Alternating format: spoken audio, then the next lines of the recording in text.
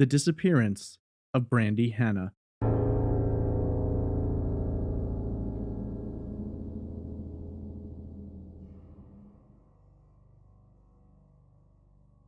Brandy Renee was born on November 16, 1972, to mother Donna Hanna, later Donna Parent. As Parent's first child and her only daughter, Donna was absolutely in love with her little girl from the very first day. Born into a caring and supportive family, Brandy would ultimately spend a large portion of her childhood living with and being raised by extended family, including aunts and uncles. Through the help of family and with the unconditional love of Donna, Brandy found herself in a world surrounded by those who loved and cared for her. This world would expand later when two younger brothers, Shane and Michael, came along. The beautiful blonde-haired, blue-eyed girl was quickly a head-turner. There were few who could be around the child and not immediately feel smitten. Drawing others to her with a charismatic flair benefited a young Brandy who was, by all accounts, incredibly shy, but also fun and exciting to be around. Friend Robin Pyle would later describe Brandy by saying, quote, "She could make something that the normal person would find ordinary into something super fantastic and fun. She was very creative." End quote. This creativity would serve Brandy well, and contributed a great deal to her artistic talent. Whenever she had a free moment and a pencil, Brandy could always be found drawing and sketching. Brandy was defined by many as a tomboy. She loved being outside, playing, getting dirty, and having a good time. Athletic and developing into a strong young woman, Brandy was a force to be reckoned with, and yet she also possessed a quiet, shy, and sensitive side. She was funny and eclectic, while simultaneously caring, sweet, and loving, much like the family she'd grown up with. It would be Brandy's love of excitement, adventure, and physical activity that would later drive her to join in the Reserve Officers Training Corps, or ROTC, while in high school. While she spent a lot of time living with relatives, her relationship with her mother was incredibly strong. As she aged, their relationship continued to grow, and many would describe them as best friends. Donna took her role as a mother seriously, but also couldn't help but be charmed by Brandy, as most people who met her were. Their relationship was strong. There was nothing Brandy didn't share with her mother, and she was, in many ways, her rock, the one constant in her life, the one person she could always depend on. And while this was true for Brandy, it also worked the same way for Donna. Much of Brandy's life revolved around North Charleston, South Carolina, the third largest city in the state. Located to the north of its sister city, North Charleston covers more than 76 square miles and boasts a population of nearly 100,000 residents. North Charleston is a dynamic location with a culturally diverse makeup, consisting predominantly of African American and Caucasians who combine to create more than 80% of the population. Suffice it to say, Brandy was exposed to all manner and class of individuals, and much like many other larger cities, North Charleston had areas of beautiful multi-million-dollar homes situated in quiet neighborhoods, contrasted by lower-income housing and less inviting areas with higher crime rates. Brandy's mother worked as a waitress at a local restaurant called Alex's, located on Dorchester Road. When Brandy was 16, she began to feel the pressures of wanting to wear more fashionable clothing, as many teenagers do. Wanting to make more expensive purchases based more around looks than application, Donna had a great idea. Brandy could get a job as a waitress so that she'd be able to put some money in her pocket and pick up all the fashion choices that her heart desired. While Brandy was happy with the idea, there was one issue which Brandy feared. Her shyness at the time was so extreme that she was afraid to approach customers, spending as much time as she could in the kitchen, helping out. Brandy ended up working at a restaurant called Pappy's, located in the town of Hanahan. She will end up working there off and on for the next few years. While it was gradual, Brandy slowly began to open up. Her constant exposure to new people, situations, and knowing that the more she opened up and related to customers, the better her tips would be, drove the young woman to try harder. It worked. and soon Brandy found herself showing more color and personality. The more Brandy revealed of herself, the more customers found her difficult to turn away from. Much like when she had been a little girl, Brandy once again wielded that magic personality and charisma which drew others to her.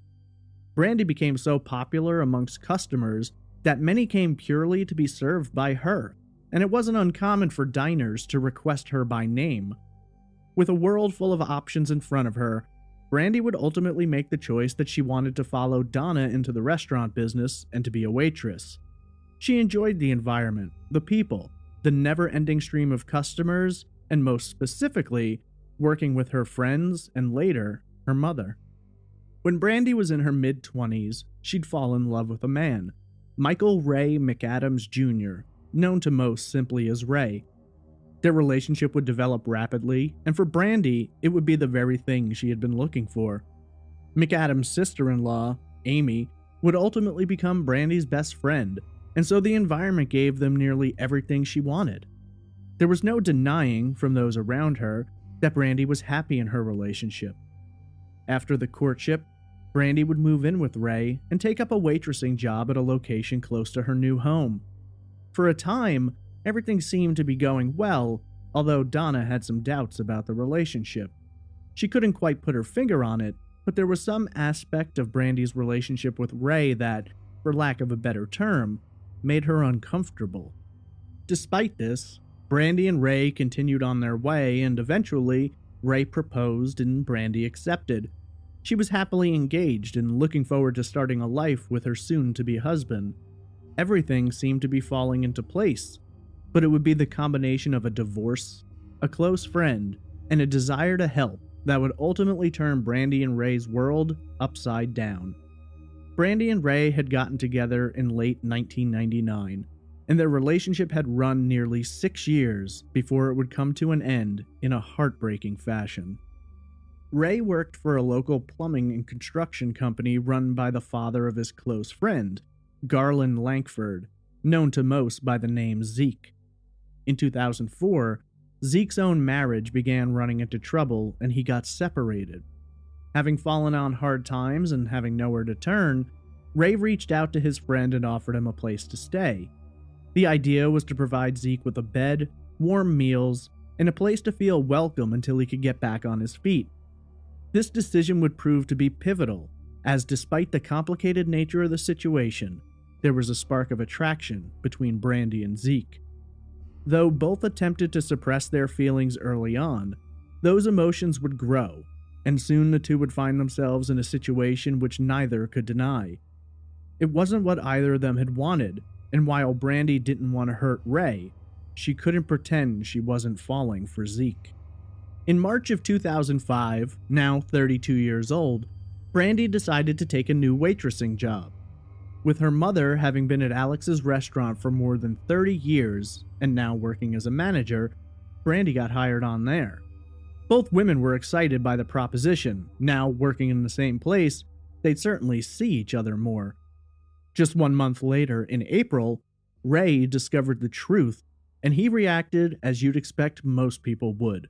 Though I should note, there have been some reports that it was actually Brandy who confessed to Ray rather than him uncovering the truth about her and Zeke. Either way, Ray told Zeke to get out of his house and not return, and while he was hurt and upset by Brandy, he still loved her and couldn't just turn that off. Ray offered Brandy the option to continue living there, to work on their relationship, and to move forward with their engagement. The two seemed to have been in a different headspace, and Ray imagined it was merely a temporary attraction based on living together, but for Brandy, it was something more. Brandy's friend Robin would later describe it by saying that Brandy was, quote, head over heels for Zeke, end quote.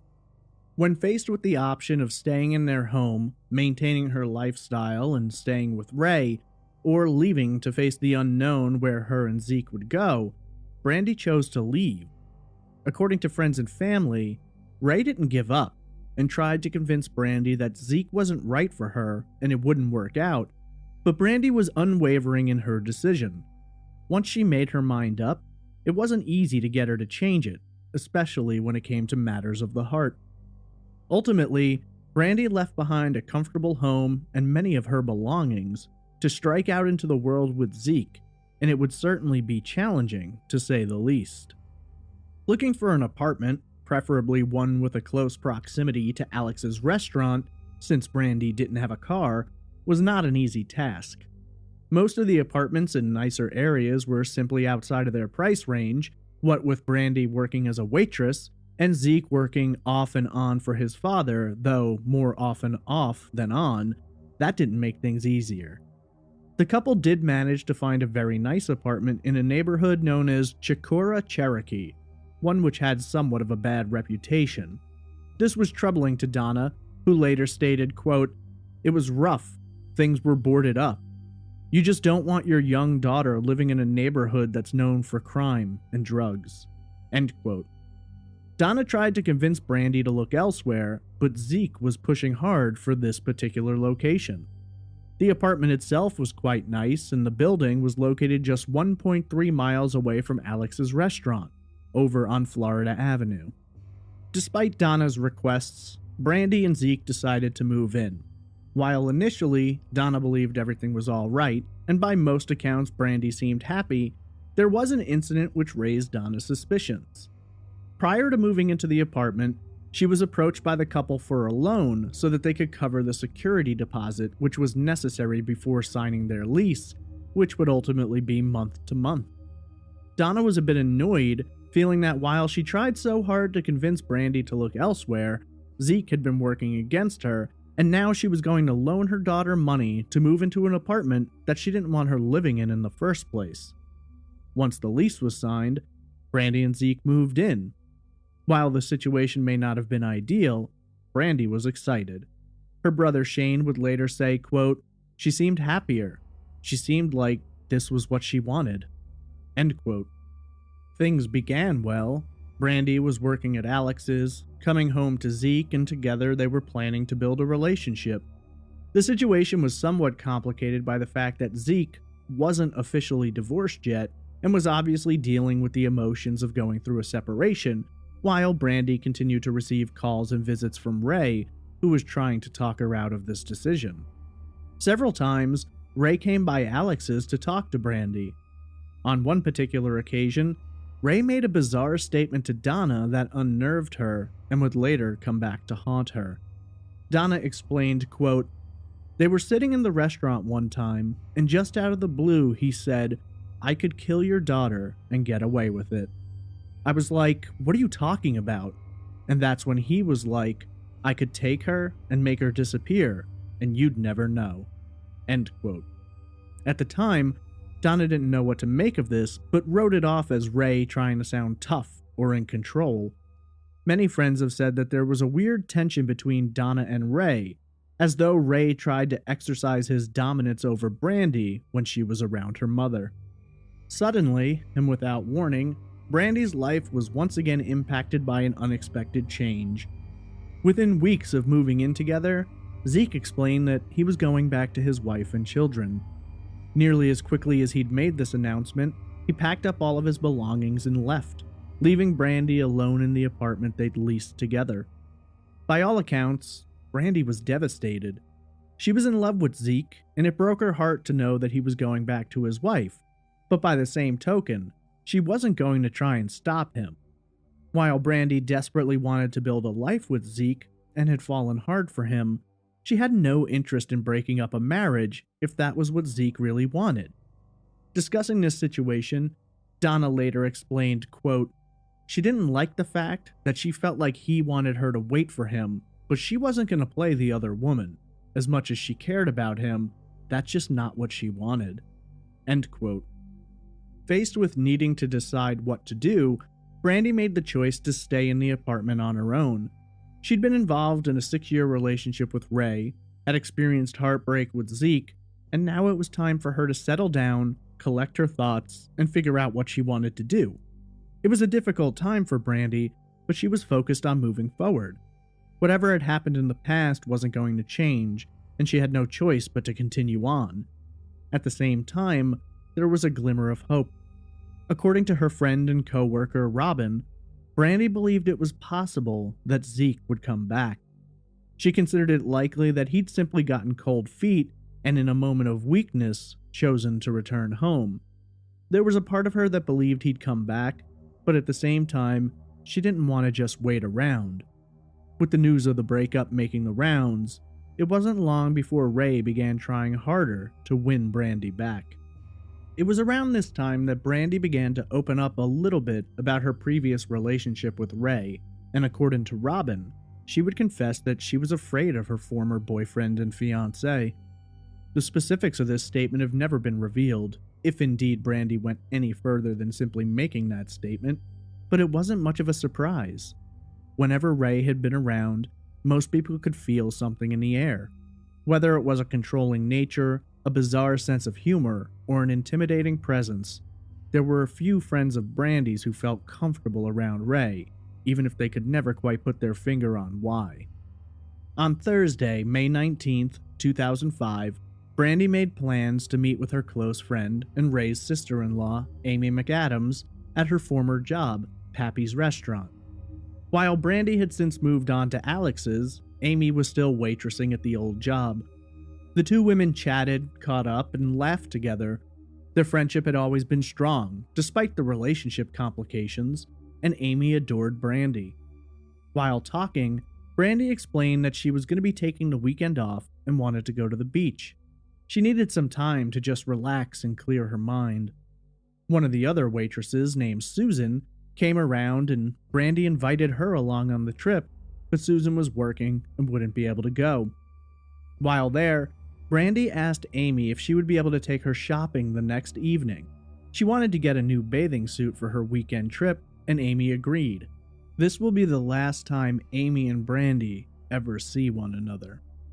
On Friday, May 20th, Brandy was scheduled to work the opening shift at Alex's from 7 a.m. to 2:30 p.m., at which time her mother would be coming in to relieve her. According to coworkers, Brandy was her normal, bubbly self that day and actually seemed to be in higher spirits than usual. She'd heard from Zeke recently, and he wanted to see her, wanted to talk. While she didn't want to get her hopes up, she couldn't help but wonder if he might be ready to finally commit to her. At one point during her shift, Brandy received a phone call, and this seemed to change her entire demeanor. A regular customer, Thomas Johnson, was sitting a few tables away and saw Brandy's reaction to the call. Later, while serving him, Johnson asked if she was all right, and Brandy made a cryptic comment that someone had scared her, but she didn't give any more information. When Robin saw Brandy, she could tell something was wrong. When she asked, Brandy explained that the call had had something to do with Zeke's wife, Diana. Robin later stated, quote, "I don't know if the call was actually Diana calling her, or somebody calling Brandy telling her that Diana had a problem with her." End quote. While the call definitely appeared to have shaken Brandy, it wasn't long before she got back to her normal self. Throughout the course of the day, Brandy was walking around with 2 cell phones in her pocket. Due to her financial strains at having to now swing the apartment rent on her own, she'd been using a prepaid cell phone. However, Donna liked talking to Brandy often and was concerned that she could run out of minutes, so days earlier, she had purchased a cell phone and given it to her daughter. The new phone was on a contract and didn't require the purchasing of prepaid cards. Brandy was excited at the gift, but hadn't yet mastered her new phone. Toward the end of her Friday shift, she placed a call to Donna asking what time she'd be arriving at work. Brandy explained that she needed help setting up the voicemail on the new phone. Donna arrived at Alex's between 2:30 and 3 p.m. and immediately started chatting with Brandy. The two laughed and caught up. Brandy handed her phone over to her mother, who was teasing her about not being able to set up her own voicemail. As a joke, Donna recorded the outgoing message saying that she was Brandy's mommy and to leave a message if you wanted to talk to her. Both women laughed about it, and Brandy ended up leaving that as her outgoing message, thinking it was cute and funny.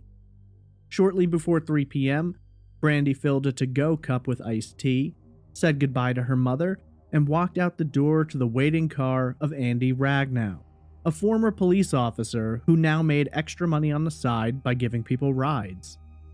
Making the short drive to Brandy's apartment, Ragnar later describes her demeanor as happy-go-lucky. When exiting the vehicle, Brandy looked back and told him she'd see him Monday. He sat in the parking lot, watching until the young woman had entered her apartment before driving off. According to friends and family, Brandy wasn't much of a partier. She didn't enjoy drinking and never went to clubs or bars. After being on her feet all day, she'd usually get home, curl up under a blanket on the couch, watch TV, text, make calls, and eventually just fall asleep in the glow of the television. She had a small, tight-knit circle of friends that she would hang out with, but she was very much a homebody. This evening began no different, with records showing that Brandy sent texts and made calls from both her new phone and her old phone. Donna spoke to Brandy several times, with the last call taking place at 5:30 p.m. Brandy explained that she'd exchanged texts with Zeke, and he was going to try and come by to see her that night. She told Donna she'd call later, but this will actually be the last time Donna will ever speak to her daughter. Later on, at approximately 8 p.m., Brandy texted with Amy McAdams. She wanted to solidify their plans for the evening to go shopping for a bathing suit.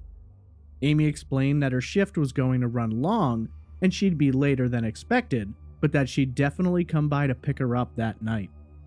According to Donna, while she was working that night and the dinner rush was coming to a close, she found herself standing at a window in the restaurant, looking in the direction of Brandy's apartment. She couldn't explain why, but she suddenly had an overwhelming feeling that something wasn't right. Following up on this feeling, she picked up the phone and called Brandy, but was answered only by the voicemail. She left a message, but after not hearing back, she'd call several more times. It was highly unlike Brandy to not answer her phone.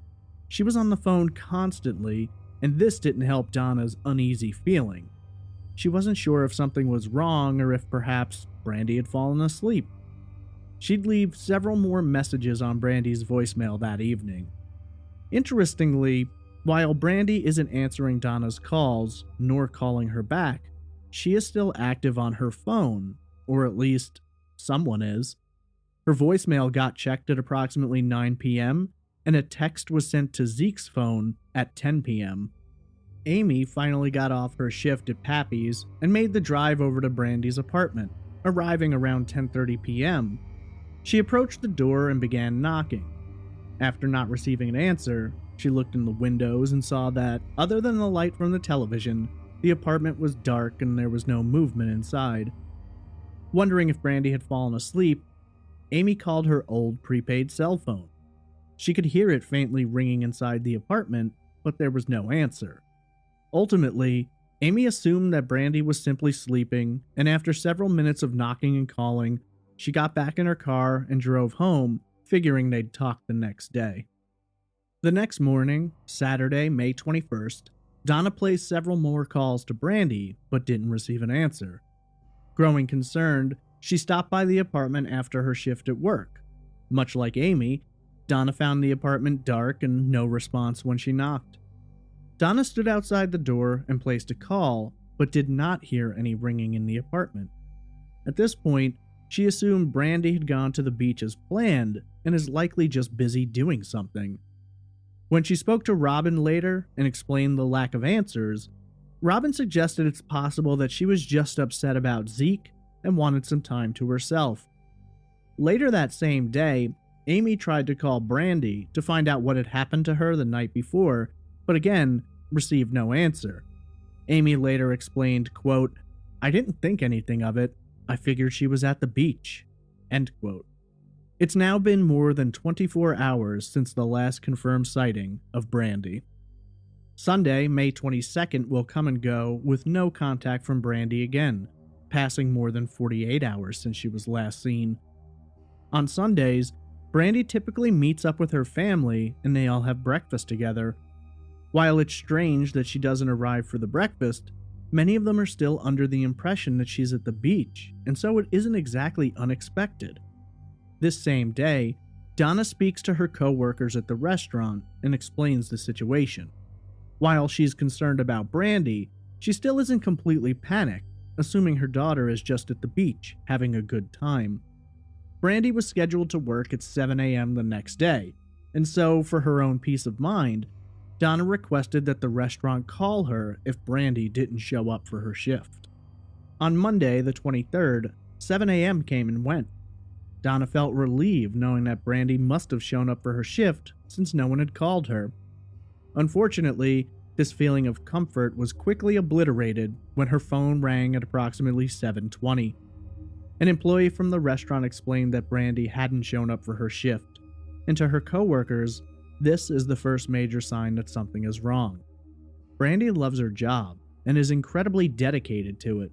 She would never fail to show up without telling someone ahead of time unless something was seriously wrong. Finally feeling that Brandy must be in trouble, Donna called the North Charleston Police Department to file a missing persons report, but she was met with indifference. According to the police, Brandy was an adult and had the right to go off without telling anyone if she wanted to. They would later explain that if they dedicated an investigation to every adult who goes off without telling anyone, they'd never have time to investigate other crimes. While Donna insists something is wrong, authorities at this time view her simply as a mother who is having difficulty getting in contact with her daughter. Desperate for answers, Donna picked up her phone and called Zeke. She explained the situation to him, and knowing that he still had a key to the apartment, requested that he meet her there and let her in. Zeke was out on a plumbing job, but he agreed to meet Donna after. Donna specifically requested that Zeke not enter the apartment without her, and he agreed. But when she arrived in the parking lot, she saw Zeke come walking out of the apartment. Frustrated and angry, Donna demanded to know why he went in when she had specifically asked him not to, and according to her, Zeke responded, quote, "Well, I was worried you were going to find something, and I didn't want you to walk in and see her body." End quote. This statement caught Donna completely off guard, and she didn't understand why Zeke would say something like that. Frustrated and confused by Zeke's actions, Donna entered the apartment and was surprised by what she saw. Everything was in perfect order. There was no mess, no sign of a struggle or forced entry. The to-go cup of tea that Brandy had taken with her on Friday was still there. There was a blanket on the couch, suggesting that Brandy had been lying there as she usually did. In her bedroom, her prepaid phone was on the nightstand and plugged into its charger, though the phone Donna bought her was nowhere to be found. Besides the phone, the only other item missing were the keys to the apartment. It appeared as though Brandy had left the apartment of her own free will, with the intention of coming back, but had never made it. Without answers, without any clues as to where Brandy may have gone, Donna's concern was growing exponentially, and for the next 4 days, she will place calls to Brandy and the police.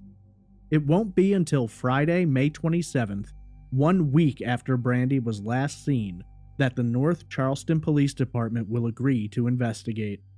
Precious days have been lost, and in missing persons cases, those early hours and days are the most important. A detective assigned to the case met with Donna, who explained the situation and provided him with a key to the apartment. Donna requested that the officer do whatever was necessary to figure out what was going on, and he left to examine the scene.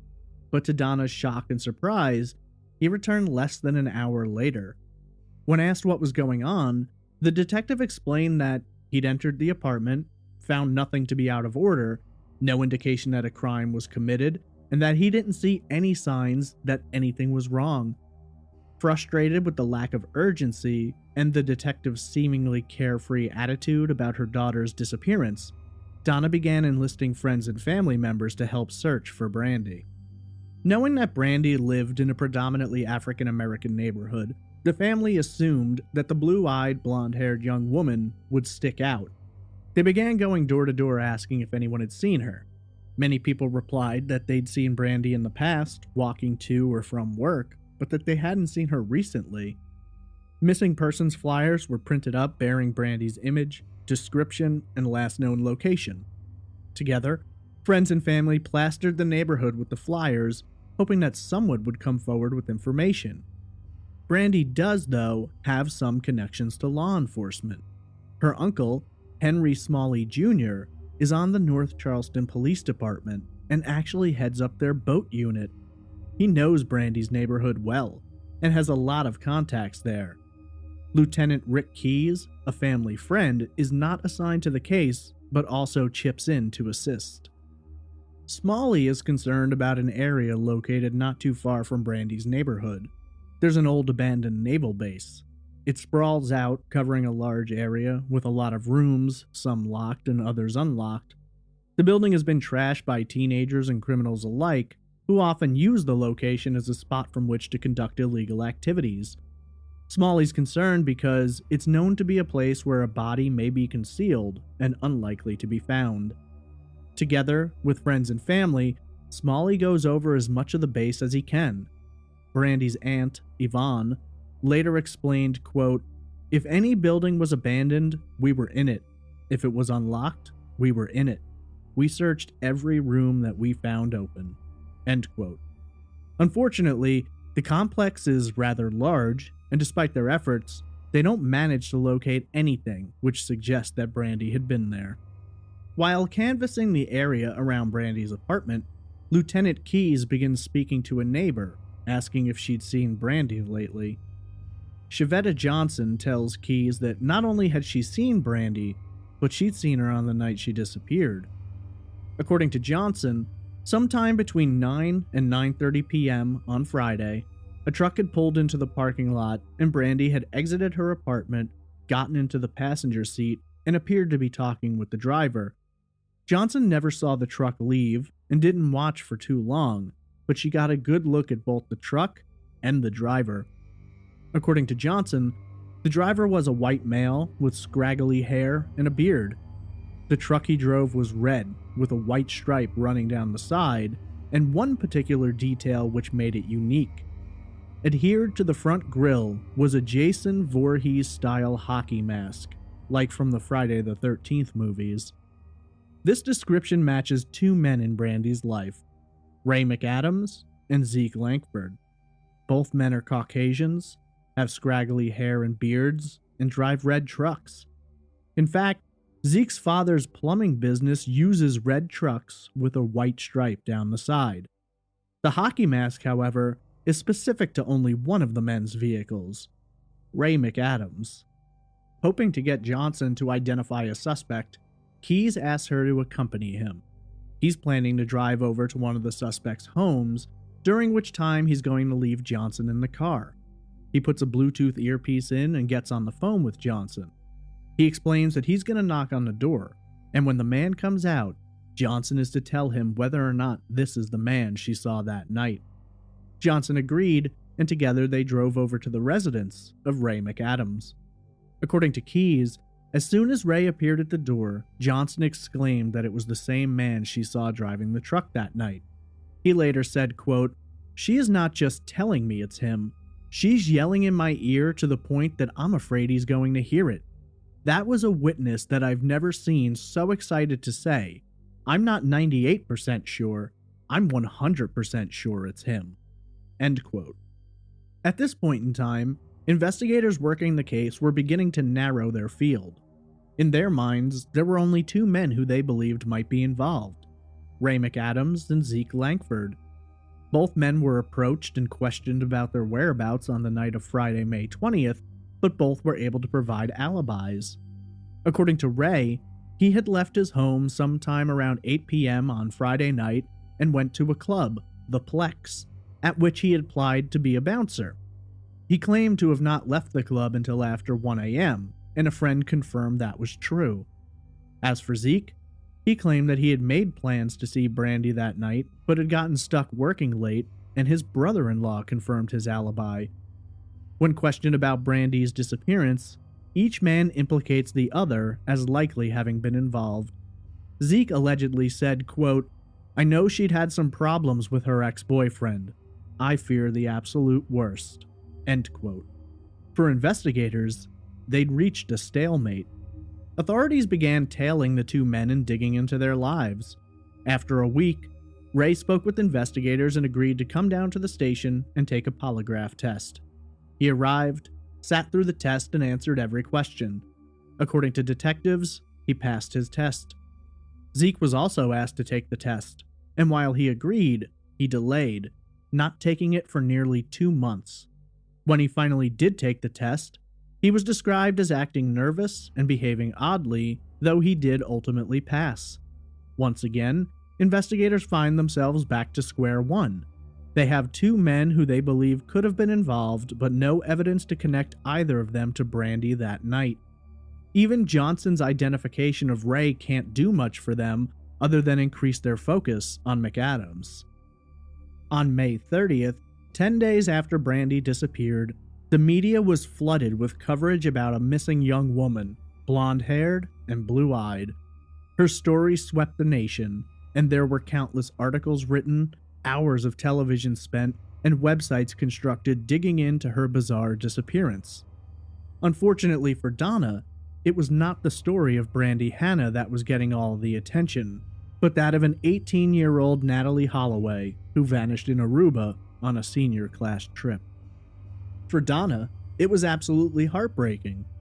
She eventually was pushed to the point of anger when a local newspaper, the Post and Courier, wrote an article about the Mississippi native but hadn't put out a single word about South Carolina's own Brandy Hanna. When asked about this, Donna responded, quote, "There was a lot of coverage for Natalie Holloway, and I couldn't understand because there was very little for Brandy, and as her mother you question it. Not that I was begrudging her, but you question, why not my child?" End quote. Donna wrote to the Post and Courier, who responded by writing the first of several articles about Brandy's disappearance. After so many days of being disregarded, the police were working the case and seemed to be taking it seriously, and now the media was finally weighing in. In a turn of events which may have had a devastating impact on the future of the case, Donna was contacted by Brandy's landlord. She had only paid up on her lease until the end of the month, and so he told Donna that she could either come and remove Brandy's items from the apartment, or he would place them out on the street. Since the apartment had not been designated as a crime scene, there was little Donna could do. Not long after Brandy had vanished, Donna and her sister Yvonne were inside the apartment, boxing up all of her belongings. It's during this time that they discover a small can filled with cash from Brandy's tips and paychecks. They also note none of Brandy's clothing is missing, and a photograph she has of herself as a baby in Donna's arms is still in the apartment. According to Donna, Brandy never lived anywhere without that photo. For them, this completely eliminates any possibility that Brandy could have run off.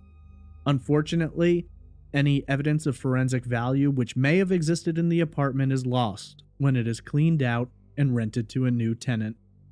While the case was now getting some attention, little was coming out of it. Tips were called in but failed to lead anywhere, and while law enforcement officers reached out to local informants in the area, all reported that there was news about Brandy being missing, but not a single person seemed to have a clue as to what happened to her. The case was quickly growing cold, and with no evidence and no leads, authorities didn't have much to work with. In hopes of drumming up some new information, the Community United Effort, or Q Center for Missing Persons, got involved. In August, some 3 months after Brandy vanished, they would have their first official search.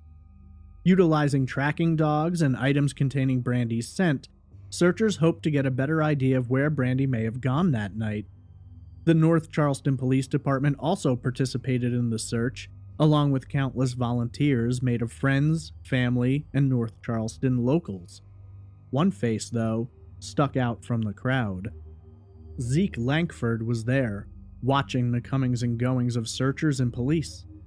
According to Donna, one of the individuals present that night was her niece, and Zeke approached her and began asking questions. Allegedly, Zeke asked if tracking dogs would be able to locate Brandy if she was buried. Disturbed by this question, investigators approached Zeke at the conclusion of the search and requested that he not show up for the next one and to steer clear of Brandy's family. Around this same time, the missing persons flyers that had been made up were used to create a giant banner that was hung on the outside of Alex's restaurant. The banner was big enough that vehicles passing on the interstate nearby would see it, and they had hoped it would bring in more tips, since the search had yielded no results. More than 7 months would pass before there was any news or developments on the case. In April of 2006, 11 months after Brandy disappeared, Donna received an upsetting phone call. It was Ray McAdams' mother calling to inform her that Ray had passed away as the result of a heart attack that morning. If indeed he knew anything about Brandy's disappearance, he had taken that information with him to the grave.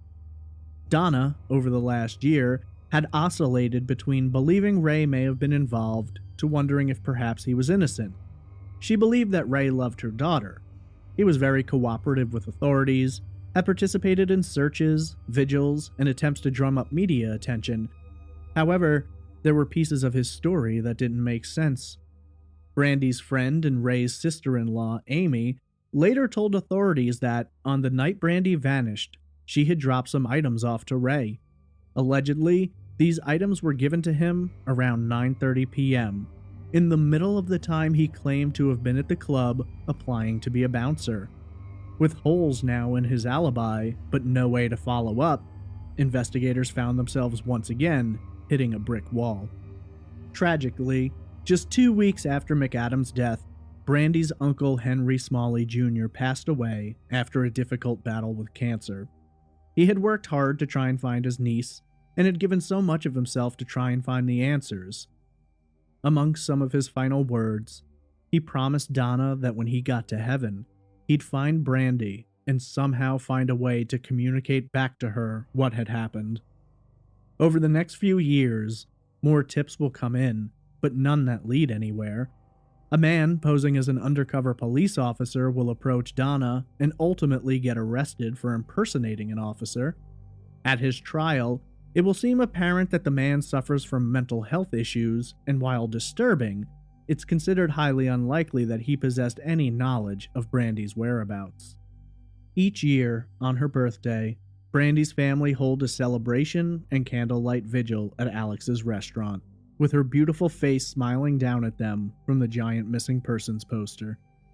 On November 16, 2010, more than 5 years after she had last seen her daughter, Donna spoke with some members of the media, saying, quote, "You learn to take each day one step at a time, or else I would have fallen apart. I have to keep going, be strong, because I have to keep looking for her. It's very important because I try to keep in people's minds she is missing. She has been missing, but she has not been forgotten. I just want answers. More than anything, to know where she is, to know what happened." End quote.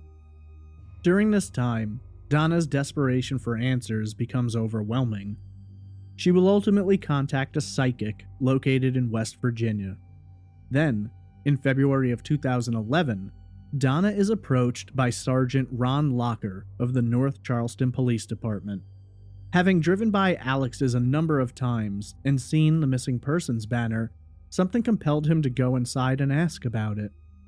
While speaking with Donna about the case, he explained that he did not usually work missing persons cases, but with her permission, he would like to reopen the investigation.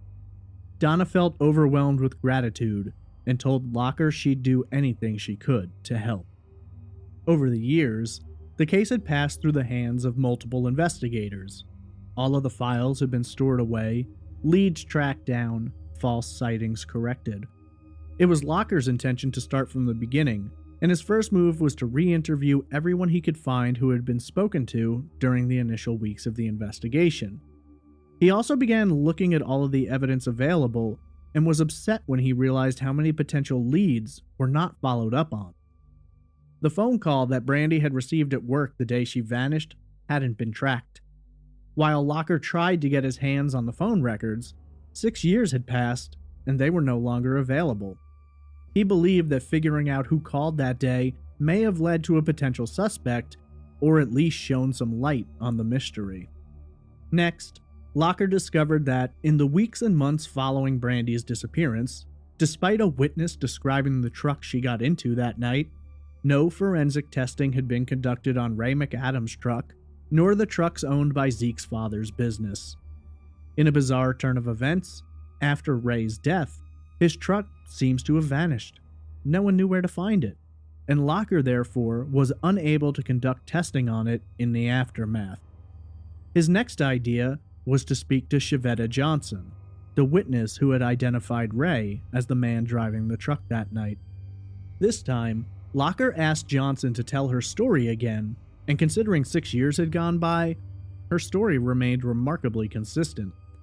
However, when he showed her a photo array containing 6 faces, including those of Ray McAdams and Zeke Langford, she positively identified Zeke. Previously, she had suggested that Ray had been the man she'd seen, but Locker doesn't know what to depend on. It had been dark the night she'd seen the man, and both Zeke and Ray bore a striking resemblance to one another. Beyond that, Lieutenant Keyes had driven Shavetta straight to Ray, which may have influenced her previous identification. Knowing that he couldn't question Ray, and that Zeke had been evasive in the years since, Locker changed his approach. Rather than trying to figure out who may have been involved, he decided to focus in specifically on what may have happened to Brandy and where she might be. At this point in time, Locker believes Brandy was the victim of a homicide, and so he started scouting out areas near her former apartment which may have been used to conceal her body. Ultimately, he found himself in not only an area that Donna's psychic had suggested, but also one which the family had been to as early as just days after Brandy disappeared, the old abandoned naval base. The area had changed in the past 6 years. In 2005, a waterfront park was being developed, and so the area had a lot of overturned land and piles of rocks and dirt, which would have provided easy access to storing a body, which would ultimately be covered up. There was a newly established industrial section, and what had once been a golf course had been overgrown with weeds and swallowed partially by salt marshes, and had become a hunting ground for alligators. While researching the area, Locker discovers that, back in 2005, the golf course had been completely above the water, and had dirt roads designed for golf carts to drive through the area, but these roads were also wide enough for larger vehicles, like a truck. Desperate for answers, Locker begins visiting this area in his free time, explaining, quote, "I would throw on a bunch of old clothes, go down with the shovel, and start digging just in random areas." End quote. One evening, while he was down there, Locker's attention was drawn to a concrete wall under what was once a pier. Without knowing why, he approached the area, waiting for low tide, during which time he could access the sand and mud beneath the pier. Digging near the cement wall, one of his shovel strokes hit something beneath the ground, and as he pulled the dirty blade from the earth, along with it came a circular ring, a seal, used to close 55-gallon drums. In addition to the ring, there was something else. A shoe. Specifically, a woman's blue and white Nike Cross Trainer size 10.5. On the last day she was seen, Brandy was described as wearing a pair of blue and white Nike Cross Trainers that she'd recently purchased. Brandy wore a size 10, but with cross trainers, it isn't uncommon for people to purchase them half a size to a full size larger. Upon further inspection, Locker discovers the manufactured date on the inside of the tongue of the shoe, January 25th, 2005, just 4 months before Brandy vanished. Locker bagged the shoe and sent it out for DNA analysis, and at the same time, the North Charleston police reached out to the state's archaeologist. The archaeologist agreed to bring his team down to the area for a dig, looking for bone fragments, clothing, whatever they might be able to find. Unfortunately, the dig will last for a total of 3 days, but yield no further results. The DNA analysis will return inconclusive, as no human DNA is found on the shoe, but for Locker, it's too much of a coincidence. When asked about whether or not the shoe belonged to Brandy, he replied, quote, "What are the odds of the same size, same color, same make, the date code, and in an area that's so remote that I believe a body was disposed of? So in my mind, I believe it's hers." End quote. Locker believes it's entirely possible that Brandy's body may have been buried in the golf course, and that over the years, as the salt marsh swallowed it, she may have drifted into the Cooper River, at which point the currents would have carried her out and around. Whether or not her remains continued on while her shoe drifted to the spot he found it, he can't say for certain, but it's his belief that the remains of Brandy Hanna are somewhere in that area, and he's determined to find her. For Locker, it's a difficult case. No real evidence exists. There are no major clues, and when it comes down to potential suspects, it's all a matter of opinions and hearsay, nothing solid to work with. That, however, will change in the coming years, as will many other things. Alex's restaurant officially closed in 2012, yet another place connected to Brandy that will be lost to time. In 2013, Brandy was declared legally dead.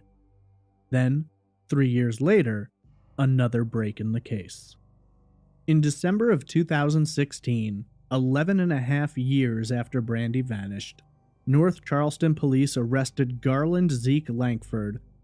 Lankford was serving time in a Berkeley County jail related to first-degree criminal sexual misconduct. He had allegedly sexually assaulted a minor on at least 2 occasions between 2012 and 2013. Being that he was sitting in jail, this gave investigators access to speak with him about Brandy's case. Much of Locker's interest in speaking to Lankford came from a tipster who claimed to have known Lankford and 2 other individuals who may have had ties to Brandy's disappearance. During several interviews between Locker and Lankford, several discrepancies were discovered in his initial statements to investigators from 2005. Lankford's alibi had revolved around the fact that he'd claimed to have been working late that night, but records from his father's business indicated that he'd clocked out at 4 p.m. that Friday. Lankford had told investigators that, around the time Brandy disappeared, Ray McAdams had contacted him multiple times about her case, but phone records showed that it had actually been Lankford who'd contacted McAdams. When confronted with this information, Lankford admitted that he actually did see Brandy the night she vanished. Phone records also implicated Lankford in having called in false tips to investigators, trying to point the finger at someone else as a possible suspect, and when asked about this, Lankford admitted he had made those calls. Having gathered this evidence and shown that Lankford had lied to investigators, Zeke requested a lawyer and was ultimately charged with obstruction of justice.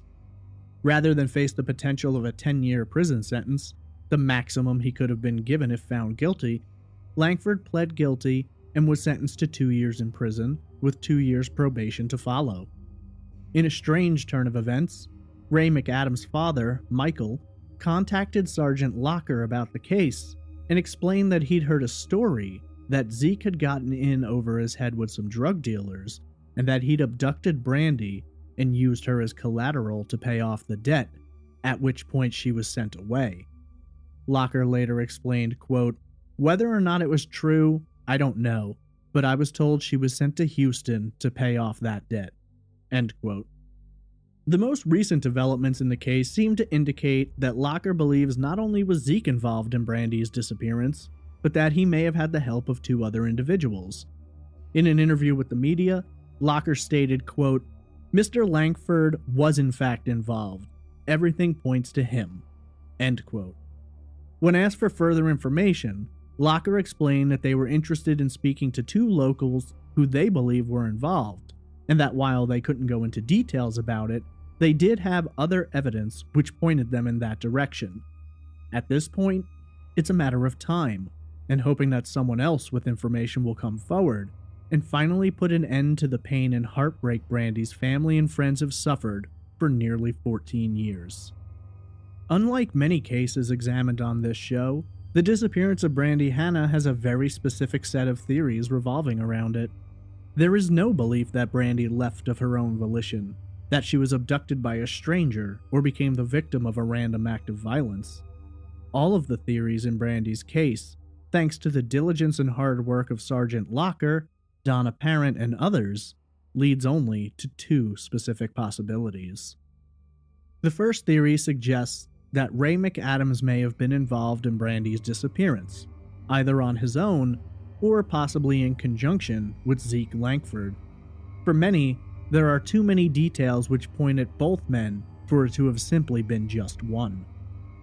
The second and final theory suggests that Zeke Langford, in association with two other people, went to Brandy Hanna's apartment that night under the guise of talking about their relationship, but ultimately things took a bitter turn and Brandy was murdered and disposed of somewhere near the Cooper River in North Charleston. It's unknown whether this was an act of premeditated murder or if it was the result of an accident or by some other method, but for this particular theory, it is argued that Langford caused Brandy's death and then concealed her body while trying to obstruct the investigation and point all suspicions on Ray McAdams. Others believe Langford may have in fact trafficked Brandy in order to pay off a drug debt. When last seen, Brandy Renee Hanna was described as being a Caucasian female with blonde hair and blue eyes, standing 5 feet 9 inches tall and weighing approximately 115 pounds. She was last seen wearing a light blue shirt, jeans, and blue and white Nike shoes. She also wore a diamond ring with small diamonds arranged in a flower shape.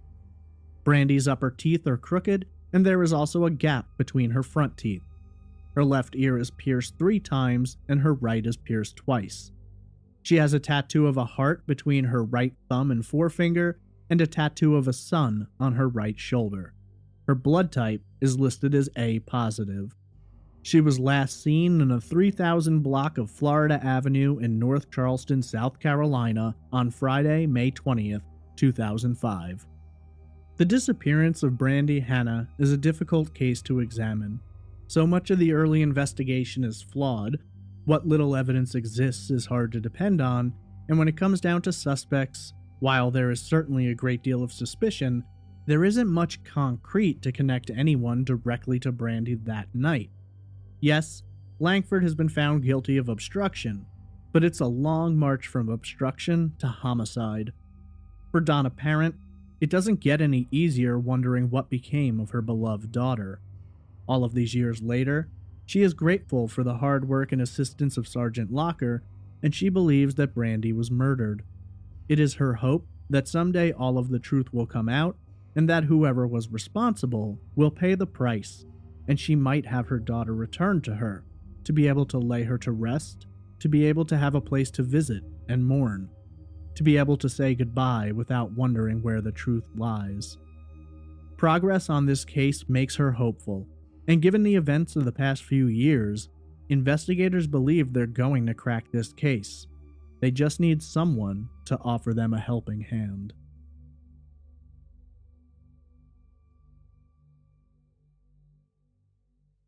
This is episode 67, The Disappearance of Amy Roe Bechtel.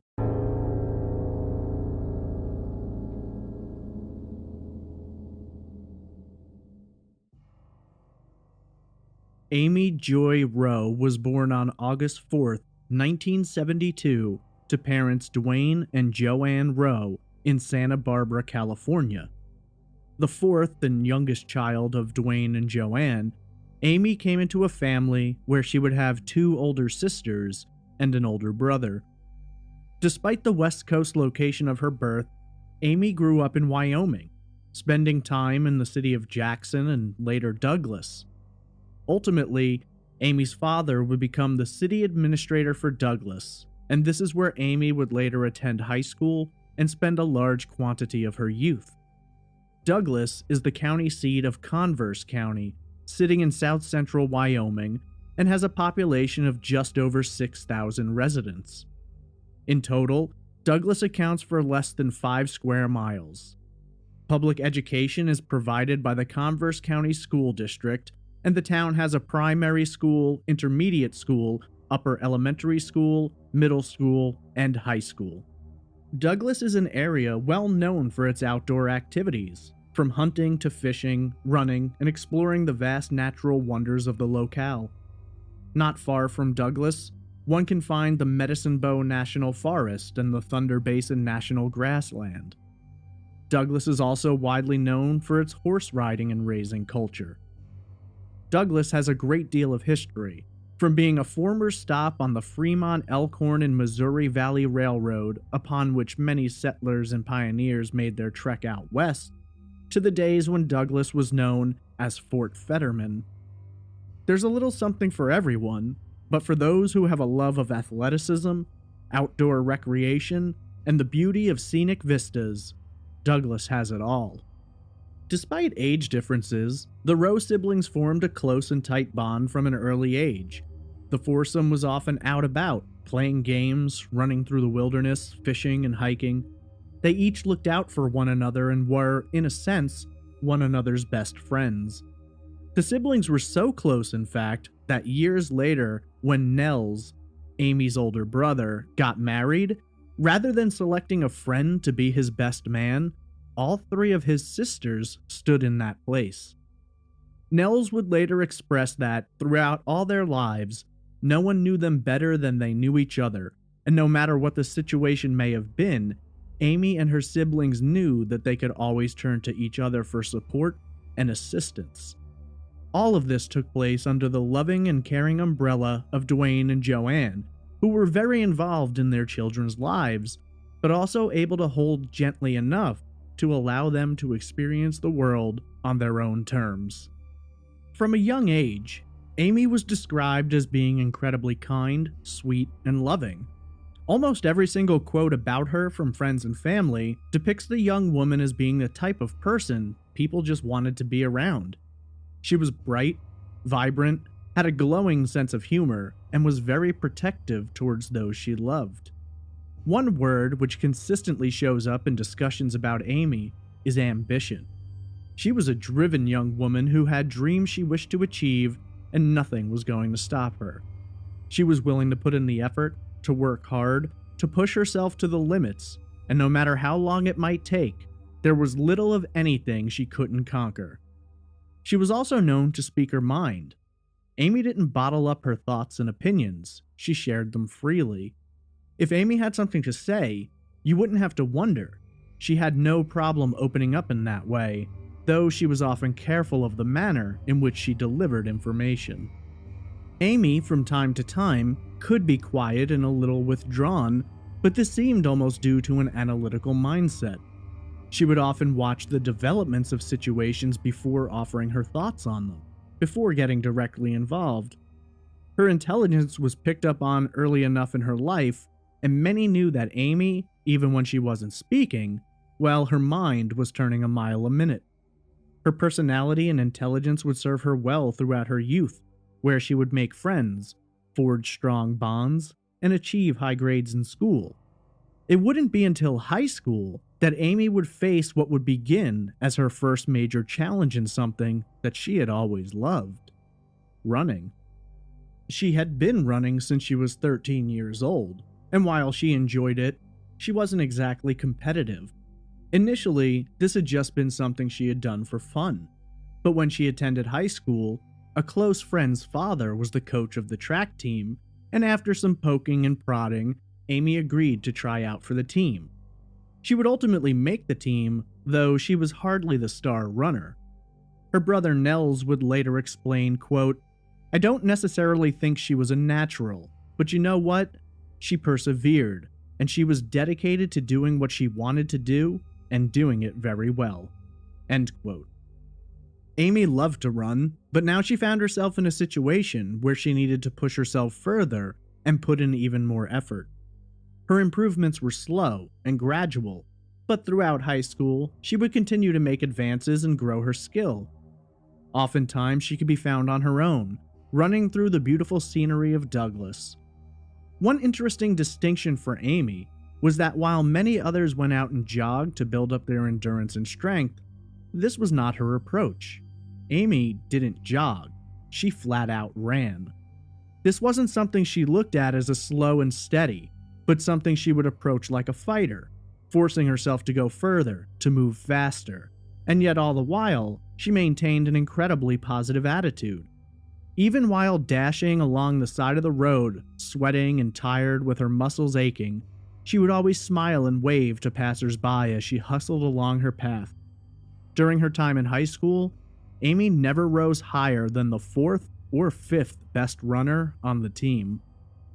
After completing high school, Amy would go on to attend college at the University of Wyoming at Laramie. Laramie was located approximately 137 miles to the south of Douglas, and Amy was eager to begin the next chapter of her life. While attending university, Amy approached cross-country coach Jim Sanchez about being a walk-on for the team. Sanchez gave her a shot, but found it difficult to imagine the young woman was ever going to rise up and be one of his star athletes. According to Sanchez, she was almost always lagging behind her teammates. In some instances, Amy would be as far behind as a quarter mile, and while she maintained a spot on the team, she was never part of the traveling squad and didn't participate in any cross-country meets that held any level of significance. Despite this, it was her sweet, kind, and driven personality that kept her spot. Sanchez saw something in her and believed that if she could ever find a way to set it free, she could be a hell of a runner. This continued through Amy's freshman and sophomore years, but then, during the winter of her junior year, Amy spoke to Sanchez about leaving the team. It wasn't that she didn't love running or that she didn't believe she could get better, but her financial situation was presenting her with challenges. Paying for school wasn't a breeze, and on top of her academic requirements and her place on the cross-country team, the young woman was working 3 part-time jobs to help pay the bills. Taking pity on her, Sanchez offered Amy a partial scholarship for the next semester. He explained that she would be taken care of through the spring, but that the next year, the scholarship would have to go to a better runner. He didn't want to hold back a woman who was far exceeding Amy's skills, and Amy understood and agreed. However, Amy was determined to keep that scholarship, and as she always did, rose to the challenge, determined not only to earn the scholarship, but to become one of the best runners Coach Sanchez had ever seen. Throughout that spring, Amy improved considerably. She was keeping up with her teammates during practice, no longer the girl lagging behind. She was pushing herself, and her body was sculpting as she drove harder and harder to achieve her goals. This all culminated in 1994 when she placed 7th at the Western Athletic Conference Championships, helping her team score some hard-fought points and earning herself that scholarship for her senior year. While Sanchez was blown away by her improvement in the fall, she would blow everyone else away too. In the first semester of her senior year, Amy was named Runner of the Week twice, and at the end of the season, she had finished 8th in the whole conference.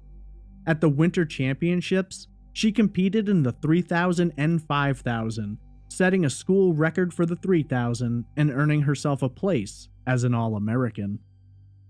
While running had been developing into something Amy was loving even more, there was also another part of her life that was coming along nicely. During her time at school, Amy had met and fallen in love with Steve Bechtel. Bechtel was also an athletic person who loved the outdoors and shared Amy's sense of drive and determination. Their relationship developed quickly and became incredibly strong over their time in Laramie. Friends would later say it was like they were made for each other. Everything each had been looking for in a mate, they found in one another. After graduating in 1995, the couple continued on, beginning to set their sights on building a future together.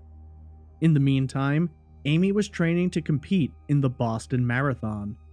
She ultimately finished the marathon 40 minutes after the first-placed winner, but when former coach Sanchez was asked about this, he responded, quote, "I knew by then never to underestimate Amy.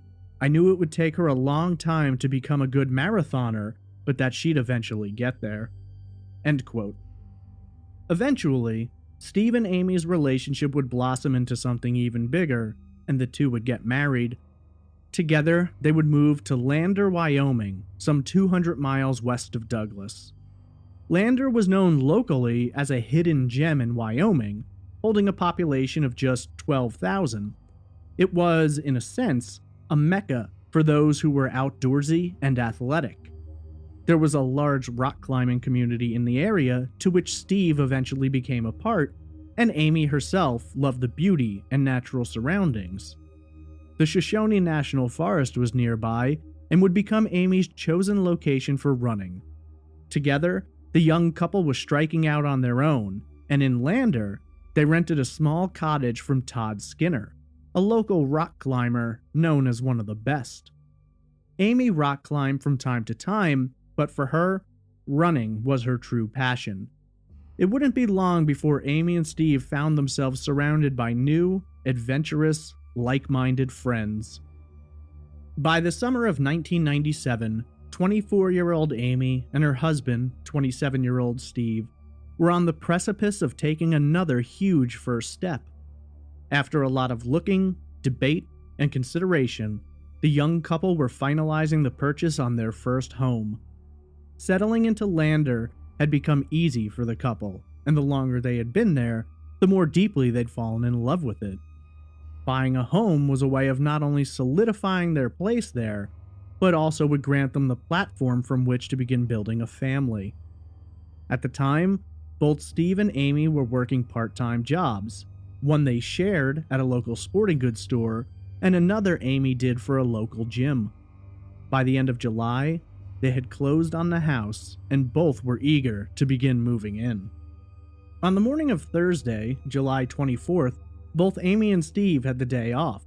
The couple were excited to have a little freedom that day, and Steve made plans to go rock climbing with a friend. Amy explained that she had a list of errands she needed to run and plans to set into place before beginning the move into the new house. Steve would later explain that she didn't mention running to him that morning, but that, quote, "it would have been like telling me she was going to brush her teeth that day," end quote. Running was just something it was known that Amy would do. Steve's plans were taking him and a friend to Du Bois, some 70 miles away. There was a rock wall there, which Steve and his friend wanted to hike to and climb. It was an exciting day for Steve, and so he packed up his gear, kissed Amy goodbye, and went on his way. Amy's plans consisted mostly of random tasks she needed to get done before she could go and run like she wanted to. She had a children's weight training class which she co-taught at the Wind River Fitness Center with the owner, Dudley Irvine. She had recently become a certified trainer, which afforded her the ability to make more money, and while the job had a lot of good downtime and perks, Amy was excited to build on that foundation. It was a good experience as she and Steve had discussed opening up their own gym at some point in time. Amy had friends at the gym, though some did express later that while Amy was sweet, charming, and everyone got along, no one was very close to her. She listened, she chatted, but she never really opened up to her coworkers. She chose to keep things close to the vest. Amy said goodbye to Irvine at approximately 12 noon and left to run her errands. She reappeared at the gym around 12:30, picking up a bag of bottles to bring to the recycling center. She waved goodbye and exited.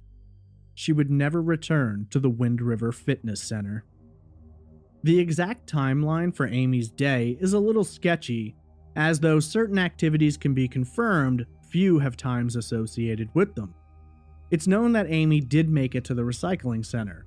In addition to this, she placed calls to local utility companies to begin setting up accounts for electricity, water, and telephone services at the new house. The final confirmed errand Amy ran that day took her to a local photo store, Camera Connection. She spoke with an employee about a particular photo she wanted to enter into a contest. She wanted the photo to be printed and framed for her entry. Amy was in the shop for approximately 5 minutes. Some reports detail Amy leaving at 1:30, while others specify 2:30, although 1:30 seems to be confirmed by law enforcement. Either way, the employee working behind the counter would be the last person to have definitely seen Amy that afternoon. Having completed these tasks, Amy decided she wanted to take a drive up to the Sinks Canyon campground area in the Shoshone National Park. She'd been planning on organizing a 10K race in that area and wanted to drive along the road, mapping out specific locations, getting a rough accounting of the mileage, and then go out and run the trails herself to figure out the logistics of it all. The plan was to map everything out, get a good sense of the path the 10K would follow, and then she hoped return home, clean up, and go out to dinner with Steve, who would be returning around that same time. Before heading to the park, Amy went home first and changed into her running gear, a yellow tank top, black shorts, and Adidas shoes. Amy arrived in the Sinks Canyon area in her white Toyota Tercel. She had run the area many times in the past, although lately she'd kept running every other day as nagging shin splints had been causing her some discomfort. This is hardly the first time she's encountered this kind of physical challenge, and while it can be difficult, she was determined to get her run in as she wanted to. Amy's to-do list sat on the passenger seat as she drove along, and she made notes of specific landmarks and mileage. Continuing along the way, her white Toyota drove off the pavement and turned onto Loop Road, a steeply graded road full of sharp switchbacks, which carried her up more than 2,000 feet in elevation. 5 miles into the Loop Road, the terrain levels out and passes near Fry Lake, the location Amy had selected for the finish line of the 10K.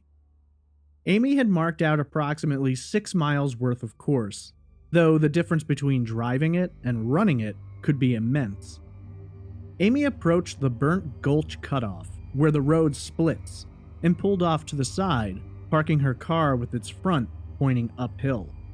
She tucked her car keys under the papers on her passenger seat, left the car unlocked, and headed for a run on the Loop Road and possibly into the trails and forestry of the park. Any estimates of what time this occurred are merely guesses based on unconfirmed witness sightings. What is known is that Amy's car will not move from this spot, will remain unlocked, and Amy, by all accounts, will not return to it. That afternoon, Steve and friend Sam Leitner hiked all the way to the rock wall, but as time passed, the weather began to turn, threatening to storm, and the two decided it might be best not to attempt the climb. Instead, they tried to map out routes they could take the next time when they did do the climb, and at approximately 3:30 p.m., both men left the area, driving off separately, with Steve behind the wheel of his blue pickup truck. Steve arrived home between 4 and 4:30 p.m. and found the house empty, though he wasn't surprised. Amy often ran in the late afternoon, and so he went about his business, cleaning up and relaxing at home. At some point, he walked next door to Todd Skinner's house and said hello and hung out for a little while. Later, he called a friend who taught philosophy, though the friend wasn't in, so Steve left a message. The call log will later show that this call occurred at 4:43 p.m. As day began turning into evening, Steve started to get worried. While Amy was often out running, she was usually home by this time. Each minute that ticked by gave Steve more worry, and around 6:45 p.m., Todd Skinner and his girlfriend knocked on the door. They were planning to go see a movie that night and wanted to know if Steve wanted to come along. It was at this time that he confessed he was a little worried and he was going to stay home and wait for Amy. He began doing busy work to try and distract himself. He drove a few items over to their newly purchased house, visited the sporting goods store where they both worked, and then headed home. Several more hours passed, and at 9 p.m., Steve began to wonder if perhaps Amy had gone to her parents'. They had previously made plans to pick up some furniture, but a tragedy in Steve's family had delayed their plans. Steve called and spoke to Amy's mother, Joanne, who hadn't seen Amy all day and now was also concerned. It was unlike her daughter to go somewhere this long without leaving a note, calling, or telling somebody. According to Steve, at this time, he got in his truck and drove around to locations that he knew Amy often ran. One after the other, she wasn't there, and the only one left to check was Sinks Canyon and the Loop Road.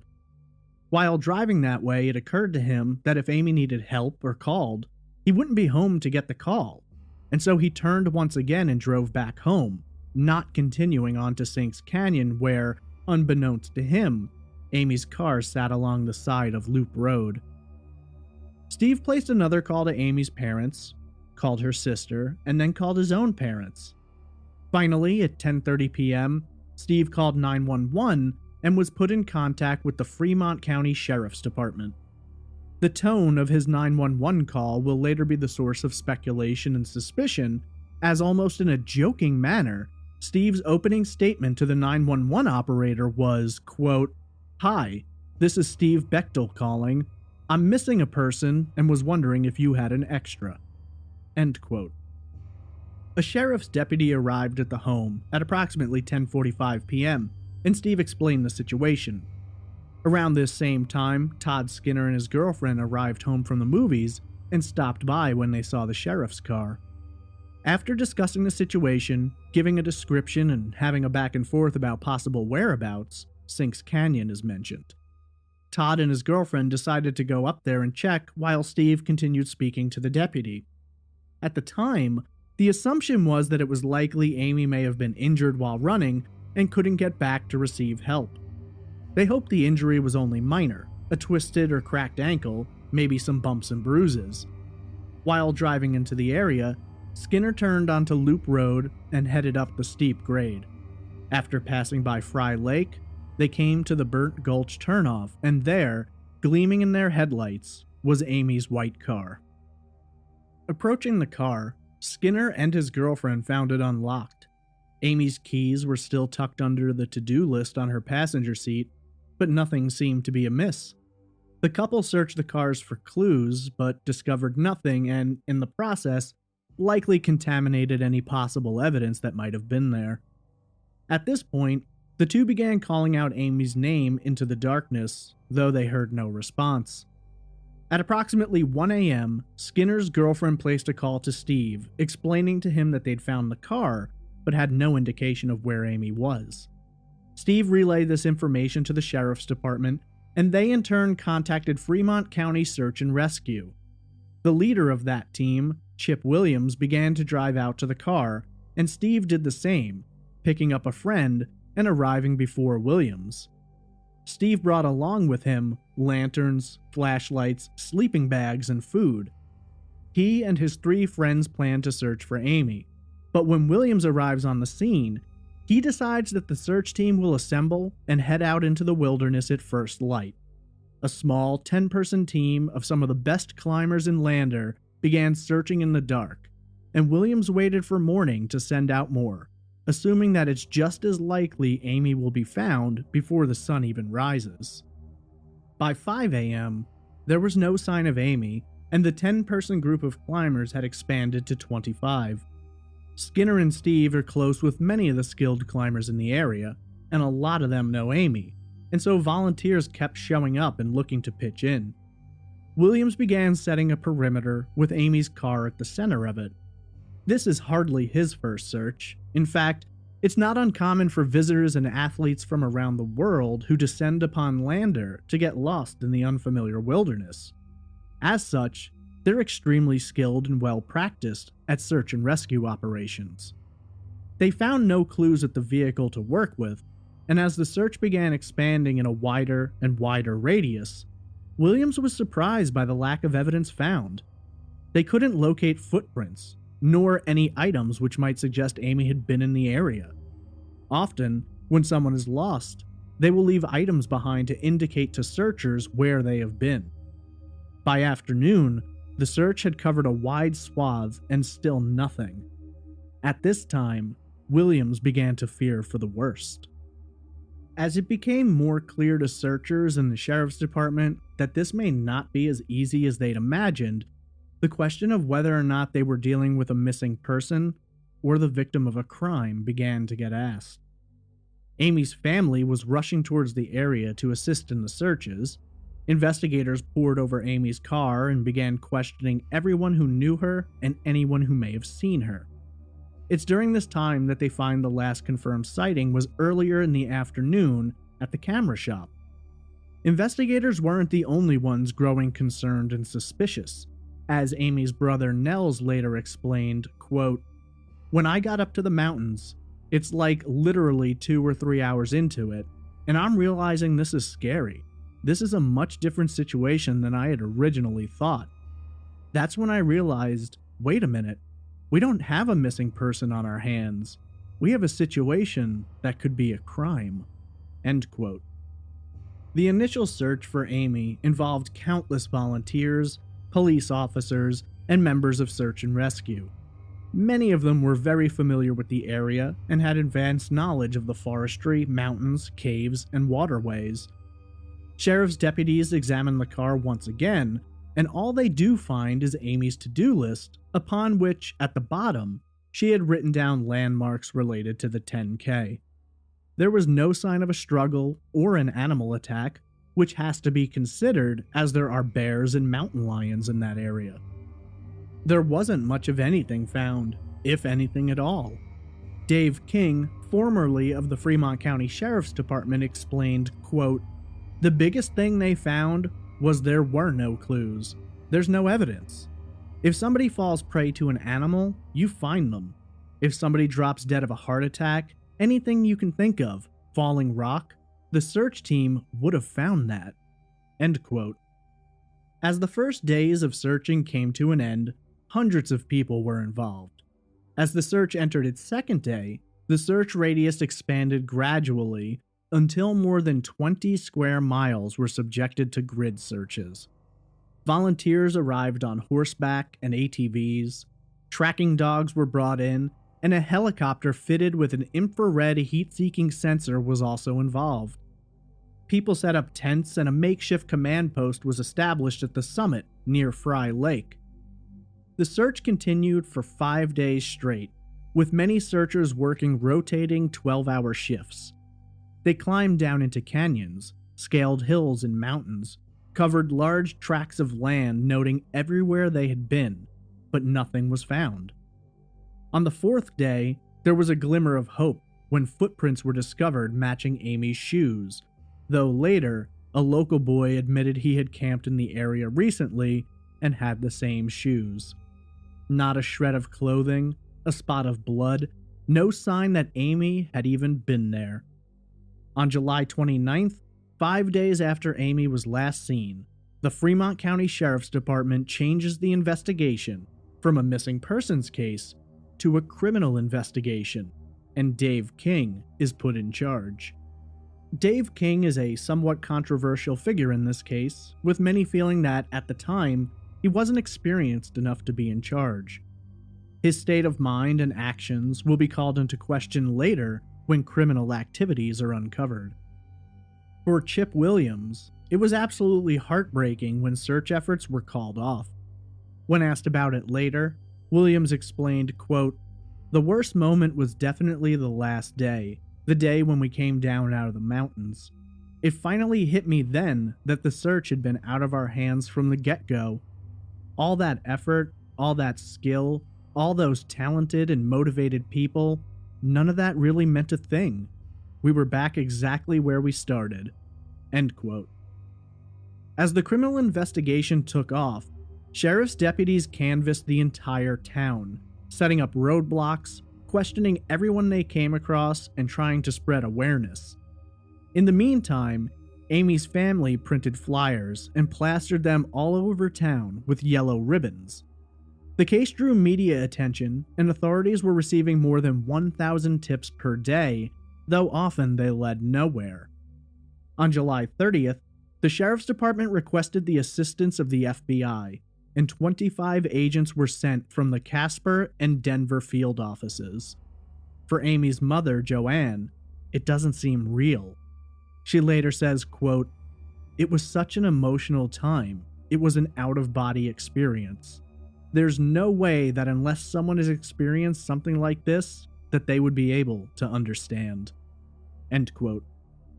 A set of witnesses spoke to investigators around this time, Jim and Wendy Gibson. The couple were the owners of Landers Pronghorn Motel. According to their statements, shortly after 5 p.m., they drove past a woman running along Loop Road, heading in the direction of Burnt Gulch. According to the Gibsons, the woman was blonde and wasn't jogging, but was running fiercely, much the way many described Amy's style of running. Later that evening, around 7 p.m., they drove past that area again. Wendy claims to have seen Amy's car on the side of the road and a flash of something in the back seat.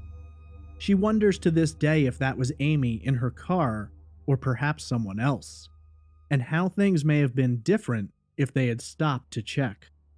The more investigators looked at Amy's disappearance, the more they began to believe that it may be connected to someone she knew.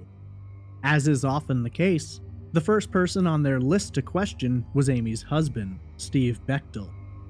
On August 5th, Steve was brought down to the station for questioning, where he would speak with Dave King and FBI agent Rick McCullough. Steve was asked about his whereabouts, relationship with Amy, any problems, issues, or fights. He gave them every piece of information they requested, and then McCullough placed a folder down on the table, embraces Steve, explaining that they know he's responsible for Amy's disappearance, and they want him to take a polygraph test. Steve initially agreed, but then hired a lawyer who advised him against the polygraph. In response to this, sheriff's deputies arrived at Steve and Amy's cottage the next day with warrants to search the home and his truck. It wasn't entirely based around his behavior during the interview. They had a new witness who claimed to have seen Steve's blue pickup truck on the Loop Road the day Amy disappeared, and this witness said there was a blonde woman in the passenger seat. Little was found to assist investigators, though they did take into their custody journals written by both Amy and Steve over the past few years. The content of the journals draws attention, as investigators feel it suggests that the marriage may not have been as happy as Steve had told them. Looking for extra opinions, the journals were shown to Amy's family. It's at this time that several family members suggested that they had wondered in the past whether or not Steve had been abusive to Amy. They also felt that Steve was a very controlling person and had maintained a firm grip on her. Nels later explained, quote, "I think that, her relationship with Steve was rocky. She went where Steve wanted to go, lived where Steve wanted to live, and did what Steve wanted to do. That was not Amy. That was not the Amy I grew up with." End quote. Steve's resistance to the polygraph, coupled with the family's statements about the marriage and authorities' suggestion that he had been involved, caused a large rift not only between Steve and law enforcement, but also Steve and Amy's family. Joanne didn't understand why Steve wouldn't take the polygraph, and Steve argued that had authorities simply asked him to take it, he would have. But instead, they tried to pin it on him, and he felt they were going to try and railroad him. Most legal experts agree that there's no benefit to taking a polygraph, but in the media, Steve's refusal is represented as a husband with something to hide. The division lines expanded, with the town beginning to pick sides. Slowly, Steve's friends in the rock climbing community began to turn their backs on investigators who they felt were trying to railroad their friend. Steve later appeared on the Today Show, and when asked about his interrogation, he responded that authorities wanted to make him out to be the villain, saying, quote, "Let's go ahead and establish that Steve is a diabolical criminal, but first, let's establish that he was in the area for the crime and had motivation to do the crime." End quote. While Steve's friend Sam assured authorities that they were in Du Bois that day, investigators only found a gas receipt for Sam and felt that there's no solid evidence to prove that Steve was there or that he didn't leave earlier than he claimed. Due to the split, Amy's family and Steve operated their own plans to try and help.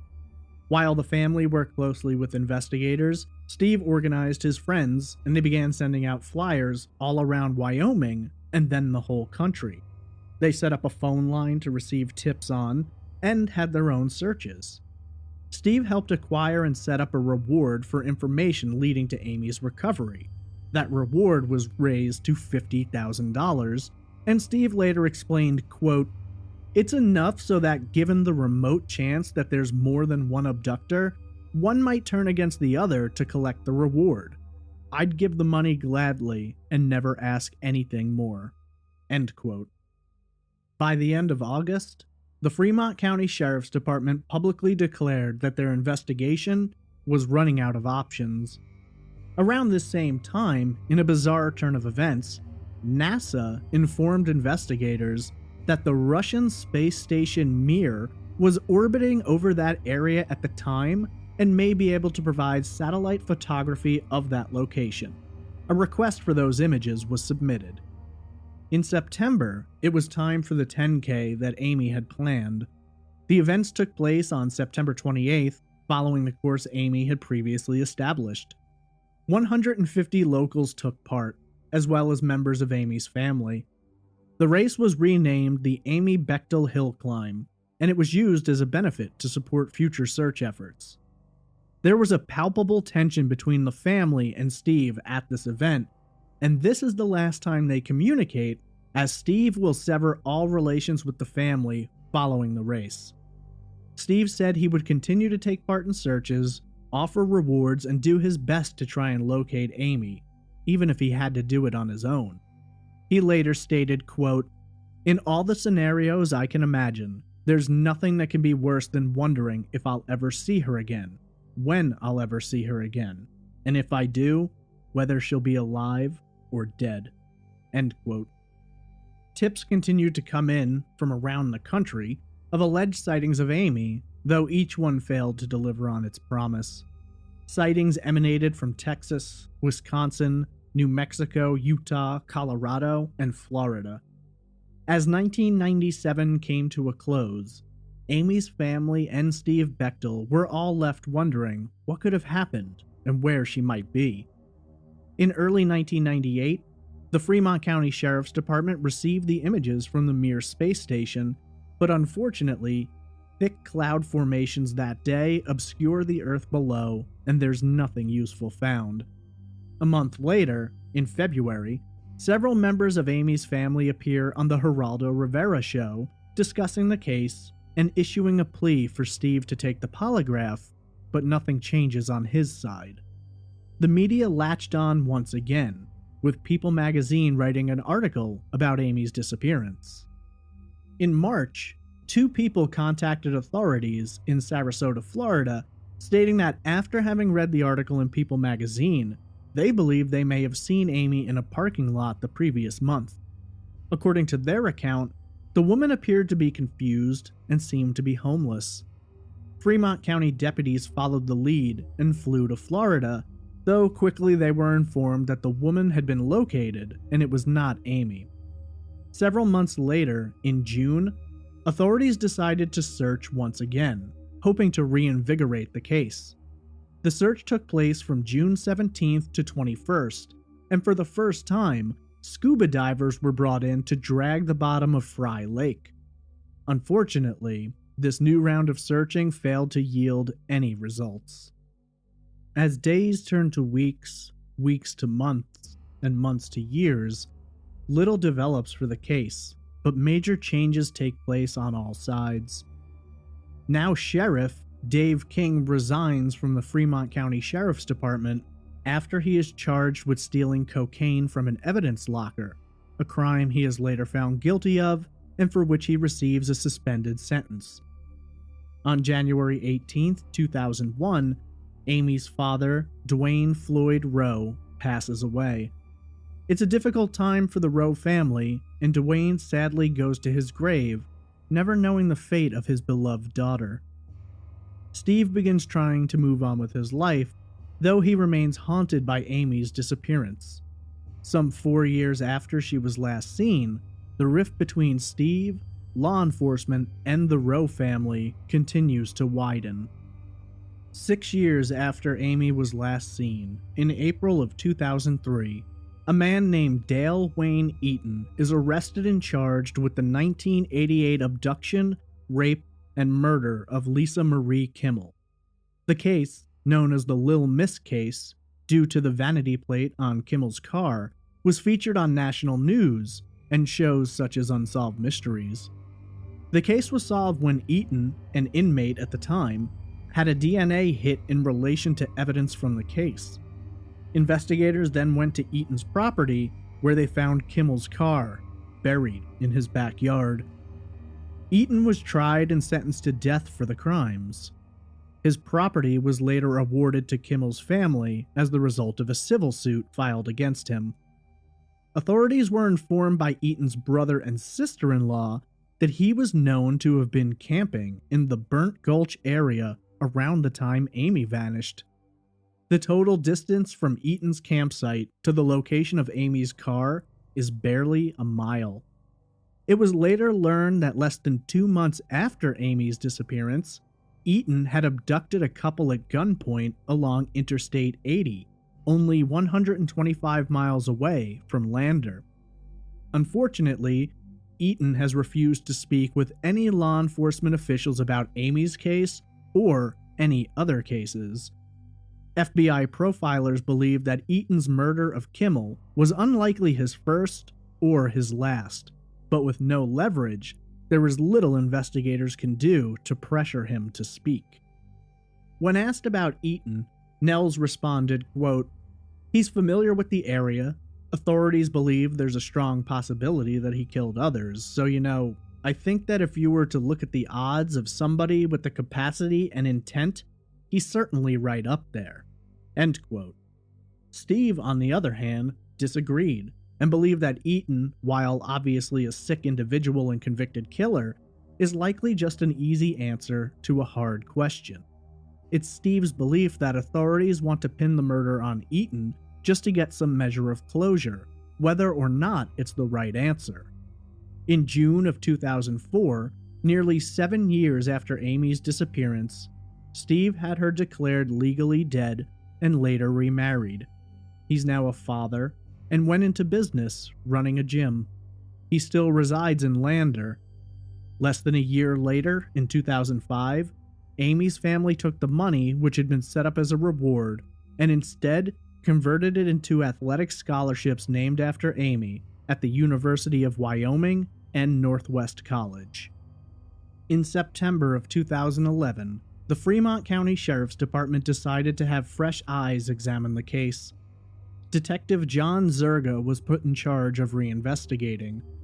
Throughout his investigation, Zerga has gone back to the cottage where Amy and Steve lived, done testing with luminol, and brought in cadaver dogs, but nothing was found. Cadaver dogs were brought to the new home that Steve and Amy had purchased, but there were no indications there either. Zerga notes many mistakes in the initial investigation, including, but not limited to, having had tunnel vision around Steve and not looking elsewhere, allowing Amy's vehicle to be driven home by friends the night it was found, lost accounts from witnesses that weren't questioned, and tips that weren't followed all the way. It's difficult to look back with hindsight, but Zerga explains, quote, "The investigation was not good for at least the first 3 days. There was a lot of stuff that was lost." End quote. In the years since Amy's disappearance, little has developed. A watch was found, similar to the style that Amy wore. Cadaver dogs have been brought in over the years, some indicating the scent of a body, others never indicating, but nothing's ever found. A pen, perhaps belonging to Amy, was found. Every time someone uncovers animal bones, they call it in, and it's examined to ensure it isn't connected to Amy. For her family, it's been an incredibly difficult thing to accept that the answers may never be found. Joanne returned to Lander some years later, wanting to put up ribbons and flyers again. When speaking to a store owner who was unaware that she was Amy's mother, the man questioned why this case wasn't allowed to rest yet. For Joanne, it showed her that things had changed, and while she never could, the town of Lander was ready to move on. In a case spanning more than 20 years, with little to no evidence whatsoever, and some of the most extensive searches which can be conducted for a missing person, the disappearance of Amy Bechtel continues to haunt her family, law enforcement, and all of those who knew her, loved her, and whose lives were touched by her. In the absence of solid evidence, several theories have been developed over the years. The first theory suggests that Amy's disappearance may have been related to an accident. For a long time, rumors floated around Lander that Amy may have been killed in a hit and run and her body disposed of elsewhere. There have been different branches to the story and different suspects named, but the possibility cannot be completely ruled out. The second theory approaches the possibility that Amy's husband, Steve Bechtel, may have been responsible for his wife's disappearance and death. Many feel that his refusal to take the polygraph test and his choice to distance himself from investigators and the family suggests some level of guilt or responsibility, while others argue that Steve did all he could to find Amy and ultimately paid the price of being considered guilty of this horrible crime. The third and final theory follows the idea of a random act of violence. Whether it was Dale Eaton or someone else, the idea that Amy may have come across someone who was out looking for trouble is impossible to rule out. Many who knew Amy said she was an incredibly kind and caring person, that she'd go out of her way to help others. Some believe that Amy may have come across somebody who preyed upon her caring nature and used it to take advantage of her. To this day, Fremont County deputies believe Amy was likely the victim of a homicide. When last seen, Amy Bechtel was described as being a Caucasian female with blonde hair and blue eyes. Her hair was shoulder length at the time, and she has pierced ears. Amy wore a size 8 shoe and contact lenses. She has scars on both shins and knees, a checker-shaped scar on her lower back, and a scar on her left cheek. She was last seen wearing a yellow or gold tank top, black shorts, Adidas Trail Response sneakers, a Timex Ironman triathlon watch, and a small double wedding band on her left ring finger. It's been nearly 22 years since Amy Bechtel disappeared from Lander, Wyoming. She's been missing for nearly as long as she had been alive when she vanished that day in July of 1997. Over all these years, lives have moved on, faces have changed, and people forget. Those who loved Amy, her siblings, her mother, her friends, they will never forget. And each day they still maintain hope that sometime the answers might be found and Amy might be brought home. Though with each passing year, that hope dwindles more and more. One thing, though, almost everyone associated with this case believes: somewhere out there, someone knows exactly what happened to Amy Bechtel.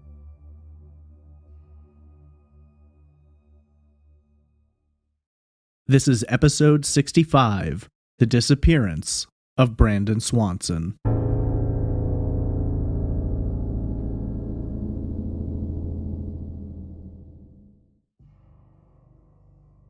Brandon Victor Swanson was born on January 30th, 1989 to parents Brian and Annette. Brandon was raised alongside his sister in Marshall, Minnesota. Located in Lyon County in the southwest of the state, Marshall is the county seat and holds a population of just over 13,000 residents in 10 square miles. The town itself is located in a predominantly rural area known for agriculture, located approximately 148 miles southwest of Minneapolis, and the four main routes into Marshall are U.S. Highway 59 and State Highways 19, 23, and 68. Marshall was home to several schools, including Marshall High School, where Brandon would eventually attend. All in all, Marshall was an optimal choice for raising a family, with a tight-knit community and a violent crime rate less than half the average for the state of Minnesota. Brandon was the Swansons' only son, and was raised in a loving and caring environment by Brian and Annette. Showing signs of intelligence at a young age, Brandon was quick to develop skills when it came to reading comprehension, and he would be labeled as an avid reader throughout the rest of his life. Brandon was known to consume books at a rapid pace and could frequently be found with his nose pressed between the pages. Beyond reading, Brandon was what you might expect of a young man growing up in the 1990s. He was coming of age at a time where computers and the internet were exploding in popularity, and by the time he was 10 years old, the 1990s were coming to an end, and he would be entering his teen years in a world marked by advancements in computer technology, and the ever-expanding landscape of video games. According to friends and family, even from a young age, Brandon had a passion for and an interest in science. He was captivated by the world around him, and yet more so by finding the answers to the questions about how it all came together. Brandon's interest in science would remain with him throughout his life, and it was through the field of science that he would eventually make decisions regarding his future and college education. As a youngster, Brandon performed well in school and showed an aptitude for learning. He had the type of mind where he just soaked up knowledge, and he took pleasure in doing so. While he could easily allow himself to sink into the distractions of television or video games, he was also excited to learn new information. It was a zest and a hunger for knowledge which would stoke the fire inside of him for the rest of his life. The Swanson family was close, and Brandon is said to have been deeply devoted to his family. He took it upon himself to assist his parents whenever he had the ability and to look out for his sister. It was clear early on that Brandon possessed a dependability and a maturity which surpassed his age, and outside of a few minor issues that aren't all that uncommon in young men, Brandon was well behaved and his parents trusted him. At 15, he pursued and acquired a job at a local food store known as Hy-Vee, and he would work there for the next 4 years. It was clear that when Brandon set his mind to something, he was going to achieve it. All in all, friends and family alike have described Brandon as being the kind of person who, when he said he was going to do something, he went through with it. If he offered to help out with a task, he'd be there, on time. This, along with his sharp mind and sense of humor, ingratiated him to those around him. Brandon was the type of guy who could get along with almost anyone, and when he made friends with someone, it was a lasting bond built on mutual respect and loyalty. Brandon would graduate from Marshall High School in the summer of 2007. His chosen path would see him attending Minnesota West Community and Technical College in the town of Canby, approximately 30 miles to the northwest of Marshall. At Minnesota West, Brandon would enter a program which would see him studying in the science field, specifically wind turbines. It appeared that everything was going as Brandon had planned, and while he attended Minnesota West, he excelled in his program and was looking forward to carrying out a future for himself, doing something that he loved. As his first year of college progressed, Brandon began to examine other options, and made arrangements to transfer to Iowa Western Community College, located in Council Bluffs, Iowa. Council Bluffs was over 250 miles away from Marshall, and while Brandon lived at home with his parents while attending Minnesota West, his new plans would take him out on his own. Sadly, Brandon would never make it to his new school. As May of 2008 came around, 19-year-old Brandon was nearing completion of his first year at Minnesota West. Things had gone well, and Brandon was excited about future prospects and his transfer plans. Tuesday, May 13th would be the final day for classes at Minnesota West, and after completing the semester, Brandon had plans with some friends to celebrate the completion of the year. There was a small gathering being held at a house in Lind, Minnesota, approximately 8 miles to the southwest of Marshall. Brandon planned to attend, hang out with friends, and celebrate a successful year of school. According to attendees of the party, Brandon was one of 5 or 6 individuals who were present that night. Brandon was reported to have spent a period of time hanging out and having fun at the event itself, and it was described as a low-key event, not a raging party, but really a small gathering of good friends. There have been reports that, while present at this party, Brandon consumed at least 1 alcoholic drink, though his friends, when later questioned, reported that Brandon did not appear to be intoxicated or in any way impaired. How much Brandon drank, or what he was drinking at this particular get-together, has never been made clear. Sometime between 10:30 and 11 p.m., Brandon would exit the home in Lind with plans of driving to Canby, a 30-mile drive which would take him north past Marshall, and then a steady path to the northwest along Highway 68. It was a fairly straight shot utilizing a major roadway, and a trip which Brandon had made daily to attend school. The purpose of this trip was, apparently, to visit a friend from school who would be heading elsewhere, and Brandon wanted to have the opportunity to say goodbye. According to several reports, this home was having a party, though whether or not it was low-key as the previous event was, remains uncertain. It is known that alcohol was flowing at this get-together, and friends reported that Brandon had at least one shot of whiskey while present. Brandon, though, didn't stay long. The 30-mile drive would have him arriving sometime after 11 p.m. at approximately 11:15, and he was reported to have left prior to midnight. Once again, according to those who were present, Brandon appeared to be in good spirits, was happy and excited about completing the semester, and did not appear to be visibly intoxicated. Brandon left the party as the clock rolled past midnight, changing to Wednesday, May 14th. It's Brandon's exit from this second gathering which raises the first of many questions to come in this bizarre case. The drive from Canby to Marshall was, as previously stated, a fairly straight shot along Highway 68 in a southeastern direction.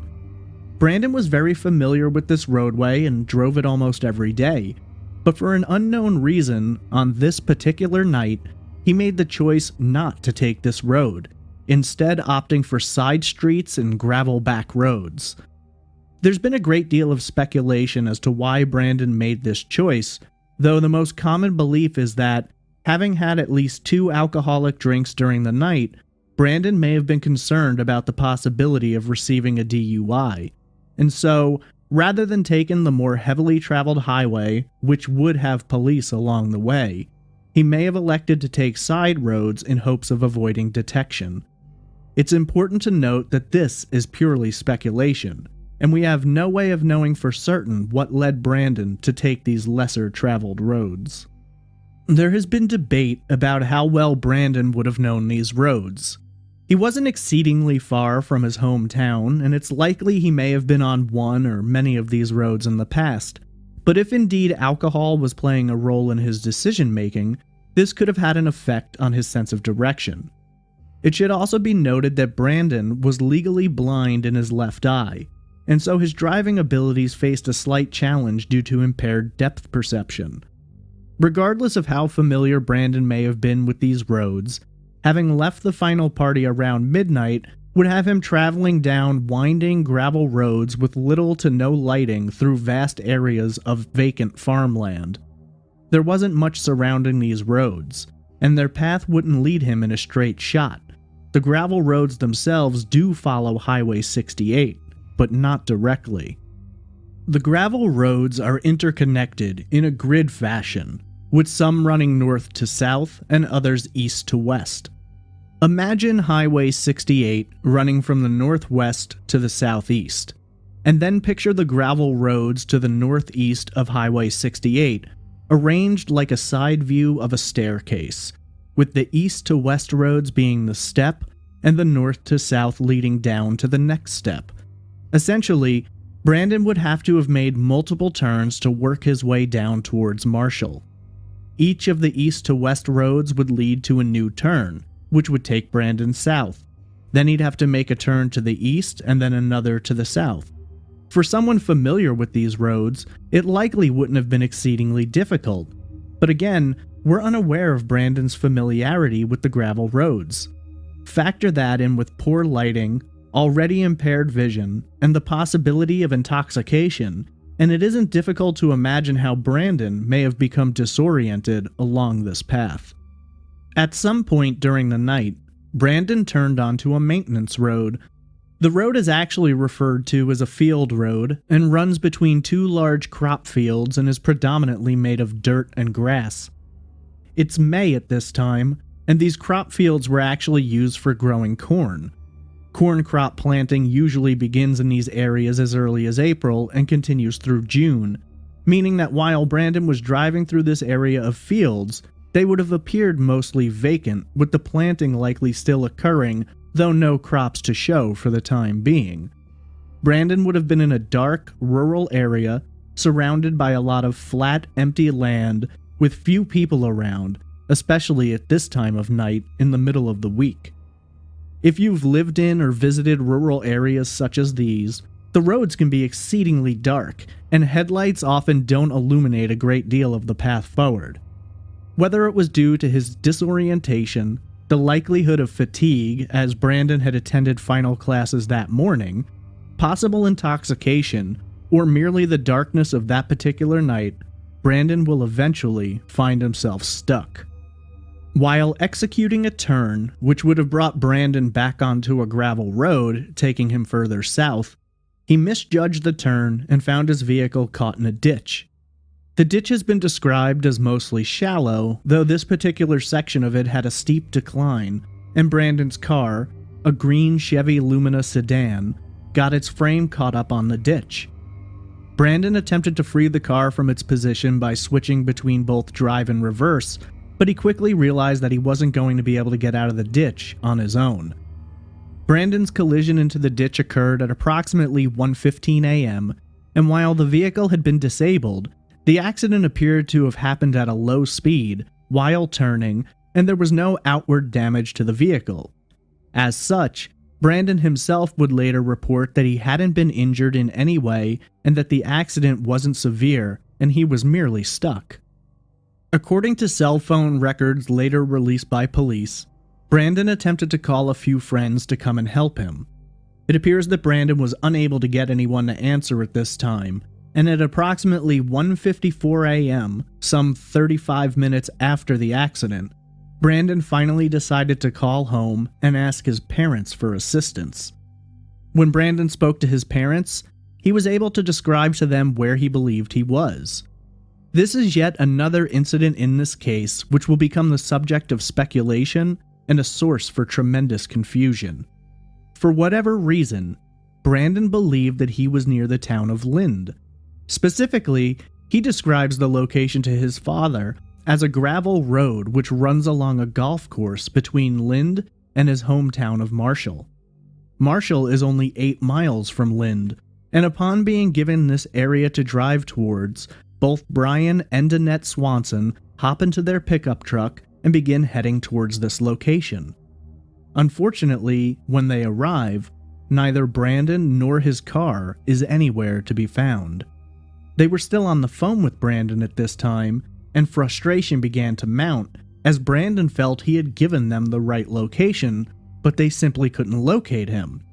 When asked about this later, Brian stated, quote, "He was absolutely positive he knew where he was." End quote.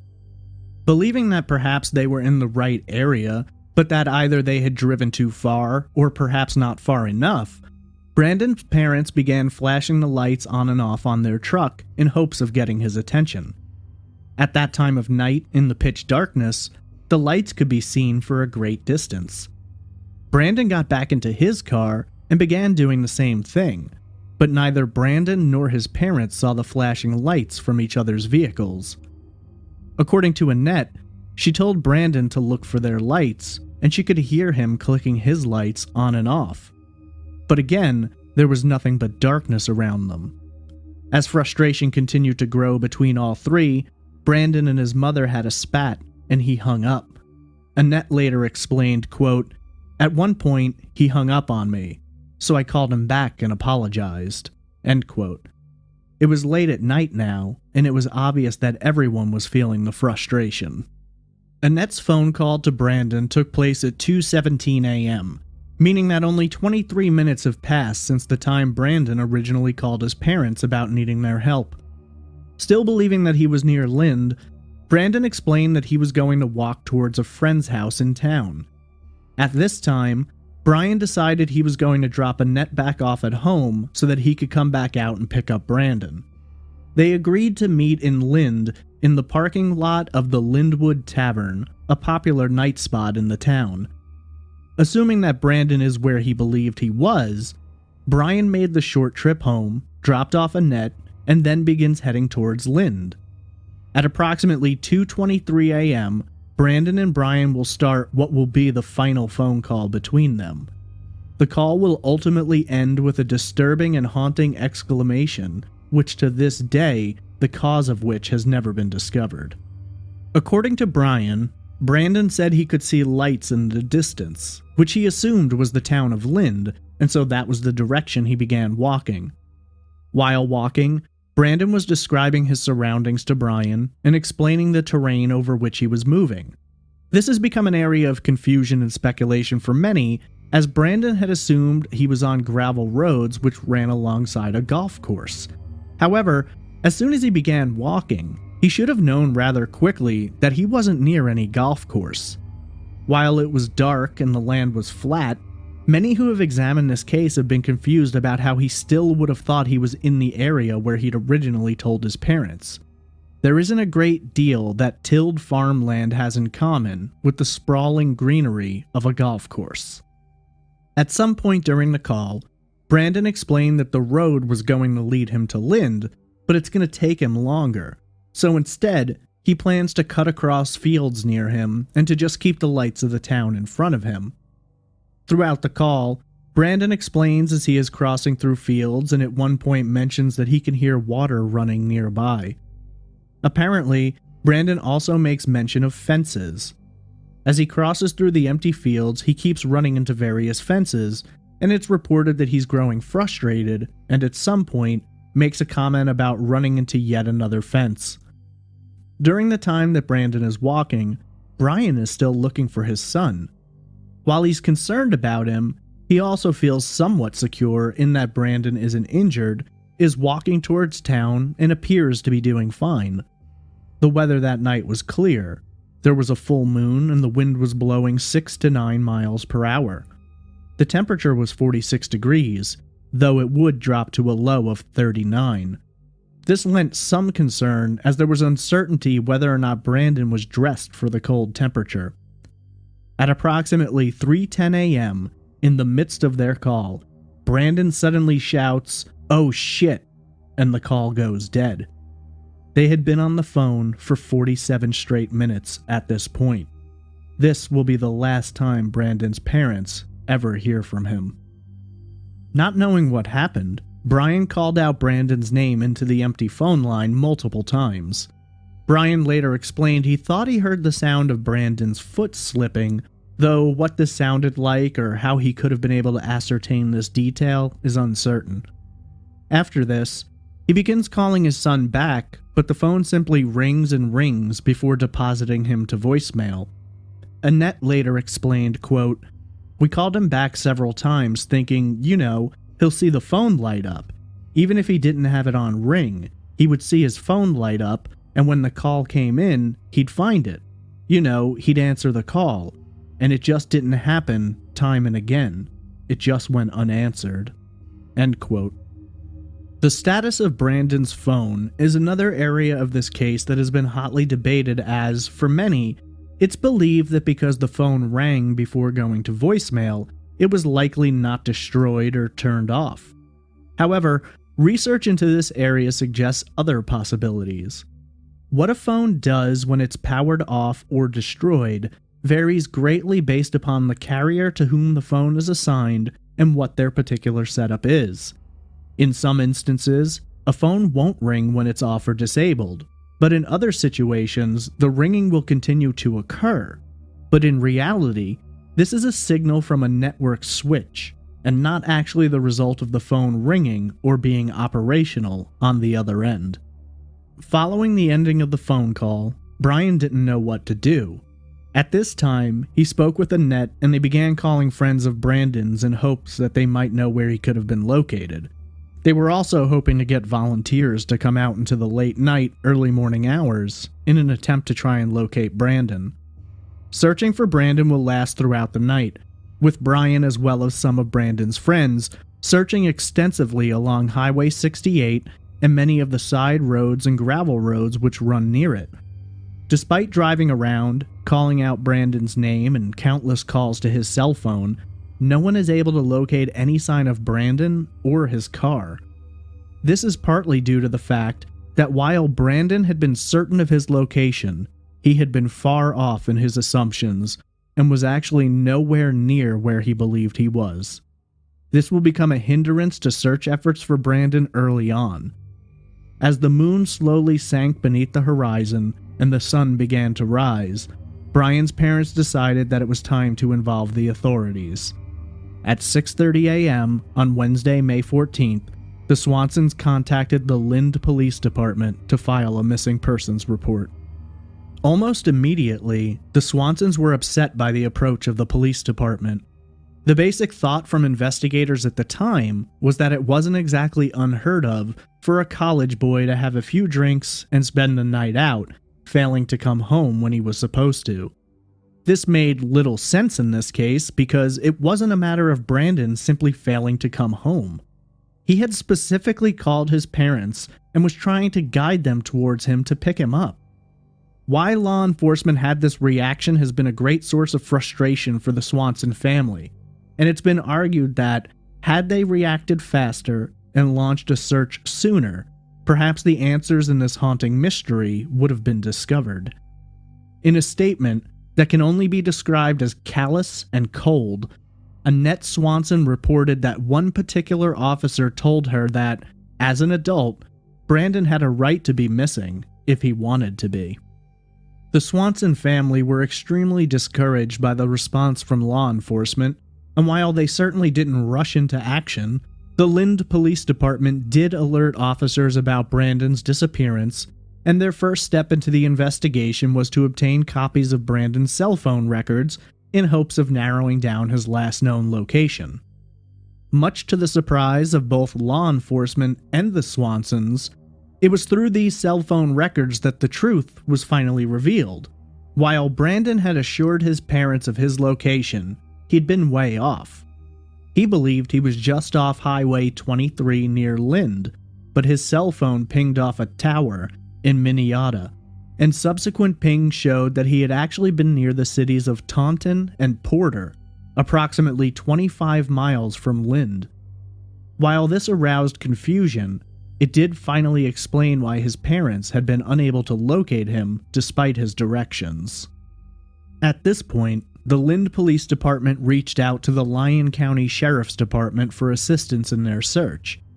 Utilizing the location set by the cell phone pings, search efforts were moved north of Lind into the area between Taunton and Porter. Sheriff Joe Dahl agreed to assist, and now 2 departments were involved in the investigation, though by the time further searches were conducted, it will become a confusion of multiple jurisdictions. While searching back roads in this newly defined area, Brandon's vehicle was finally discovered. The green Chevy Lumina was found on a gravel road 1 mile north of Highway 68 along the Lincoln County line. As was protocol, Lincoln County Sheriff Jack Vizecki was notified and brought into the investigation at this time. According to investigators at the scene, the car had gotten hung up on an incline at the edge of the road.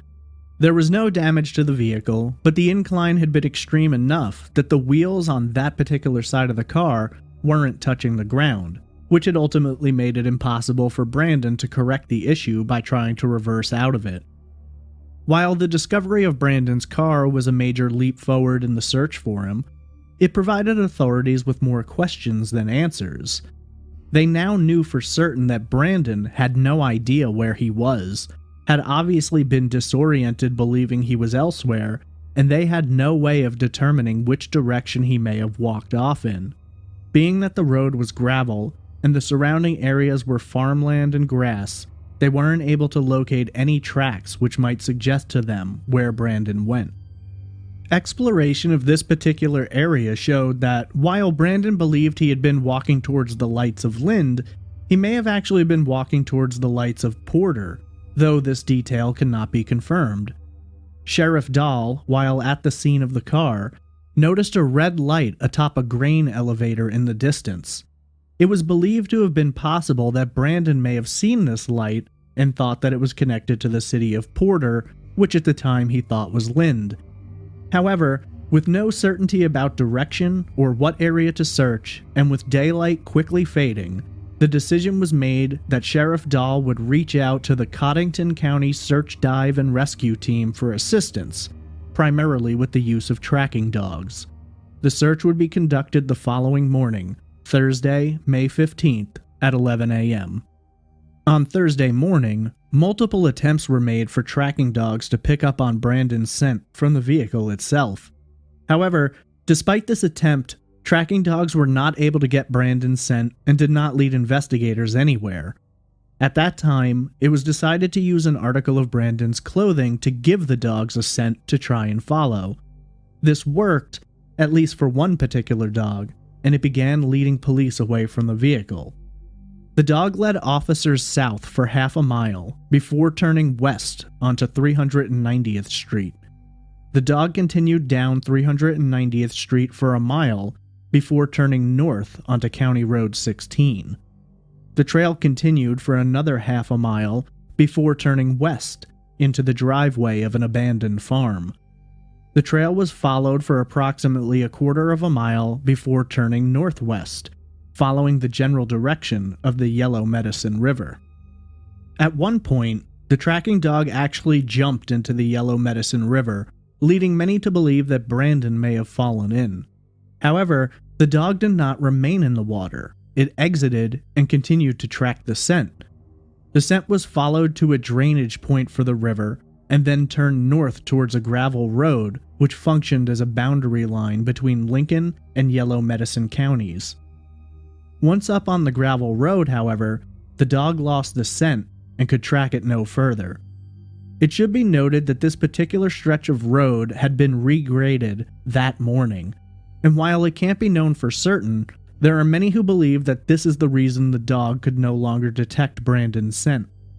When it comes to tracking dogs, every factor must be considered, and something as small as the wind shifting can dramatically affect the dog's ability, so the disruption of the gravel and turning over of the earth in that area could certainly have been enough to cut the trail short. The path that the dog led investigators on did make sense, though. During his call with his father, Brandon mentioned walking on gravel roads and then turning off the road to take a shortcut towards the light in the distance. He made mention of two particular fences that he came into contact with, and there were two fences along the way that the dog had led. Brandon reported hearing rushing water, and the Yellow Medicine River was nearby. It has been determined that, on average, a human being will walk between 1 and 3 miles per hour. Knowing that Brandon began walking while on the phone with his father, and that the call lasted for 47 minutes, this places Brandon anywhere between 3/4 of a mile and 2.5 miles away from his car. The tracking dog, while leading investigators, never ventured further than the 2.5 miles, meaning that the path the dog had led them through was within the possible search radius. While the search dog was leading investigators, the area itself was being searched by multiple groups. There was aerial support as a search team conducted flyovers. Search dogs were being utilized to try and pick up anything that might lead them to Brandon. Volunteers were searching the area around Brandon's vehicle, spinning out wider and wider radiuses, while a team from the Department of Natural Resources took to the Yellow Medicine River by boat. Considering the path that the dog had led them, at this time, the Yellow Medicine River became a major focus point for investigators. With the assistance of the Department of Natural Resources, gates were placed in the river. These gates are used to catch anything which may be floating through, including a body. Sheriff's Department investigators searched along the banks of the river, utilizing foot searches, horseback, and all-terrain vehicles. The Yellow Medicine River itself has been a point of some confusion for those who have examined this case. The river runs a total of 107 miles through southwestern Minnesota. For the most part, the river isn't much of a river. Locals in the area where Brandon vanished from have described it as a creek, and for the most part, this is true. The river typically doesn't run very deep. However, during the arrival of spring, as the snowfall melts in the area, this builds up and washes down into the Yellow River, causing it to increase the speed of its flow while also rising in depth. Sheriff John Vizecki described it, stating, quote, "After the snow melts, there's a huge amount of water that is channeled into the area where Brandon went missing. The river becomes a torrent of water that's anywhere from 7 to 8 feet deep. If you get on down the bottom of the river, There's areas where it could be as high as 15 feet deep." End quote. It should be noted that Sheriff Vizecki walked the banks of the Yellow Medicine River every day for 30 days after Brandon disappeared. The official searches themselves continued for the same 30 days, though each subsequent search saw less and less manpower assigned by law enforcement. The river itself has been the subject of multiple searches, drags, and dives. Despite exhaustive efforts from both law enforcement and volunteer search teams, not a single shred of evidence has ever been uncovered to suggest that Brandon did fall into the river.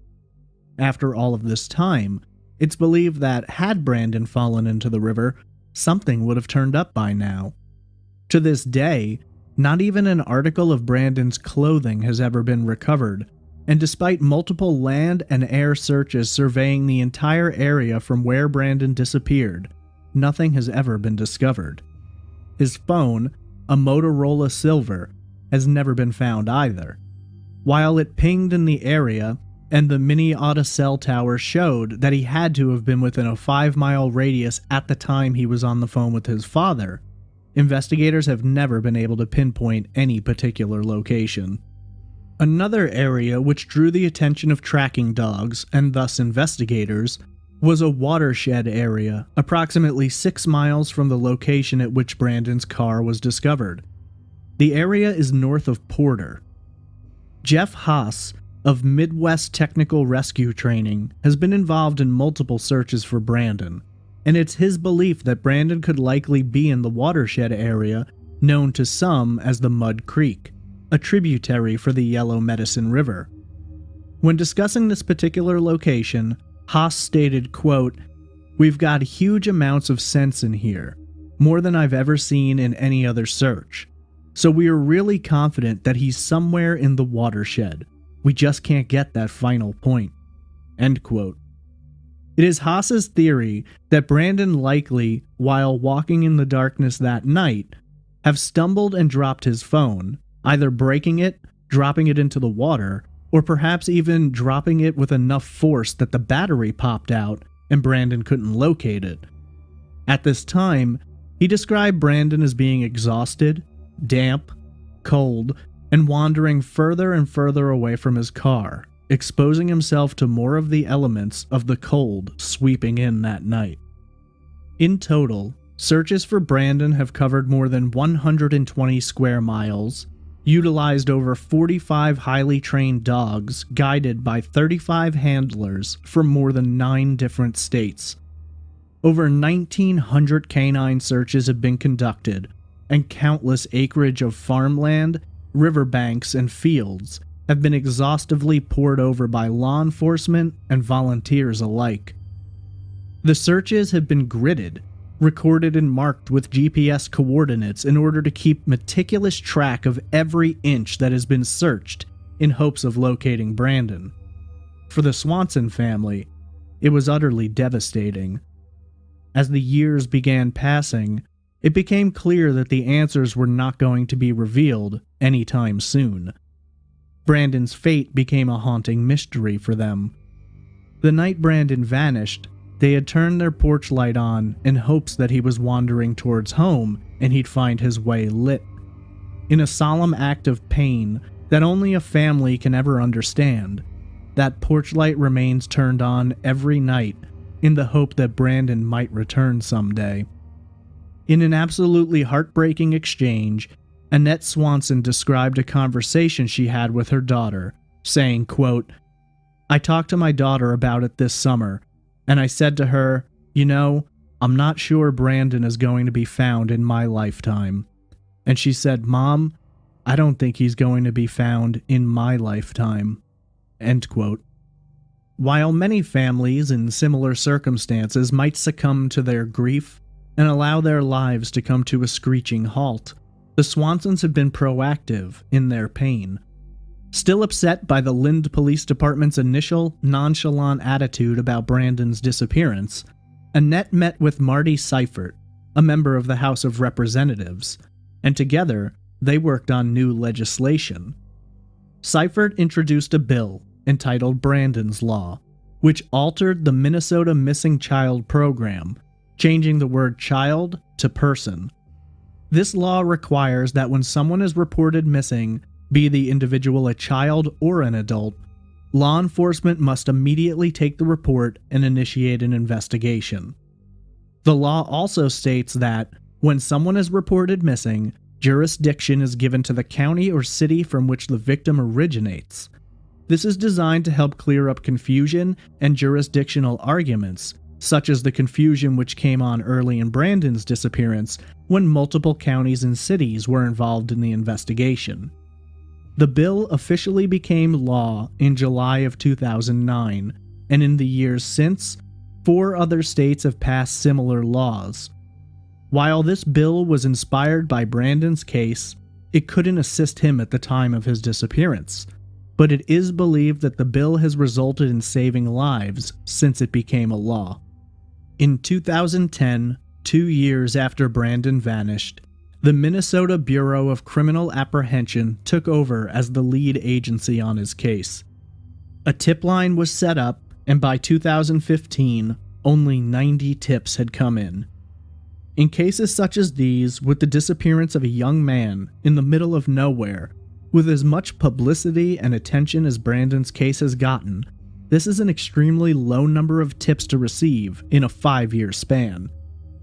The official area of interest in this case, and the target of subsequent searches, remains the Mud Creek watershed north of Porter, though to this day, not a single trace of Brandon Swanson has been found there.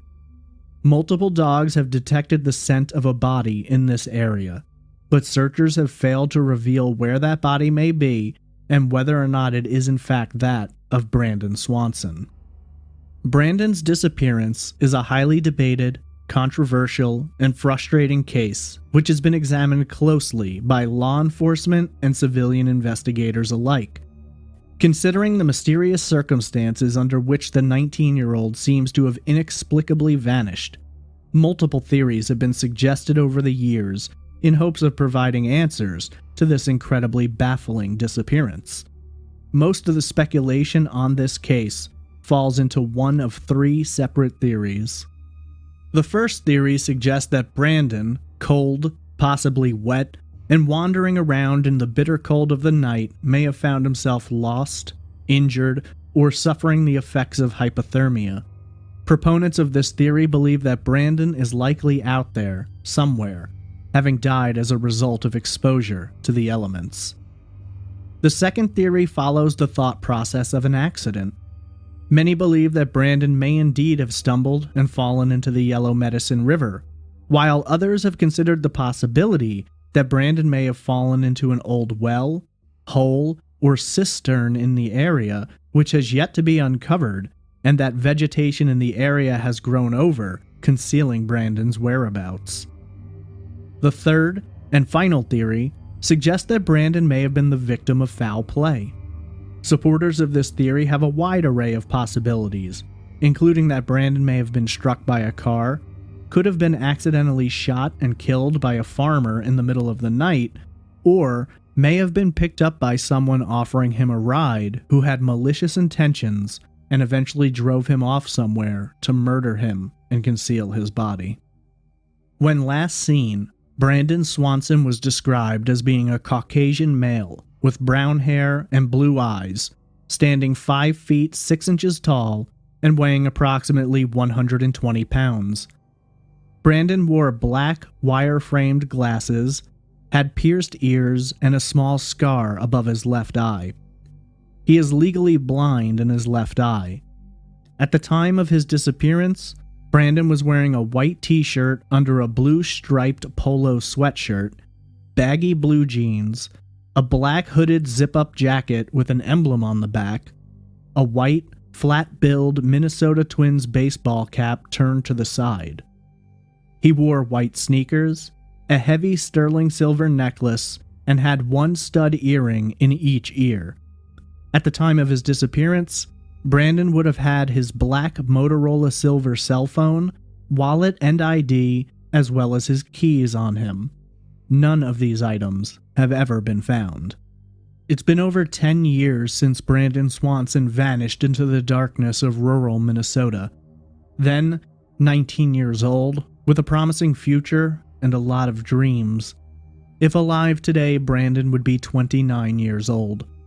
The possibilities of what he may have become are endless, and for his family, they look back upon their son and brother as a beautiful human being whom they miss endlessly. To this day, the porch light continues to burn through the darkness of the nights in hopes that someday Brandon will find his way home, though for the most part, his family have accepted the likelihood that if Brandon ever is found, it's unlikely that he's alive. The family has elected not to hold a memorial service for Brandon, believing that eventually the answers will be found, and only then will they officially be free to mourn. Until he is found, in their mind, he's out there somewhere, and they have to locate him. When asked about the searches for Brandon and their effect upon the family, Annette Swanson responded, quote, "When you have lost somebody, but you have no answers, there's no knowing where they are or even what happened to them. Your brain is in a constant state of trying to figure it out, but you don't have anything to go on. It's searching. It's searching for answers. It's searching for where, who, what, when, why, and you can't find it."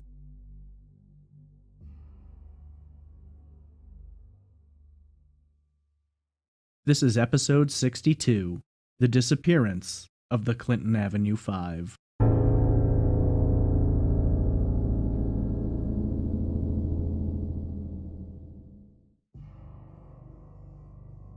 Newark, New Jersey is the seat of Essex County and holds the title of being the most populous city in the entire state, having over 280,000 residents in just over 26 square miles. Newark sits approximately 11 miles to the west of New York City and is home to the headquarters of several major corporations, as well as multiple institutions of higher education, including Rutgers, the New Jersey Institute of Technology, and the law school established by Seton Hall University. Newark is divided into 5 political wards, named accordingly North, East, South, West, and Central, and this is often how residents refer to the particular neighborhood in which they live. The eclectic population of the city spans the array of social statuses and lifestyles, from busy streets of urban areas to the quiet comfort of suburban neighborhoods. Second only to Jersey City in terms of cultural diversity, Newark is a hotbed of people, points of view, and lifestyles. The Newark of today, though, is different than it used to be, and it's growing once again after many years of population decreases. Racial tensions between the African American population and the predominantly white police force of the 1960s led to many riots and violent confrontations. The white population of Newark dropped from 363,000 in 1950 to 158,000 by 1967, while its African American population grew from 70,000 to 220,000 in that same time. Unemployment, substandard housing, and political tensions combined with the exodus of the middle class ignited a powder keg of disenfranchised residents, which resulted in $10 million worth of property damage, 1,100 wounded, and 26 killed in riots and police confrontations in 1967 alone. Loss of jobs, violence, racial tensions, and corruption within the government structure of New Jersey itself initiated a mass exodus, with residents leaving in droves, and by the late 1970s, Newark's population, which had once neared 500,000, was now teetering near 330,000, a total loss of nearly 35% of its residents. By 1978, the impact of the economic decline in the exiting population led to a very different appearance than what we know today. Thousands of abandoned buildings dotted the landscape, and as they fell into disarray, they became the residence of homeless people, squatters, and drug users. As a result of decaying wiring, broken down structures, and illicit activities by people who weren't concerned about safety, building fires were extremely common. In just 1978, more than 2,600 vacant buildings were set ablaze, either intentionally or not, and it became such an overwhelming task to keep up with the local fire stations that they elected not to enter the vacant buildings when fires occurred. It was considered not worth the risk of a firefighter's life to enter one of the abandoned buildings, which, aside from the danger of the fire itself, also offered the threat of structural integrity. How many people, secrets, and crimes were lost amid the smoke and ash remains unknown, and plays an integral role in the disappearance of the Clinton Avenue 5. Clinton Avenue runs from the intersection of Irvington and Parker Avenues in the west, through the Garden State Parkway, and stops at Lincoln Park, where it meets with Broad Street in the east. Clinton Avenue runs through a wide swath of residential housing interspersed with parks and local businesses. Amongst the residents of this area of Newark were 5 young men in 1978. Melvin Pittman, who went by the name Ricky, and Ernest Taylor were both 17. Alvin Turner, Randy Johnson, and Michael McDowell were 16. The boys were described all around as good people who tended to stay out of trouble. Michael had a minor infraction on his record for having been involved in a fist fight, though the other 4 had never had an encounter with police. As was typical of the time, the young men often spent their summer days hanging out, cracking jokes, and playing basketball at the park. In their free time, and in order to acquire a few extra dollars, they would often do odds and ends jobs for local residents and business owners. One of their occasional employers was Lee Anthony Evans, a local carpenter who had recently become a father and changed the name of his business to Evans & Son. Evans himself will play a vital role in the case later. The group of teenagers had all grown up together and were fairly tight with one another. They attended school together, spent their free time together, and it was commonly said that you rarely saw one of them alone, for sure enough, as soon as he would come swinging around the corner of an avenue, at least one of the others was sure to be following along. Detective Everett Hairston would later explain, quote, "They were regular kids, came from solid families. Only one of the kids ever had a minor scrape with the law, and that was much earlier." End quote. On the morning of Sunday, August 20th, 1978, Randy Johnson had plans to hang out with a few friends for the early part of the day, and then in the afternoon, he will be meeting up with his 4 other friends at West Side Park, located just a few blocks north of Clinton Avenue, where they'd all arranged to play basketball. By all accounts, their plans went through, and all 5 were together in the park playing basketball throughout the afternoon. When the heat and hunger grabbed a hold of them, some of the teens decided they needed to head home for dinner, after which they planned to get a shower, change their clothes, and come back out to see what the night had to offer. Others planned to stick around, skipping the trip home, and just planned to hang out until the others returned. According to reports of the time, the group of teens split up around 4 p.m. There was also that night the opportunity to make a few extra dollars, as Lee Anthony Evans had requested their assistance, supposedly to help move some boxes. According to local reports, the plan was allegedly for Evans to meet the boys at Clinton Avenue and Fabian Place, where they'd hop into the back of his truck and he'd drive them to his current residence. They'd load up boxes, then he'd drive them to his new residence, unload the boxes, and then pay them and drop them back off where he'd picked them up from. According to Evans, he dropped the boys off at 11 p.m. What actually occurred surrounding this event, what boxes were moved, if any, and who all was involved in the process, still remains a mystery and is debated today. There are some contradictions in terms of eyewitness accounts of when the teens were last seen. However, the commonly believed timeline exists as follows. Randy Johnson was last reported to have been seen walking down Fabian Place at approximately 7 p.m.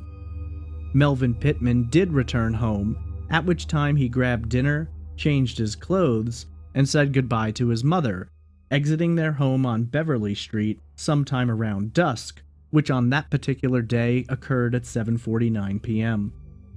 Shortly after, an eyewitness reported seeing Pittman walking past an ice cream parlor located on Fabian Place.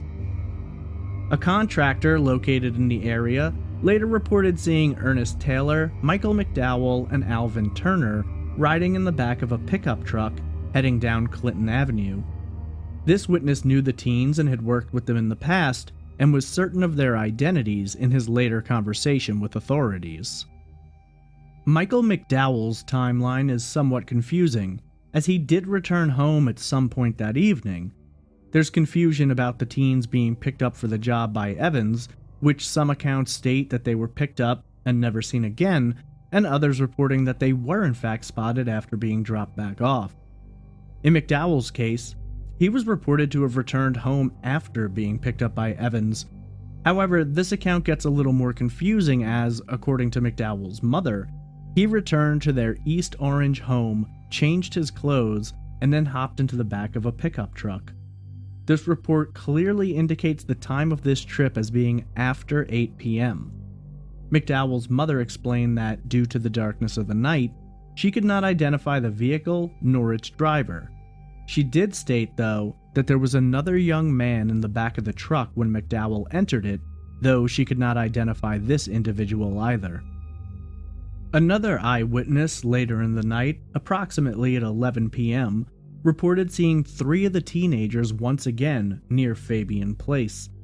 According to police reports, it's believed that the 3 young men seen at this time were the same 3 who had been previously witnessed driving down Clinton Avenue, namely Taylor, McDowell, and Turner. To this day, despite extensive investigation into the matter, authorities still cannot say for sure if all 5 of the teenagers got back together that night after their basketball game. Evans claims all the boys were together and that he dropped them off where he'd picked them up from, but this can't be known for certain. In fact, there are no verified witnesses who can place all of them in the same place at the same time following their time in the park. 2 other young men, Roderick Royster, then 16, later claimed that he and his younger brother had actually been in the back of the truck that night and planned on going along with the 5 teens, but that his father wouldn't allow it. In a telephone interview, Royster explained that his father had seen the 2 boys enter the truck, at which point he ordered them out of the vehicle and back to their home. In police reports of the time, Royster is actually referred to as Number 6, though his brother is never mentioned. It's interesting to note that despite Royster's statements, authorities at the time maintained that they could not verify the young men all being together in the truck. In addition to that, there's the contradiction that Evans claims he picked the boys up near Clinton Avenue and Fabian Place, though McDowell is later reported to have gotten into a truck which had driven to his home. Unfortunately, information regarding this case is notoriously difficult to come by, and so attempts to truly hash out what actually occurred at what time has been challenging. Detective Hairston later explained that, while they could not verify all 5 teens being together again that night, they do believe that whatever occurred to them happened at the same time. When none of the 5 returned home that evening, their parents were worried but not yet panicked. They knew that the teens often spent time together, and initially, it was considered a possibility that they may have simply spent the night together at one of their homes. It wasn't until a series of phone calls and visits in search of the boys occurred that the groups of parents learned the dark truth. No one had seen their sons since the night before, and no one had any indication of what may have happened to them. Janet Lawson, the mother of Michael McDowell, took to the streets. Though she didn't have a license, friends drove her throughout the city as she screamed her son's name out the window, but never received an answer. Through conversations with locals and other friends, the families were able to piece parts of the evening together, but the sightings were sporadic, and for the most part, no one was able to provide much assistance. When Evans, the man who said he'd hired them to move some boxes, was spoken to, he alleged to have paid the teens and dropped them all back off near an ice cream parlor on Clinton Avenue at 11 p.m., though for the most part, suspicions about his statements were aroused almost immediately. When police were contacted, it went, sadly, somewhat as you might expect things to go for a predominantly white police force investigating the strange disappearance of 5 young African-American men in 1978. The initial reaction was that the boys may have run away, or simply been out partying somewhere and would return home later. There was even a theory floating around that the teens may have stolen a vehicle and taken it for a joyride, and then either gone on the run to escape arrest, or perhaps even crashed into a body of water, though Detective Hairston considers this unlikely, explaining, quote, "If that had occurred, something would have surfaced by now. This is not the middle of Wyoming." End quote. However, the families disagreed with initial theories and felt it was extremely out of character for their sons to go missing. None of them had a history of running away, there were no charges pending they might be fleeing from, and while they were a group of young men who occasionally got into a little bit of trouble, they were certainly not the type to steal cars, party all night, or simply run off. It seemed clear to the families from the get-go that the case wasn't taken extremely serious. Even local media outlets wouldn't be notified for nearly a week, which would ultimately result in authorities' suspicions being raised when the family of Randy Johnson received a threatening phone call just a few days after the disappearance, before the media had reported it publicly. According to Detective Hairston, a collect call came into the home of Randy Johnson's family. When speaking with his parents, the caller, described only as an unknown male, discussed the disappearance of their son and the 4 other teens. This anonymous caller explained that the group of young men were being held in a youth house in connection with a truck heist. The man further explained that the boys were alive and that they would be set free if only the family would pay them $750.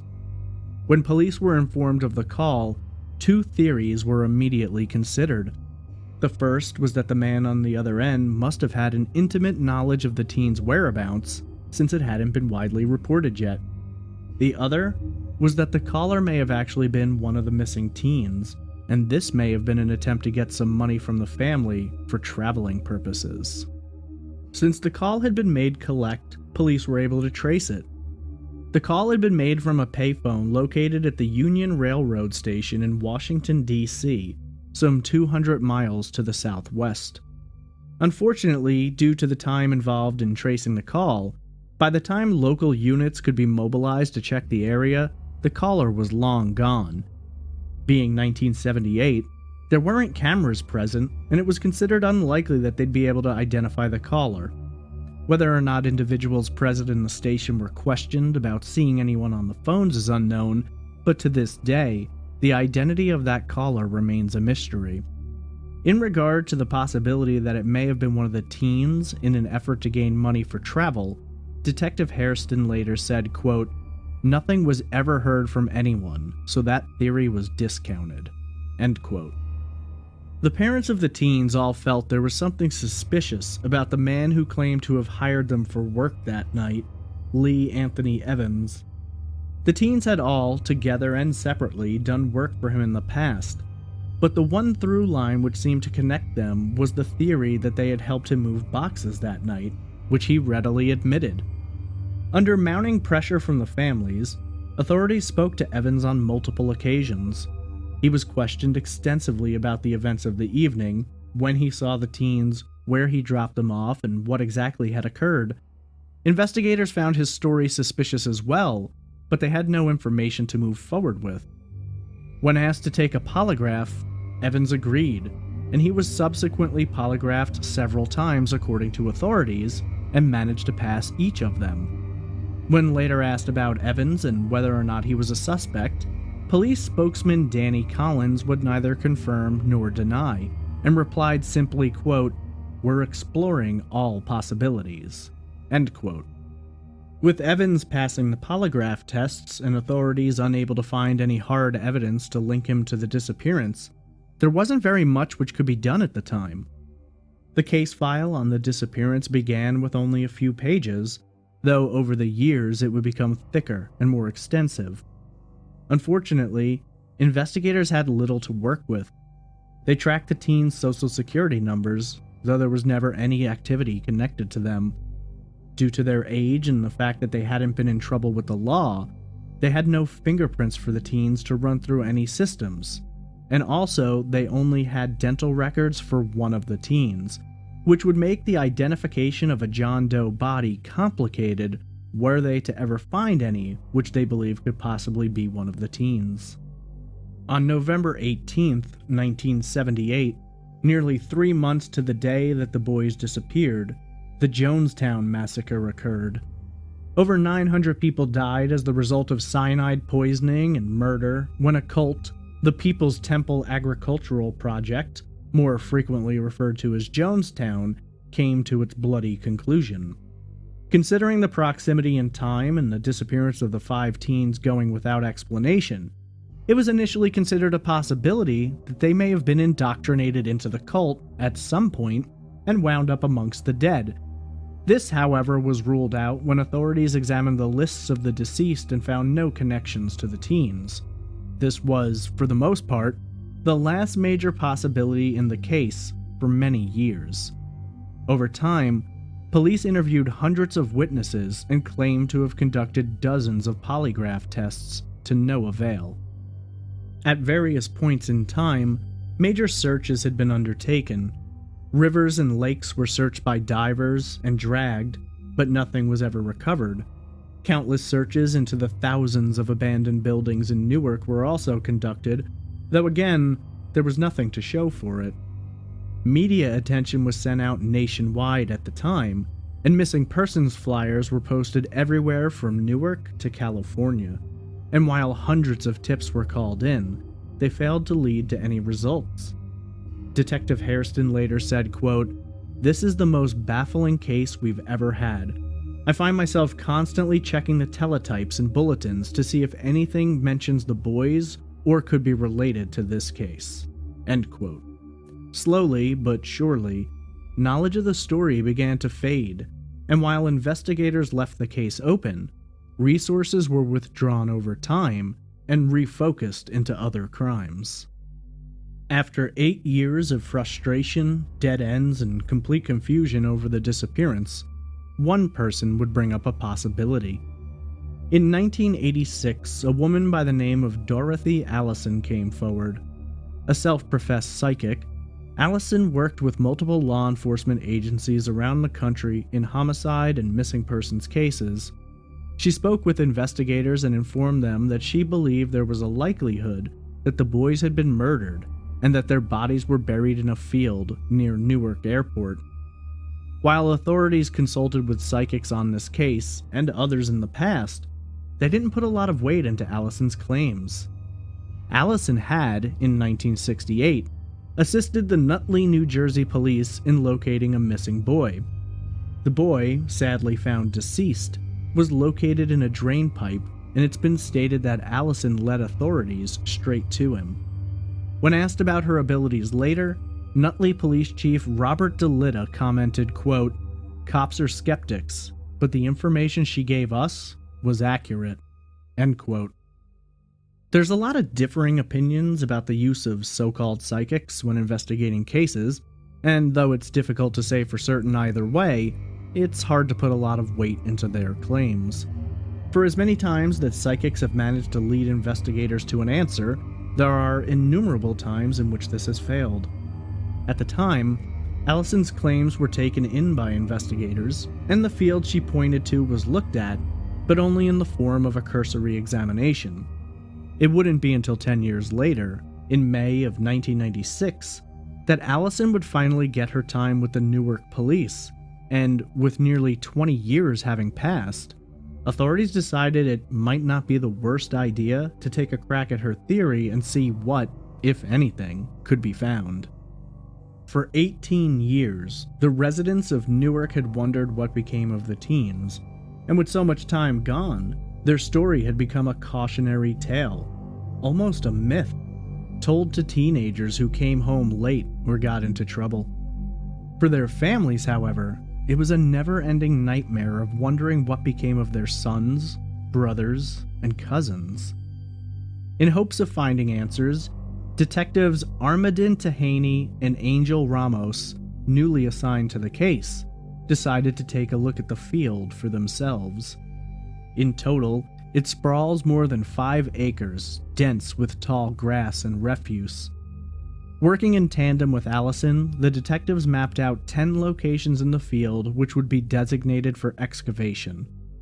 When asked why she believed this location might hold the key, Allison responded, quote, "I see teeth in the ground. I feel that the boys were burned after being killed. I don't know. Why did I say that about the teeth? I have to go by my feelings." End quote. The field itself is located between Interstate 78 and Route 22, just to the west of the New Jersey Turnpike. Ultimately, crews were brought out to the field for digging, and cadaver dogs were employed in a broad search of the area, though the most focused searching took place in the areas on the map designated for excavation. The search took place on May 14, 1996. In total, 3 of the 10 marked sites were excavated, but nothing was recovered from those sites. In hopes of gaining more insight into the case, and more knowledge about where to dig, the search was called off so that the lead detectives might re-question family, witnesses, and potential suspects. Unfortunately, no new information was gained, and it appeared that the other 7 marked sites in the field were not excavated. Not long after the search, Allison, who was 71 at the time, was presented with a plaque honoring her efforts to assist in the search. When asked about the plaque, Allison simply replied, quote, "I just want to find the boys." End quote. Once again, the case would grow cold, if indeed it had ever warmed up, and it would be 11 years before there was any additional movement. In June of 2007, authorities approached Terry Lawson, then sister of Michael McDowell, and were granted a DNA swab from her which they hoped to use in tests against unidentified bodies and remains which were recovered. Multiple DNA samples were gathered from other victims' families in hopes that, someday, they might discover the answer as to what happened to the 5 teenagers. As the case file continued to grow and now included DNA, investigators felt that the chance they might find out the truth was growing more likely. Less than a year later, in January of 2008, Anthony Ambrose, the chief of detectives for Essex County, gave the go-ahead for a new team of investigators, comprised of state, county, and city authorities, to begin looking into the case, which by this time was commonly referred to as the missing Clinton Avenue 5. What spurned this large-scale, multi-department investigation remains a bit obscure, but there are several factors which likely played a role. There was a man named Maurice Woody Olds, who investigators had been looking at as possibly being involved in the disappearance. Woody Olds had a distinct connection to 2 other men, which police felt they knew more than they had shared. The 2 men were Philander Hampton and his cousin, Lee Anthony Evans, the man who had apparently hired the teens to help him move the night they vanished. Rogers Taylor, the brother of the missing Ernest Taylor, claimed to have had a strange experience that same year of 2008. According to Taylor, he was working on a home as part of his job when he received a visit from Evans. Taylor says that Evans admitted that he had become a born-again Christian and he wanted to clear his conscience about an issue.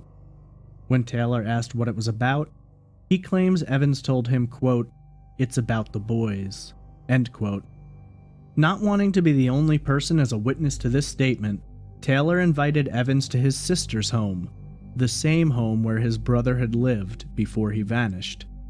Also present, Taylor claims, was a Newark detective.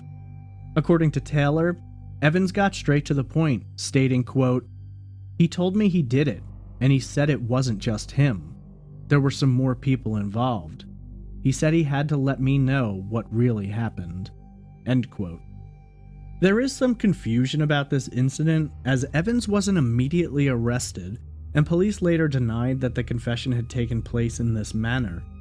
However, they were now supplied with information that they felt directed them towards the man they considered a possibility since day one.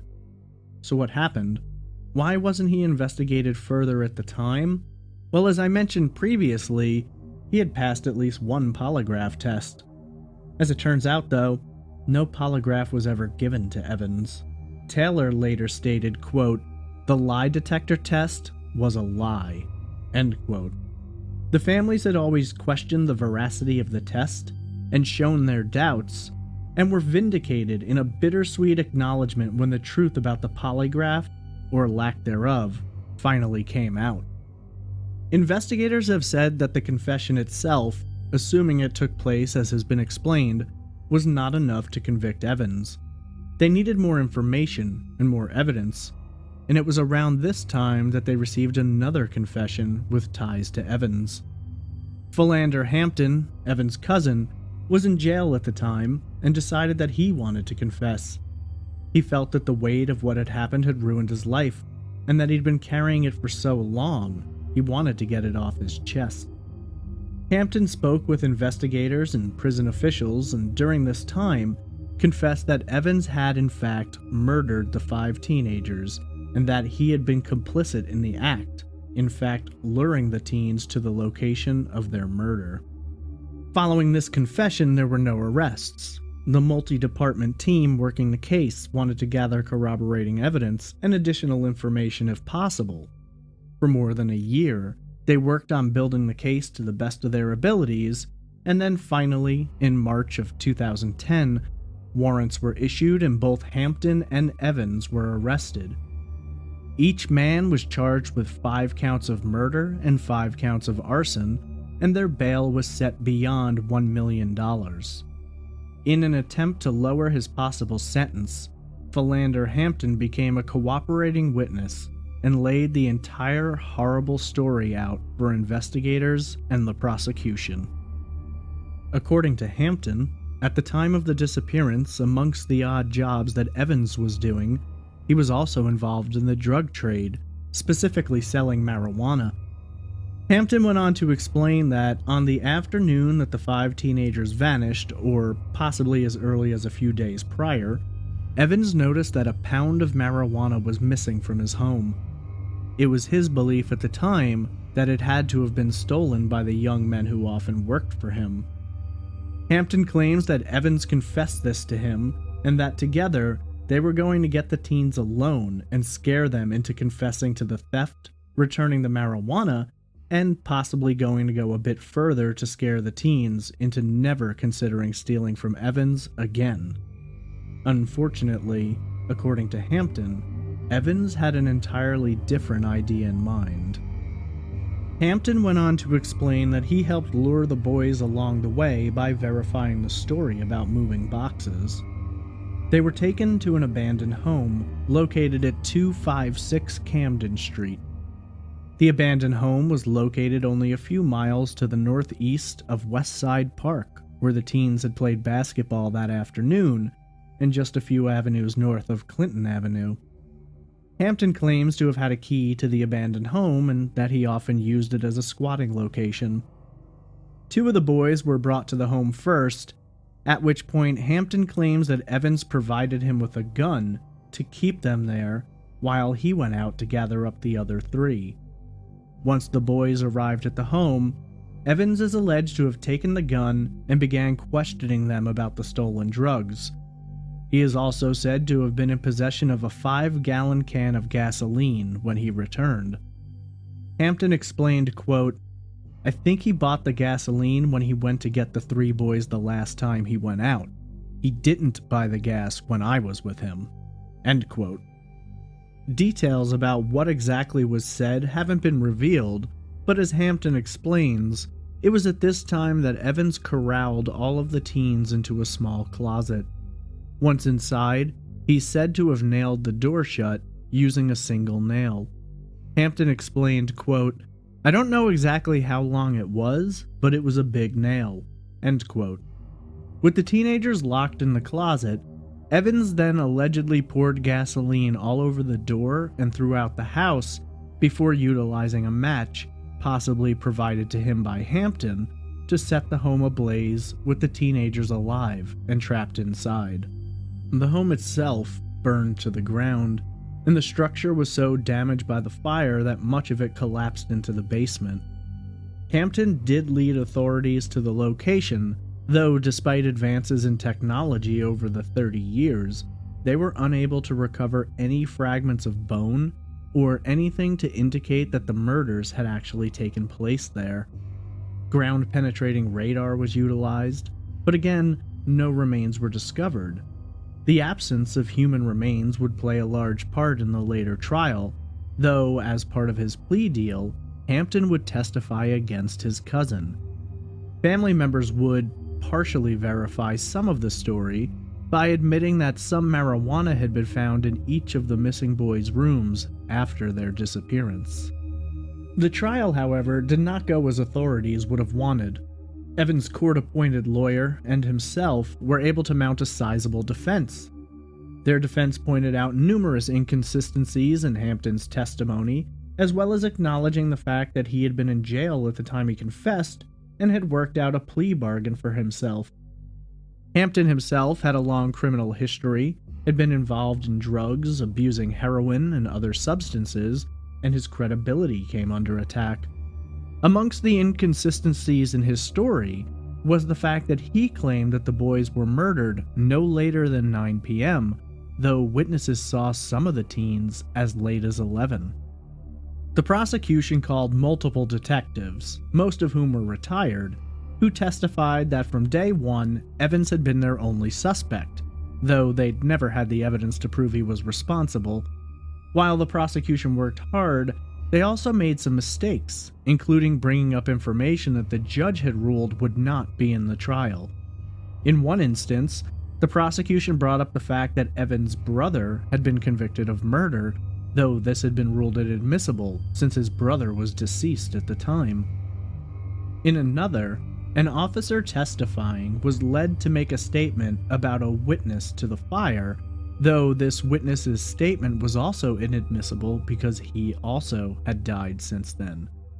In 2008, shortly after his confession, Hampton had called Evans from a police department in an attempt to get him to admit to the crime on tape. Evans had responded by asking, "What in the world are you talking about?" And Evans admitted this recording as evidence at the trial. The jurors felt that his response seemed believable, and since the prosecution hadn't admitted it, it was almost as though they were trying to hide something. Evans also informed the jury during closing arguments that he had been offered a much smaller sentence if he'd only confess, but that he'd turned it down because he was not guilty. Ultimately, Evans was able to provide questions to the jury that there simply weren't good answers for. Among these questions were, why would he use his business truck, which had his name on the side, if he was going to be driving young men to a murder?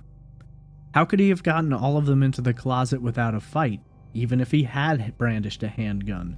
He and Hampton would have been outnumbered 5-2. The biggest question, though, and one which went directly against Hampton's testimony, was how would it be possible for 5 young men to be locked in a closet with the use of only a single nail? Evans also helped produce reasonable doubt by discussing reported sightings of a man with a gun in the company of the teens the day they vanished, an angry drug dealer out for revenge against them, and contradictory witness statements about the fire they were allegedly killed in. Evans also argued that it was a conspiracy, including corrupt officials to pin a crime on him because they couldn't solve it. In November of 2011, a Newark jury found Evans not guilty on all charges. Juror Lenny DeLeo later explained, quote, "Most people believe there just wasn't enough evidence to say beyond a reasonable doubt that he was involved." End quote. According to DeLeo, on Friday, the first day of deliberations, the vote was split 6-6 in terms of guilt or innocence. By the following Wednesday, the vote was 11-1 in favor of an acquittal, and finally the one vote agreed with the 11, and they settled on a ruling of not guilty. For DeLeo, one of the keys to the case was the testimony of Hampton, which he explained most jurors found simply unreliable.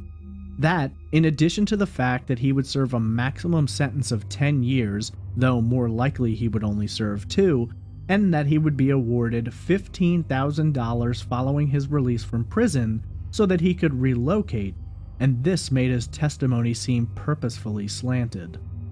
The families, or what remains of them some 33 years later, cried and consoled one another in the courtroom when Evans was dismissed.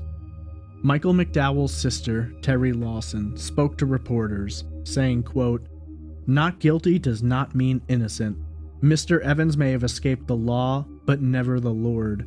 We're grateful this case was brought in front of a jury. It's difficult to ask 12 people to go back 33 years. We stand here today with more information with what happened to our boys." End quote. When asked about the family, specifically her mother, who had since passed away, Lawson responded, quote, 33 years ago, I was a child who watched her big brother disappear into the night. Today I stand here a woman, a mother myself. I can't imagine the pain my mother endured not knowing what happened to her only son." End quote. While for many, the likelihood of what happened to the 5 young men has been determined, regardless of how the jurors decided, there are many questions which remain unanswered. Whether or not one could depend on Hampton's testimony as enough to prove the truth of what occurred remains hotly debated. In a case such as this, where almost every law enforcement and legal professional involved believes that a man got away with 5 murders, there are truly only 2 theories which exist. The first theory suggests that Lee Anthony Evans may have been responsible, but somehow found a way to wrangle out of it through his trial. The second theory, and the only other alternative ever given, is that the 5 young men met their untimely end through the actions of a yet unknown or unnamed suspect. Whether or not this was related to drugs, the friends' relationships, or via a completely random encounter remains to be discovered, if indeed true. The disappearance of the Clinton Avenue 5 is an absolutely heartbreaking and shocking case. It tells the story of 5 young men, Melvin Pittman, Ernest Taylor, Alvin Turner, Randy Johnson, and Michael McDowell, who left their homes one summer night in 1978 and never returned. Some 33 years later, a man pled guilty to his involvement in their murders, but the man indicated as being the one most responsible was found not guilty due to a lack of evidence and so many questions and contradictions. For their families, many of them are now gone. They lost their lives never knowing what happened to their sons, their brothers. For those who remain, they have lived through the horrible details of what may have happened to them. And while knowledge can often lead to closure, if indeed their suspicions are correct, and Lee Anthony Evans committed this crime, a jury felt there was simply not enough evidence to convict, and he's now free, still living in the same area that he had lived since the day the Clinton Avenue 5 vanished. To this day, not a single shred has ever been found to reveal their location, and their families have no memorial sites to visit and no graves to lay flowers on as they continue to mourn 40 years later.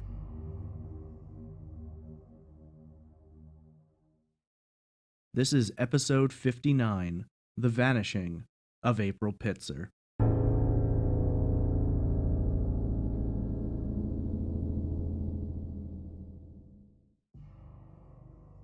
April Beth was born on February 19, 1974, to Gloria Denton. At the time April was born, Gloria was young, and it was a challenge for her to raise a daughter. April's father was a former military man and Vietnam veteran. Whatever struggles or issues may have existed at the time, it was Gloria's determination that she would raise her daughter and do whatever it took to provide for her and to be the best mother she could.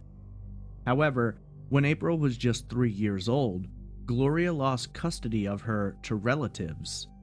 In an interview, Gloria later said, quote, "I was 19 years old and they thought I was too young to be a mother."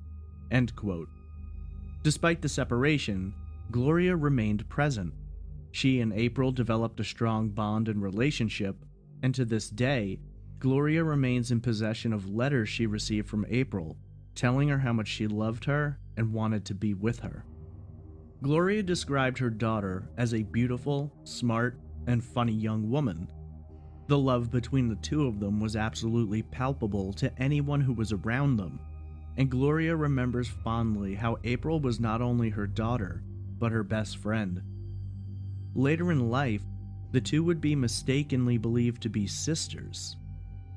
April was the kind of woman who didn't struggle to make friends, and according to many who knew her, it would be difficult to find someone who almost didn't immediately find themselves enthralled by her loving and caring personality. Even from a young age, April seemed to possess a caregiving disposition and would go out of her way to ensure the comfort and care of others. However, her personality had a taste for excitement as well. According to Gloria, April was a thrill seeker and enjoyed living a little on the edge. Some of her favorite activities were listed as being hiking, rock climbing, and even hang gliding. Living in northwestern Arkansas certainly provided its fair share of outdoor activities to be sought. Clarksville, Arkansas sits in Johnson County, between the Arkansas River and the foothills of the Ozark Mountains. Not a large city by any measure, its current population is just below 10,000 residents over 19 square miles.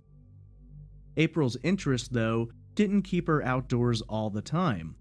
She thoroughly enjoyed cooking, perhaps as it connects distinctly to her caregiving nature and wanting to do things for others. April also loved music and was fond of singing whenever she could get the opportunity. Gloria has said that she's always been a music lover herself and believes she likely influenced her daughter's tastes. After many years of fighting to keep a relationship with April and working to regain custody fully, when April turned 17 in 1991, she made the choice, as she was now legally capable of doing, to move back in with her mother. The bond between the two only became stronger, and Gloria would later say that she and April became inseparable. In a poignant recollection about their reunion, Gloria recalled how April had told her now that they'd gotten back to each other, nothing could ever separate them again. Now older and growing into an adult, April was able to expand the world of her experiences and set her sights on what it was she wanted to do with the rest of her life. Regardless of what path may lay ahead of her, Gloria was there for her and was constantly supportive of her daughter. Eventually, Gloria decided that she was going to be moving to East Texas and asked April to come with her. Considering the tightness of their relationship and how they'd separated in the past, Gloria believed her daughter would come along, but to her surprise, April expressed her interest in staying in Clarksville. Perhaps it was due to connections she had there, friends and family. The majority of her life had been spent there. Gloria never truly understood her daughter's choice, but she was an adult and capable of making her own decisions. Regardless of the distance, mother and daughter maintained contact and spoke on the phone frequently. There was nothing in April's life that Gloria wasn't privy to, including when April found herself in a great deal of trouble and danger just a few years later. When April was in her early 20s, she found herself on the wrong side of the law. Deciding to go out for a night of fun, she went to a local bar and had a few drinks. During the evening, she met and befriended two young women. April's electric personality was, as always, a magnet to those around her. As the group talked, the two women expressed that they weren't sure how they'd be getting home that night. April volunteered to drive them, but unfortunately, she was not yet completely sober. During the drive, an officer spotted April's vehicle veering slightly off course. When she was pulled over, April was given a field sobriety test, which she failed. Ultimately, she was charged with a DWI. Things went from bad to worse when the officer asked the two passengers to exit the vehicle and he discovered methamphetamine in their possession. April was brought down to the station to be processed for the DWI, a misdemeanor carrying the possibility of a fine and jail time. Upset and concerned about what might happen to her, April was approached by officers about the possibility of becoming a drug informant. Being that she had only been arrested for a DWI, it's a little bizarre that they assume she was running in the drug world. There's been a lot of speculation about why she was specifically chosen for this, though the common belief was that since she had 2 women in the car with her who were in possession of meth, it was believed she may have been moving in those kinds of circles. Either way, April agreed to work as an informant. This would require her to operate under the oversight of a handler located in Little Rock, and through whom she would be given information about operations. April would be asked to visit bars and clubs, where she would make connections, purchase drugs, and try to get names and information. Many of these interactions would involve video and audio surveillance. At the time, there was a massive drug ring operating in the area. According to reports, the drug ring stretched from Clarksville all the way to Southern California. Chemicals needed for the production of meth would be acquired in Arkansas, at which time they'd be sent out west. Once the drugs were manufactured, they would make their way back into the state for sale and distribution. At the time, April was not aware of how far and wide the scale of the activity was. Her undercover work lasted for several months, and during that time, law enforcement were able to get a larger grasp on the operation. Her work had been invaluable to their investigation, and they managed to capture a large amount of transactions on tape. All the while she was working for them, April kept her mother in the loop with what was going on. While Gloria was concerned about her daughter, April felt that it wasn't that big of a deal, and it was keeping her from facing the DWI charges. Unfortunately, things would eventually take a turn. Whether there was leaking information or simply a matter of connecting the dots, April's work as a confidential informant was slowly discerned. When it became clear that April was compromised, law enforcement moved in quickly and pulled her out of the operation. Some very dangerous people were now aware of her possible involvement, and she was advised to leave the area and to not reveal her location to anyone. Not wanting to pull Gloria into this, and she didn't want to put her mother's safety at risk, April fled to Texas, heading into the Dallas-Fort Worth area. Some reports have stated that at the time, April may have been in Longview, Texas. She had family there, an aunt and an uncle on her father's side, and she was able to move into their apartment and stay with them for the time being. While she had been compromised, April felt somewhat relieved as it appeared that she would now be out from under the thumb of law enforcement and free to move on with her life.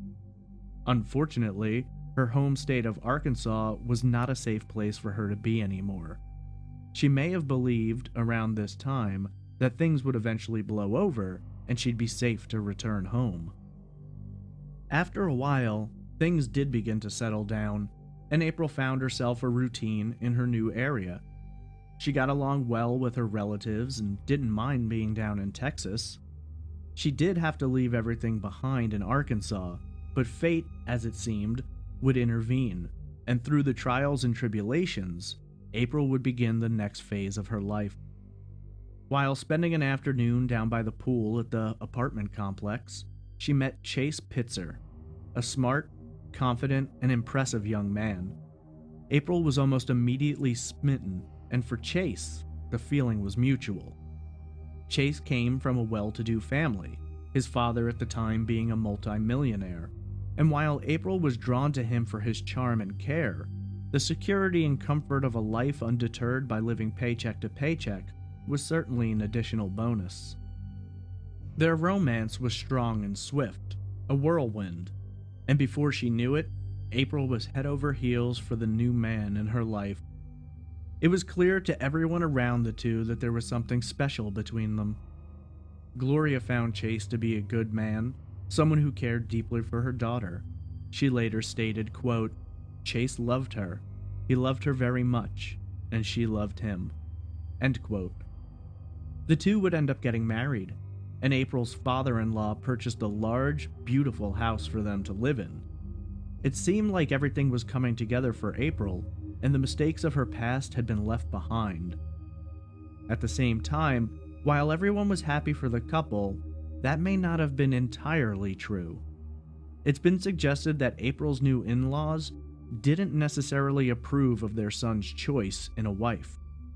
It's been said that they didn't approve of her past, they weren't happy when they learned about her previous work as a confidential informant, and for the most part, applied pressure to the relationship.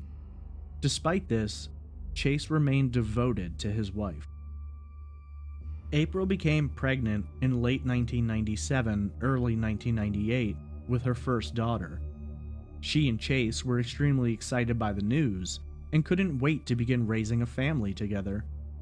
April's caregiving nature had always been there, but now her life would be fulfilled by the arrival of a child. Unfortunately, when April reached her 8th month of pregnancy, she received a visit from the past. While living in her Fort Worth home, there came a knock at the door. It was an officer from the Drug Enforcement Agency. April was informed that arrests had been made in connection to the drug ring in which she had been working as an informant, and they wanted her to return to Arkansas to testify in the trial.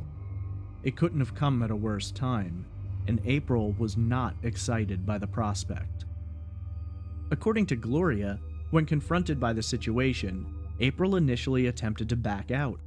She told law enforcement officials that she had a new life. She wasn't interested in going back to Arkansas, and she definitely didn't want to testify in open court against dangerous drug runners. From the point of view of the DEA, though, the situation was cut and dry. It's been alleged that April was told she would either return to Arkansas and testify, or not only would they follow up on the DWI charge, but they would also consider prosecuting her as someone involved in the drug operation.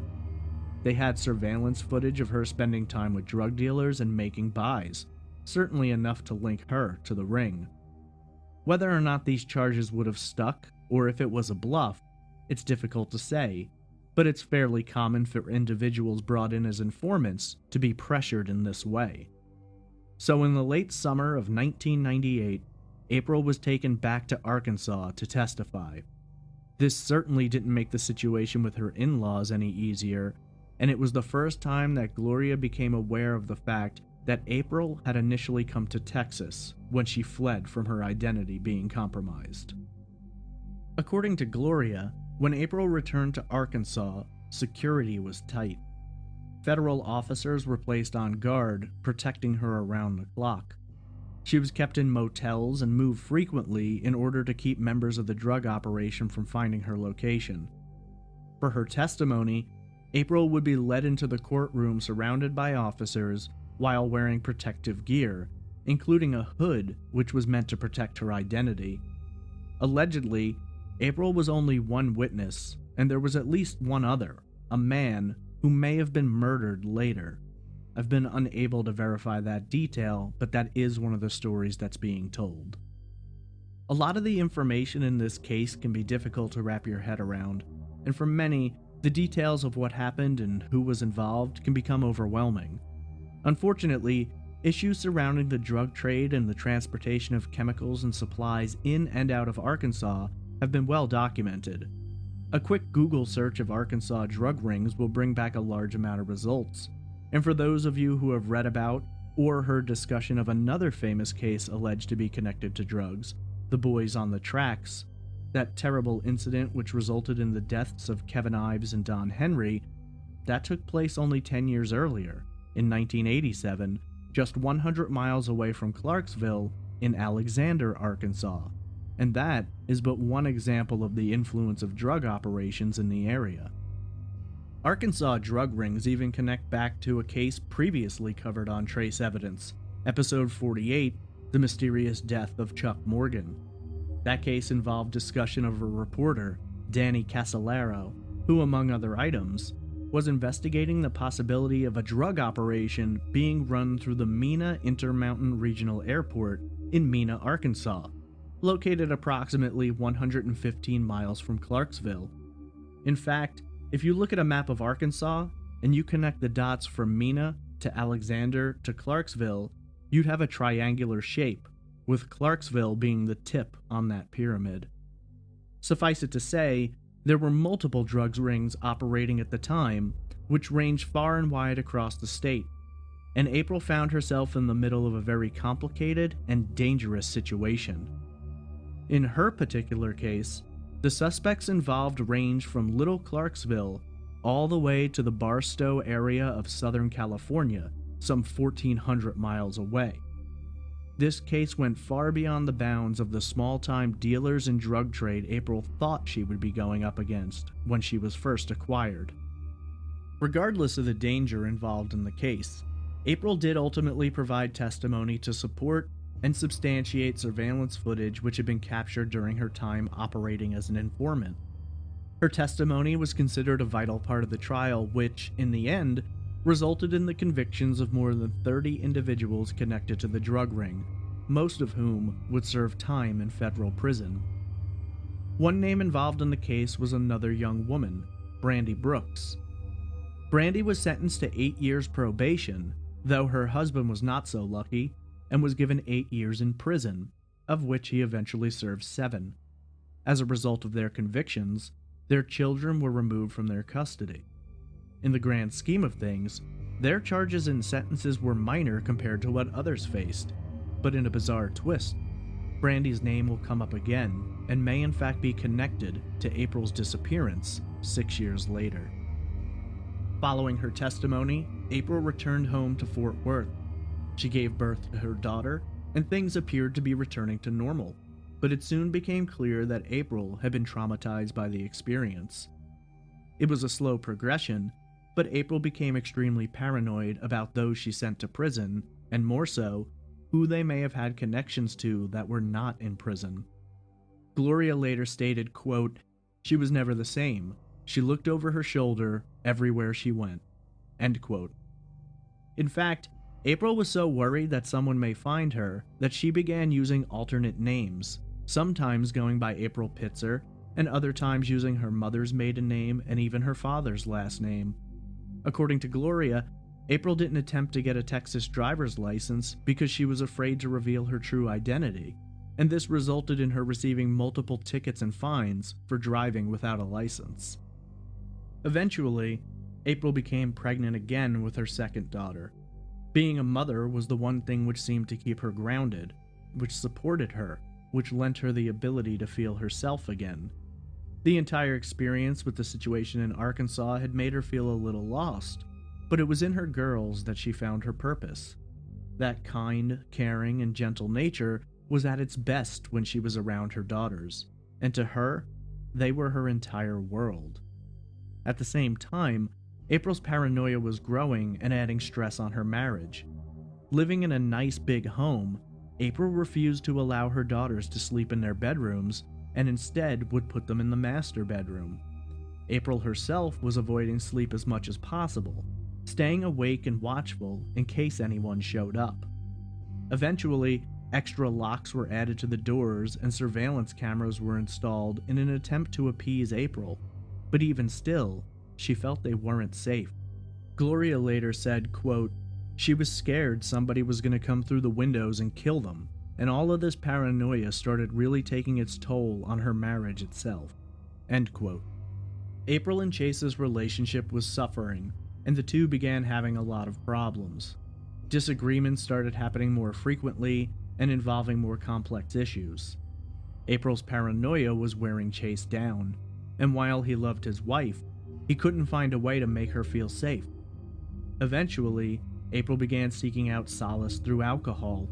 Her drinking quickly became an issue, and then, April just completely broke down. After several visits with doctors and psychologists, she was diagnosed with bipolar disorder. On the one hand, the diagnosis provided some possible reasons behind her behavior, but April herself was unhappy with the treatment options. April was prescribed several medications, but it didn't seem to agree with her. Eventually, April stopped taking the medication, which certainly didn't help with her lack of sleep and paranoia. It's always been considered a curiosity, her diagnosis, and whether the trial was the source of her worries, the bipolar itself, or some combination of the two. This added an extra layer of stress and difficulty to the marriage, though despite the issues, it was clear that there was still love there. Eventually, April and Chase divorced, but they weren't yet ready to give up on each other. It's been said that even as they signed their divorce papers, they were rekindling their relationship. There was certainly a very back and forth period going on, and Gloria believes the divorce itself may have initially been for show. Chase's parents were unhappy with the situation and were working to get their son out of the marriage, whether or not he wanted it.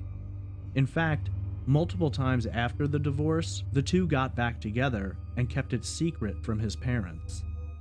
Despite their efforts to make things work, it was eventually made clear that things had grown beyond their control. By February of 2003, April's drinking, paranoia, and bipolar were wearing her down. She moved out of the house, taking her two daughters with her into an apartment.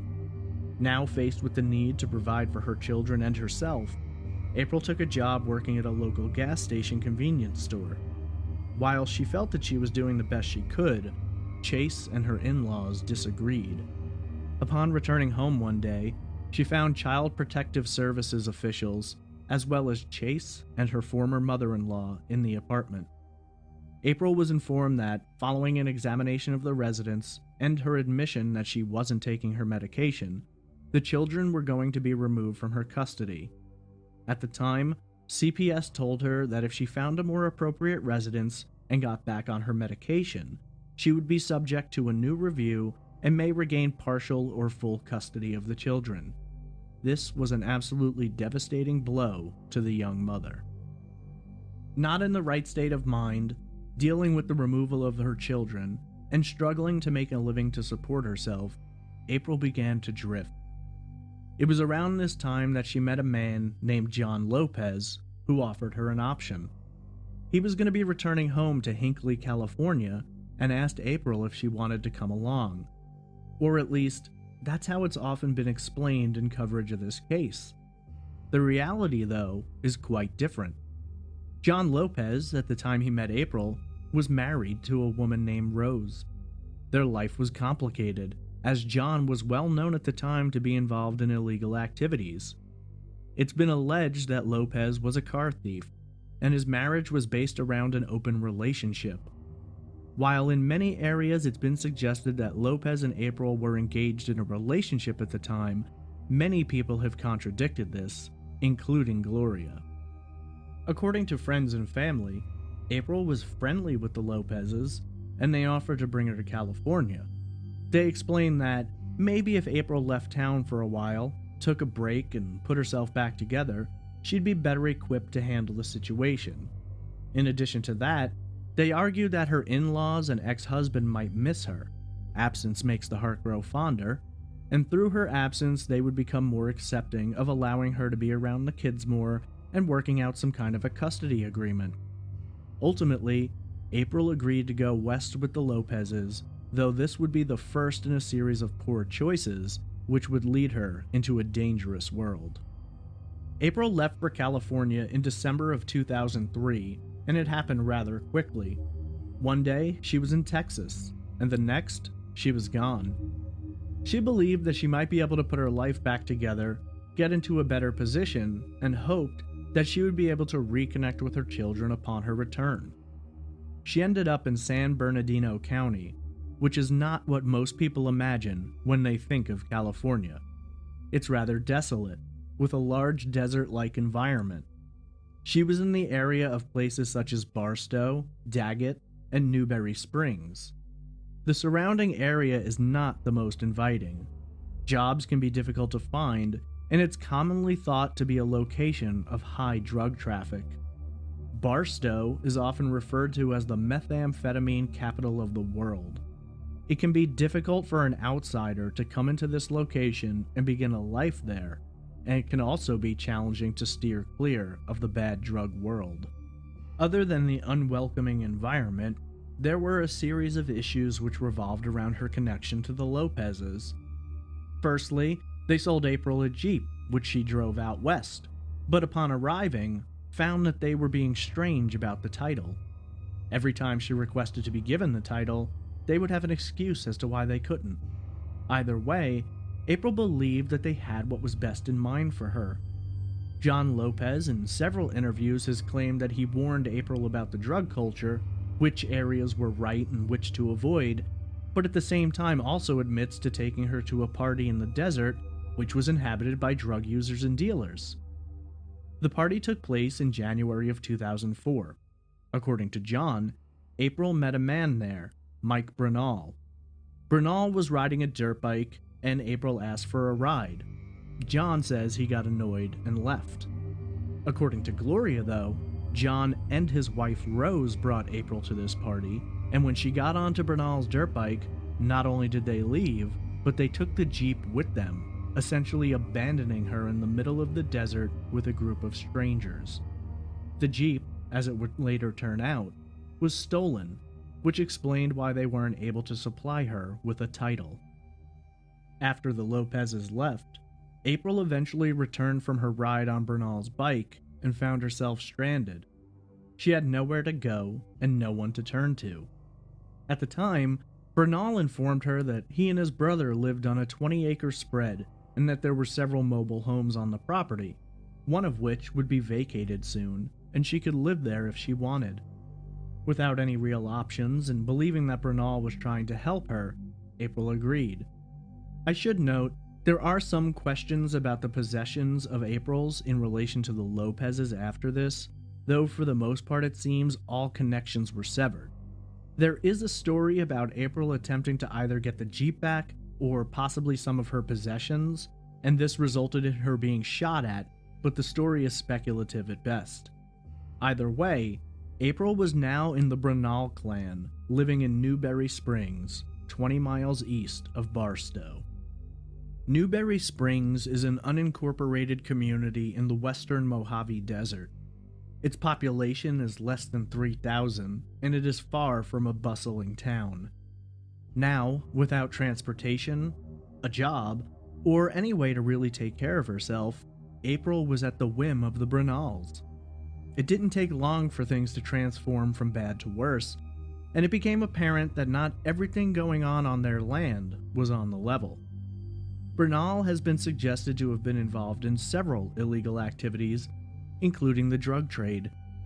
It's around this time that April herself seems to have begun falling into drugs and deeper into alcohol.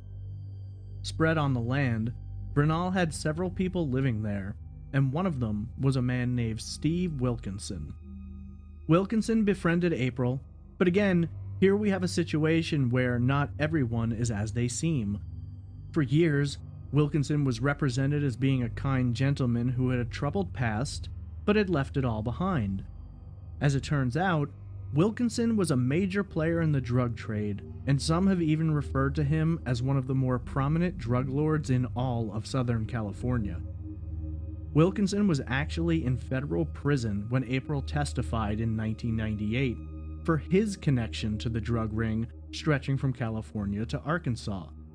At the time, Wilkinson had no idea that he was spending his time with a former confidential informant. Through Bernal and Wilkinson, April came to know two other men, Chuck Hollister, and a man everyone referred to as Dan. Hollister was a Vietnam veteran whom many referred to as Uncle Chuck. He had been in the area quite a while and owned his own home, which was a rarity, and he was known to take in drifters and people down on their luck. For the most part, many considered him to be a decent guy who was always out to lend a hand. There was, though, a darker side to Hollister. He was known to be a drug abuser and could have a violent temper, and his association with Dan made things all the more sinister. Dan sometimes lived on Hollister's property, but usually stayed in old abandoned mining shacks, and was known in the area as a dangerous individual. San Bernardino County was a major area during the California gold rush of the mid to late 1800s. As a result of gold being found, thousands upon thousands of people came to the area believing they were going to strike it rich. Left behind in their wake are more than 20,000 abandoned mines. Some of these mines are still worked today. Others are abandoned and scattered throughout the countryside. There are dangerous pits leading down into an incredible network of twisting and turning tunnels going down hundreds of feet. Dan worked a mine, which he named the Red Dog Mine, located in Ludlow, California. Dan decided that he owned the area and was extremely aggressive about others coming near the shacks or his mine, for which he actually did have a claim. For many, Dan was a dangerous man, and there were rumors that he'd killed in the past. An alcoholic and drug addict, he was paranoid and had a tendency towards violence. As a warning to would-be wanderers, scrawled all around the area in various abandoned shacks are the words of Dan. Some of the things he'd written include, 3 people can keep a secret if 2 are dead, and you can leave or you can disappear. I can help you disappear. No problem. Perhaps just the scrawlings of a rambling old man, but this became the circle that April was running in. Dan, Wilkinson, Hollister, and the Bernals. It didn't take long for the sweet southern girl to feel completely overwhelmed and scared. Her use of drugs and alcohol was overtaking her, and she became completely dependent on those around her. Issues between April and Bernal began building up, and it became a major problem within their little community. It's difficult to keep track of everything that went on, as there are so many stories, but one which seems to be verified tells the tale of a particularly violent encounter between April, Bernal, Hollister, and Dan. At the time, April and Bernal had been given permission by Dan to explore the mines in his area, out of curiosity, and in the hopes that they might pull up something of value. After one particular instance, Dan accused them of stealing truck parts from him to sell for drug money. This situation eventually exploded out of control and led to rumors of a high-speed chase, abduction, and when it was all said and done, April had a bullet wound in her leg. Wilkinson nursed April back to health and notified Gloria, telling her that the injury wasn't major and she'd be alright. Gloria was absolutely beside herself, trying to get April to come back home, but for whatever reason, April wasn't ready to leave yet. This leads to the breakup between April and Bernal, and then she found herself homeless, jobless, and without any prospects. She spent her nights sleeping on couches and staying with friends when she could. She never knew where her next meal was going to come from and who would provide it. Ashamed and scared, when she did speak to her mother, she lied and claimed things were going well, that she was working and living in a nice area, but in reality, her life was collapsing into a personal hell. Following her life with Bernal, the issues with Dan and Chuck, the gunshot wound, and the utter implosion of her world, April had a breakdown. One day, after her leg had healed, she found herself aimlessly wandering down Route 66. Desperate for help, unsure of who to turn to, and too ashamed to ask her mother for help, she didn't know what to do. The entire situation had gotten out of hand, and as she walked down the road, a man named Mark Killebrew stopped by and noticed the unkempt and clearly upset woman. He asked April if she was alright, if she needed help. At the time, April just collapsed. She sobbed and told Mark all of her problems and issues, and Mark, finding himself compelled to help, told her to get into his truck. He drove her over to his mother Barbara's house, where the two quickly became friends. Barbara was elderly and had difficulty moving around, and this fed into April's caregiving nature. She wanted to help, and she needed the companionship, someone who actually cared about her and didn't just see her as a means to an end. Barbara listened when April told her everything that had happened, and eventually convinced her to call Gloria and tell her the truth. It was a heartbreaking phone call when April confessed everything, told her mother how she'd been homeless, how she'd been living, and the type of people she'd been spending her time with. She asked Gloria to send her out some clothes, and Gloria purchased several items and shipped them out to her. April was just so happy to have cleared her chest and to have received the clothing. Gloria had been asking April to come back home. and finally she agreed. She missed her daughters, she missed her mother, she wanted to come home, she wanted help, and she was ready to do it. Gloria herself was in the process of moving back to Clarksville, Arkansas, and April told her that when she got back there, she'd move in with her. She didn't want to complicate the move and make things difficult, so she'd wait until the time was right. Gloria would wire her the money for a bus ticket. Unfortunately, that day would never come. In the meantime, April was spending her days taking care of Barbara, but her nights were still in question. She ended up staying with Wilkinson for a while, who later stated, quote, "She'd been staying at my house maybe a couple of weeks or something like that, but she wanted to go see her kids, and that was a good thing for her to do, you know? It was time for her to leave." End quote.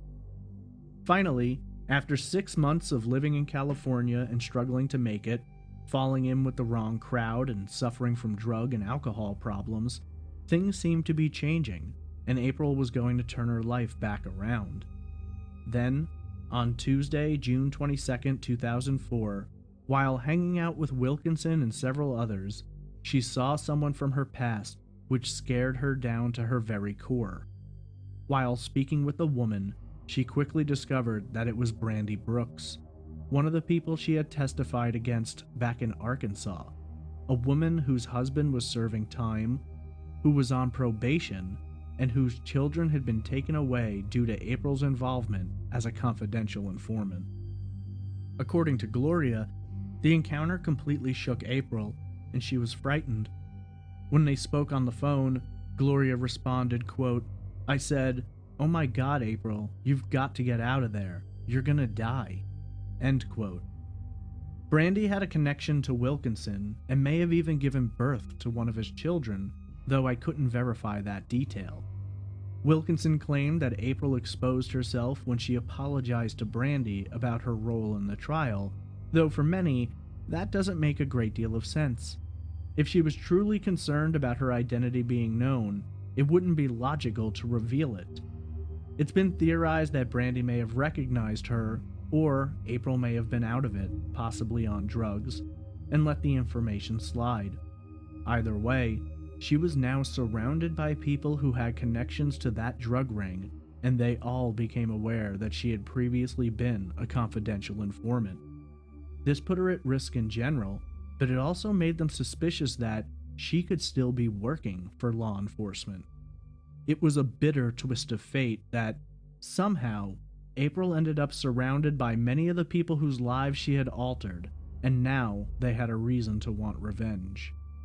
Gloria wanted April to come home immediately, but April told her she'd wait until she was in Clarksville, and in the meantime, she'd find somewhere safe to stay. Gloria suggested that April could stay with Barbara, but at the time, Barbara was in the hospital.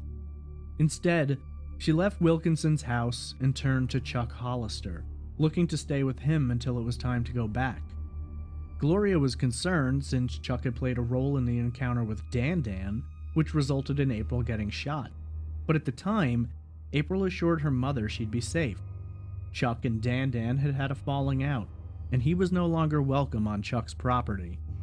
Reluctantly, Gloria agreed. This would be the last conversation Gloria would ever have with her daughter, and given April's financial state, she didn't have a cell phone. All calls coming in to Gloria came from other people's houses, including Chuck's, and for the most part, April would call collect. Chuck's home was set back a little ways off Route 66, and the entry point was protected by 2 gates which he kept padlocked.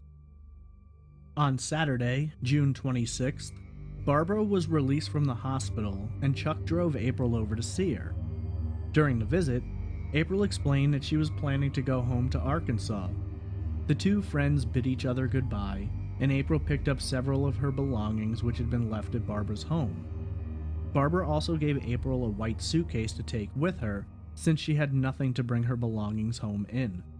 This would be the last time Barbara would ever see April, and according to her, at the time, everything seemed fine. She didn't act like she was scared or worried. She was her usual kind and bubbly self. Over the course of the next few days, Gloria placed several calls to Chuck's house. The phone would ring, but it was never picked up. She wasn't immediately worried, as it wasn't uncommon for April to go for short periods without contacting her, but she knew the time for April to come home was approaching, and she wanted to finalize the arrangements. Following the revelation about Brandy Brooks, she wanted to check in and make sure everything was okay. She kept leaving messages and placing calls, but she simply couldn't get through. Then, in July, she received a call which would change her life forever. Barbara called Gloria and asked her how April was doing and if she was happy to have her back home. Gloria was confused and told Barbara that April hadn't come home, but Barbara insisted she'd taken a bus back to Arkansas as she'd planned. She hadn't seen her since the 26th, and April had told her she was going back. Gloria explained that she was supposed to wire the money for the bus ride, but she couldn't get in touch with April and she didn't know where she was. Gloria later said, quote, "I said, 'Barbara, something's happened to April. Who was the last person with her?' And she said, 'Chuck Hollister. He brought her out here to get her stuff.'" End quote. Detective Steve Pennington later, when asked about Chuck on that day, explained, quote, "He had taken her to several friends' houses. He had taken her to Barbara's house. She was telling everybody goodbye. She had packed her stuff, and her stuff was ready to go." End quote. Working off of Barbara's account and unable to reach Chuck, it had been 8 days since anyone could confirm seeing April. Scared and concerned, Gloria called to file a missing persons report, but was informed she couldn't file that report unless she was in the state. When she explained the situation, Gloria contends that police told her that April had had a bad marriage, lost her kids, and that she wasn't missing, she just didn't want to be found. After struggling to get someone to take her seriously, Gloria called Barbara and asked her to file a missing persons report since she's in the state. The report was filed on July 16th, and the San Bernardino County Sheriff's Department began an investigation, but it was almost immediately met with obstacles. Of the people they could track down who knew April, none claimed to know where she was or what may have happened to her. Missing persons flyers were manufactured and placed in Barstow, Newberry Springs, Daggett, and surrounding areas, but no tips were being called in. For all intents and purposes, it appeared as though April had simply vanished without a trace.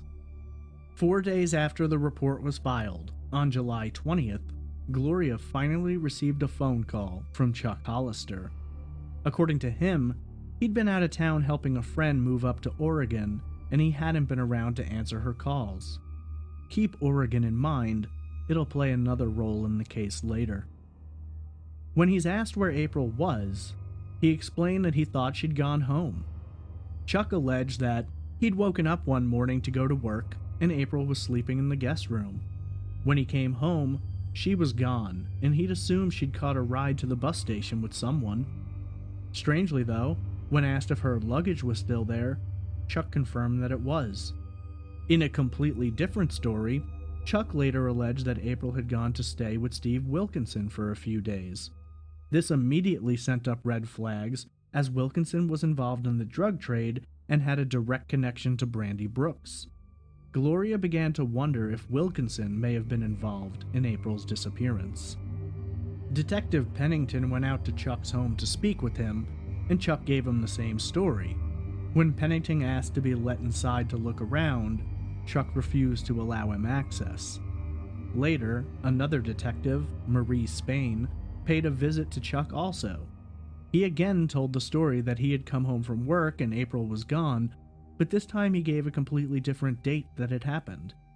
The stories simply weren't adding up, and when Gloria spoke to Detective Spain about the second encounter, she placed a call to Chuck wanting to question him about the discrepancy. Unfortunately, by the time Gloria called him back just the next day, he'd already changed his phone number. With Chuck unwilling to fully cooperate and everyone else claiming they had no knowledge of April's whereabouts, detectives had very little to go on. A month and a half would pass before detectives would catch their first lead. On September 9th, a Barstow City Transit employee overheard a bizarre comment from a passenger. According to Detective Pennington, quote, "A person getting on the local transit bus had seen the flyer at the transit station and had made the comment that she knew that person, knew April, and made the comment that, 'I know where she's at, she's in a hole,' end quote." The transit employee notified the police of the comment, and they were actually able to track down the passenger. When confronted by the information, the woman claimed that she hadn't made that comment. She did, though, eventually admit that she had attended a party and had overheard someone there explain that April had been killed and her body had been concealed in a mine shaft. While authorities now had a place to start, it was an overwhelming task. With more than 20,000 mines in the area and countless tunnels, the sheriff's department simply didn't have the researchers to search all of the areas, and many of them are unsafe to enter. David Van Norman, the deputy coroner and missing persons coordinator, stated, quote, "The desert is vast, and it really doesn't help to say that somebody might have been placed into a mine in light of the fact that there were literally thousands and thousands of mines," end quote. In hopes of getting extra eyes on the situation, Van Norman contacted Joe Pizzatola, a local who knew many of the mines, was a historian, and often led tours of the areas. Joe was asked to keep an eye out for anything out of the ordinary he might see. In an even more bizarre situation, later in the same week that the woman had made the comment about April being in a hole, a haunting scroll of graffiti was found written on the walls of a bathroom. Hundreds of miles to the north, at an Oregon truck stop, an employee discovered the following statement: "Looking for missing girl from Arkansas, 3 miles east of Barstow, I-15 freeway." Authorities traveled to Oregon to discuss what had been found and were informed that the bathrooms were frequently cleaned, suggesting that whoever had written it would likely have been in the truck stop that day or fairly recently. There's a camera facing the hall leading to the men's room. The truck stop is open 24 hours a day, and the camera is always running. Police were given the surveillance footage going all the way back to June, the month that April vanished. Unfortunately, there were hundreds of hours of footage to go through and not enough resources to invest in checking all of it. Gloria eventually was given copies of the footage, of which she watched hours. On one particular day, she noticed a man who she believed closely resembled Chuck Hollister. One point of contact for Gloria early on was Chuck's daughter, Tricia. Tricia and Chuck had long since been estranged, and she was devoted to helping Gloria get to the bottom of what had happened and to locate April. When Gloria spotted the man who appeared to be Chuck, Tricia was called in to verify this information. While she agreed that the man closely resembled her father, she couldn't say it with certainty. She believed that the man in the footage was taller and broader than Chuck. However, it is important to remember that Chuck claimed he had been out of town, helping a friend move to Oregon, and that's why he hadn't been in contact with Gloria for several weeks after April vanished. The San Bernardino County Sheriff's Department conducted a large-scale search in the area specified in the graffiti. The search encompassed an area from Barstow to the Calico exit of I-15, over rough and rocky terrain. Unfortunately, this area is home to hundreds of mine shafts. While authorities searched extensively, they were not able to examine every nook and cranny of the area. It was far and wide and too extensive, but they did focus in on shafts nearing the edge of the interstate, believing that it was unlikely that if April had been disposed of in a shaft, that whoever had done it would wander too far into the area to complete the task. Ultimately, nothing was found. In desperation, Gloria began going through her phone records and calling back every number that April had ever called her from. She received a wide array of responses, from people refusing to talk and others who told all manner of stories and rumors. Most of the information received suggested the belief that April was in the area, had been murdered, and her body was concealed in a mine shaft. While it was difficult to know if these rumors were reliable, there was one specific area which kept coming up in the stories: the mines of Ludlow. Chuck Hollister's former friend and Steve Wilkinson's current friend, Dan, owned the Red Dog Mine in Ludlow. Authorities had approached Dan several times, but he refused to talk. Detective Pennington explained, quote, "I went by his house on numerous occasions. His vehicle would be there. I'd knock on the door. He wouldn't answer. I would leave my business card. I left missing persons flyers asking him to contact me." End quote. Dan did eventually speak with police, though he claimed that while he had known April, he had no knowledge of what may have happened to her. 6 weeks after Detective Spain visited Chuck Hollister, her partner came back to the home to ask additional questions. Again, Chuck was resistant to talking, and yet again, he told a very different story. This time, Hollister told the police that April had left town with a truck driver and had told him she would return in 3 weeks. According to him, she never came back. This time, when the officer asked to be allowed inside to take a look around, Chuck agreed. Upon examining the home, there didn't appear to be any signs of a crime, and the officer was able to view April's belongings in the home. Authorities were able to conduct a search of the Red Dog Mine. On December 22, 2004, the Barstow Search and Rescue Team entered the mine. They had cadaver dogs with them and conducted an extensive search, going as far down into the mine as they could. The Red Dog has multiple levels, and at this time was difficult to maneuver through. Several areas had to be braced to add additional support, and other sections were overrun by rattlesnakes. It was a challenging search, but the team felt that they had done an extensive job, and unfortunately, nothing was located at that time. Dan maintained that he had no knowledge of what had happened. Chuck Hollister stuck to his story that April hadn't been home when he'd returned home, and Steve Wilkinson denied that April had ever come back to his house after she'd gone to stay with Chuck. All of these people surrounding April in the days and weeks leading up to her disappearance, and yet no one knows what happened. As time passed, police were frustrated by dead ends and a total lack of information. Locals were questioned, and the rumors persisted that April was somewhere in a mine shaft, but nothing had yet been discovered. For Gloria, it was absolutely devastating to have lost her daughter in this way, and she spent each day trying to reach out for answers. After Hollister changed his phone number, she wrote him letter after letter. She sent him missing persons flyers, but Hollister never responded to her. In January of 2005, Andrea Pruitt, owner of the Baghdad Cafe in Newberry Springs, reached out to police. Having seen the missing persons flyer, she recognized April as a former employee. According to Andrea, April had arrived at the cafe in June looking for work. She explained that she was staying at a house nearby and could walk to work if needed. Chuck Hollister lived nearby, so it seems likely that she was staying with him at this time. Andrea remembered April as being sweet and kind, hardworking, and a good employee. She recalled April arriving for work well-dressed, put together with her hair up, and looking professional. But she was more disturbed by the way in which April left the job.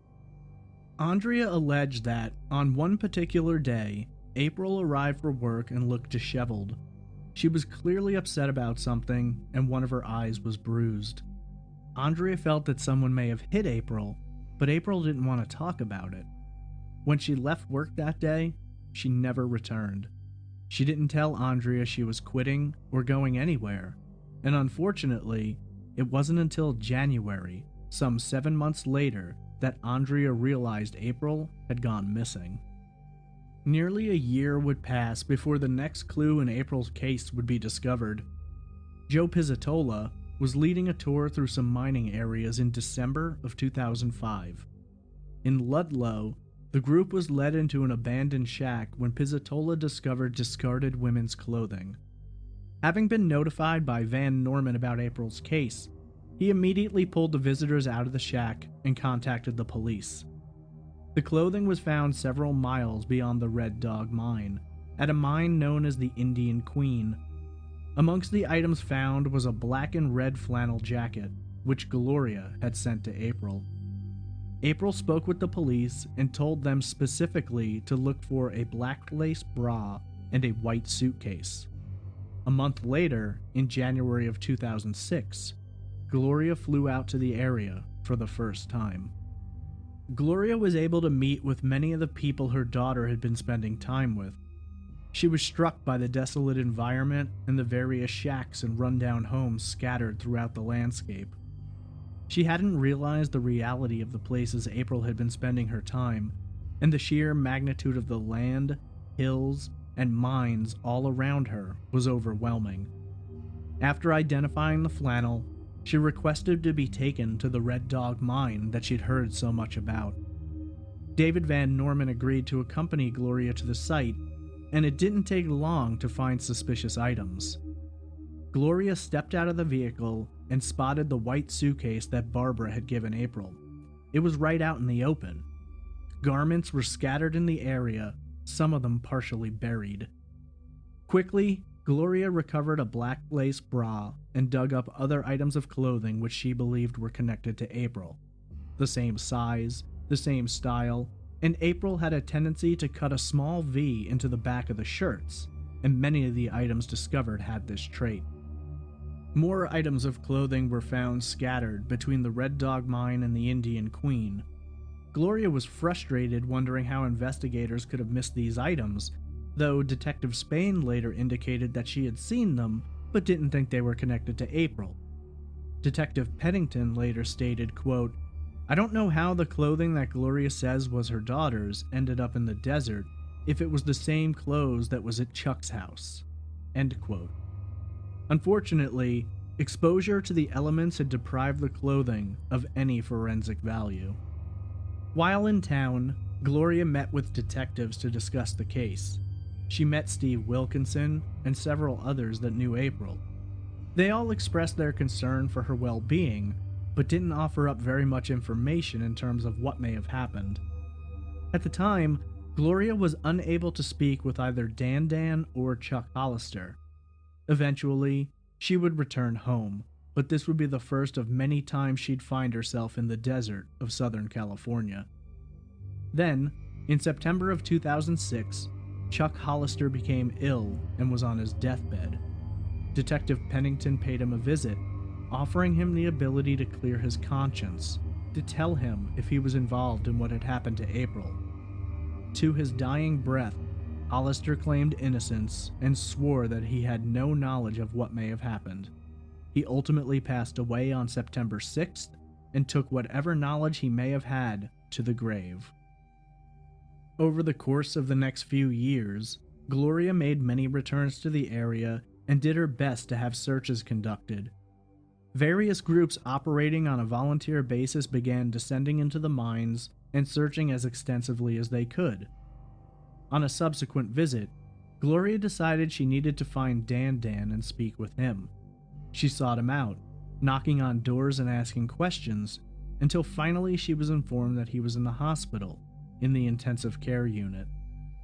When Gloria entered the unit, nursing staff mistakenly believed that she was a family member and informed her that she needed to get Dan to eat. While wearing a shirt with her daughter's missing persons flyer printed on it, Gloria Denton sat in the same room with the man who had shot her daughter in the leg, the man who many believed would now know where to find her remains. Gloria pleaded with him, and according to her, they both cried, and he expressed that April was a good person, but he didn't know what had happened to her, and he hadn't been involved. Though he did make an odd statement that he'd taken Brandy Brooks to his mine one time. Dan later died as the result of his illness, apparently cancer. Shortly thereafter, a woman contacted Detective Pennington. According to this woman, Dan had looked upon her as a surrogate grandmother, and he had done various things for her throughout her life. He had given her rides when she needed them, helped her with her shopping, and would visit and speak with her. The woman claimed that on one visit, not long before his death, Dan wanted to get something off his chest and made a disturbing confession. Dan allegedly stated, "I did her." When the woman asked what he was talking about, She claims Dan told her that he had killed April Pitzer. He then made a statement about Gloria, saying, "She's in the right place, but she hasn't gone far enough." Pennington believes this meant that April was in fact somewhere in a mine, but that she may either be deeper down in an area yet explored, or perhaps in another mine deeper into the desert. Over the course of the next years, dozens of searches were conducted in mines all around the area. Police were involved in many, as have been private search and rescue teams who volunteered to assist. Among those who have searched are Trinity Search and Rescue, who were involved in ground searches over the course of several days, as well as providing satellite imagery of the area. A nonprofit group from Utah, the Mojave Underground, also conducted searches, as did a San Diego-based search team, Underground Explorers. Texas EquiSearch has also participated, and there are even videos released to YouTube by search teams documenting their explorations of the mines. Some of these teams have gone as deep as 3,000 feet down. At various times, garments have been found which may have belonged to April, though nothing more than that. In one particular mine, a pile of stones with a cross was found, though this was believed to have been a memorial towards Chuck Hollister, and nothing related to April. In 2008, a butterfly garden was opened at the Desert Discovery Center in Barstow. It was dedicated in April's memory, in hopes of keeping her name and case alive. Despite the lack of results, Gloria has never given up the search, and returns to the area frequently, mounting new searches with volunteers. Despite her own physical issues, Gloria has gone down into the mines herself and was searching along with teams of experts. But Gloria wasn't just searching for April in the winding, dark mines of the surrounding area. During her time in California, she spoke with many of the people she believed possessed more knowledge than they're sharing. On several occasions, she even went to these people while wired for sound, capturing the details of their conversations. One person who stuck out in the minds of authorities, who was still alive and may hold the key, was Steve Wilkinson. Wilkinson had been a drug kingpin, and was still operating in that world when April disappeared. He had served time in federal prison for his connection to the drug ring that April testified against, though he was already in prison based on other evidence when she took the stand. In one particular conversation with Gloria, he explained how he believed a woman had stolen marijuana from him once. The woman was then the girlfriend of April's ex, Mike Bernal. In order to discover the location of the missing drugs, a total of 20 pounds, he took the woman out to the desert, where she was tased and beaten. She eventually admitted that Bernal had stolen the drugs. Gloria asked Wilkinson if this was how he treated people who had crossed him. Why would she believe that he hadn't done something to April? Allegedly, Wilkinson responded that April was a drinker. She wasn't much into the drug scene, and she would not have stolen from him. When asked about Hollister and Dan, Wilkinson claimed that neither of them would have been involved. They were older and not the type, though when he was later interviewed on television, he changed his story and stated that Dan was a violent man and had likely killed before. According to Gloria, in a separate conversation, Wilkinson began discussing the role April played in the 1998 drug trial. He supposedly told her that April had sent a lot of people to prison, many of whom were either out or who had connections in the area, and those people may have wanted revenge. He even supposedly expressed that his own time in prison may have been due to April's testimony. Gloria said, when she told Wilkinson that April couldn't have been involved in his arrest, since she didn't testify until after he'd already been sentenced, she felt that he responded with shock. A rumor, rampant at the time, suggested that Wilkinson had actually paid Chuck Hollister and Dan to murder and dispose of April as a response to his own incarceration, though as it turned out, she played no role in that aspect of it and had no knowledge of him prior to arriving in California. Wilkinson, though, would soon join the list of names connected to April's disappearance who have since left this earth. On September 1st, 2015, Steve Wilkinson was arrested in a drug raid in which 34 people were charged. According to reports, located in his home at the time were more than 10,000 marijuana plants, over 100 pounds of methamphetamine, more than 200 pounds of processed marijuana, and several pounds of mushrooms. Faced now with charges that would have sent him to prison for the rest of his life, Wilkinson posted $50,000 bail on September 2nd and then made some interesting choices. For the first time, he purchased a life insurance policy. Then, he decided to board a plane in Daggett, California on September 5th, allegedly to fly to Amarillo, Texas for a birthday. The plane, a twin-engine Cessna, was piloted by Harold Joseph Raggio, Wilkinson's father-in-law. Also aboard were Rosalinda Leslie and Michael Riley. The flight left at 7 a.m. and stopped in Flagstaff, Arizona to refuel before continuing on its way, but eventually it would crash down to Earth, killing all occupants at 2:08 p.m. Interestingly, the flight had veered more than 150 miles off course and went down near Silverton, Colorado, in San Juan County. Wilkinson was identified by his tattoos, and no DNA was processed for confirming identities.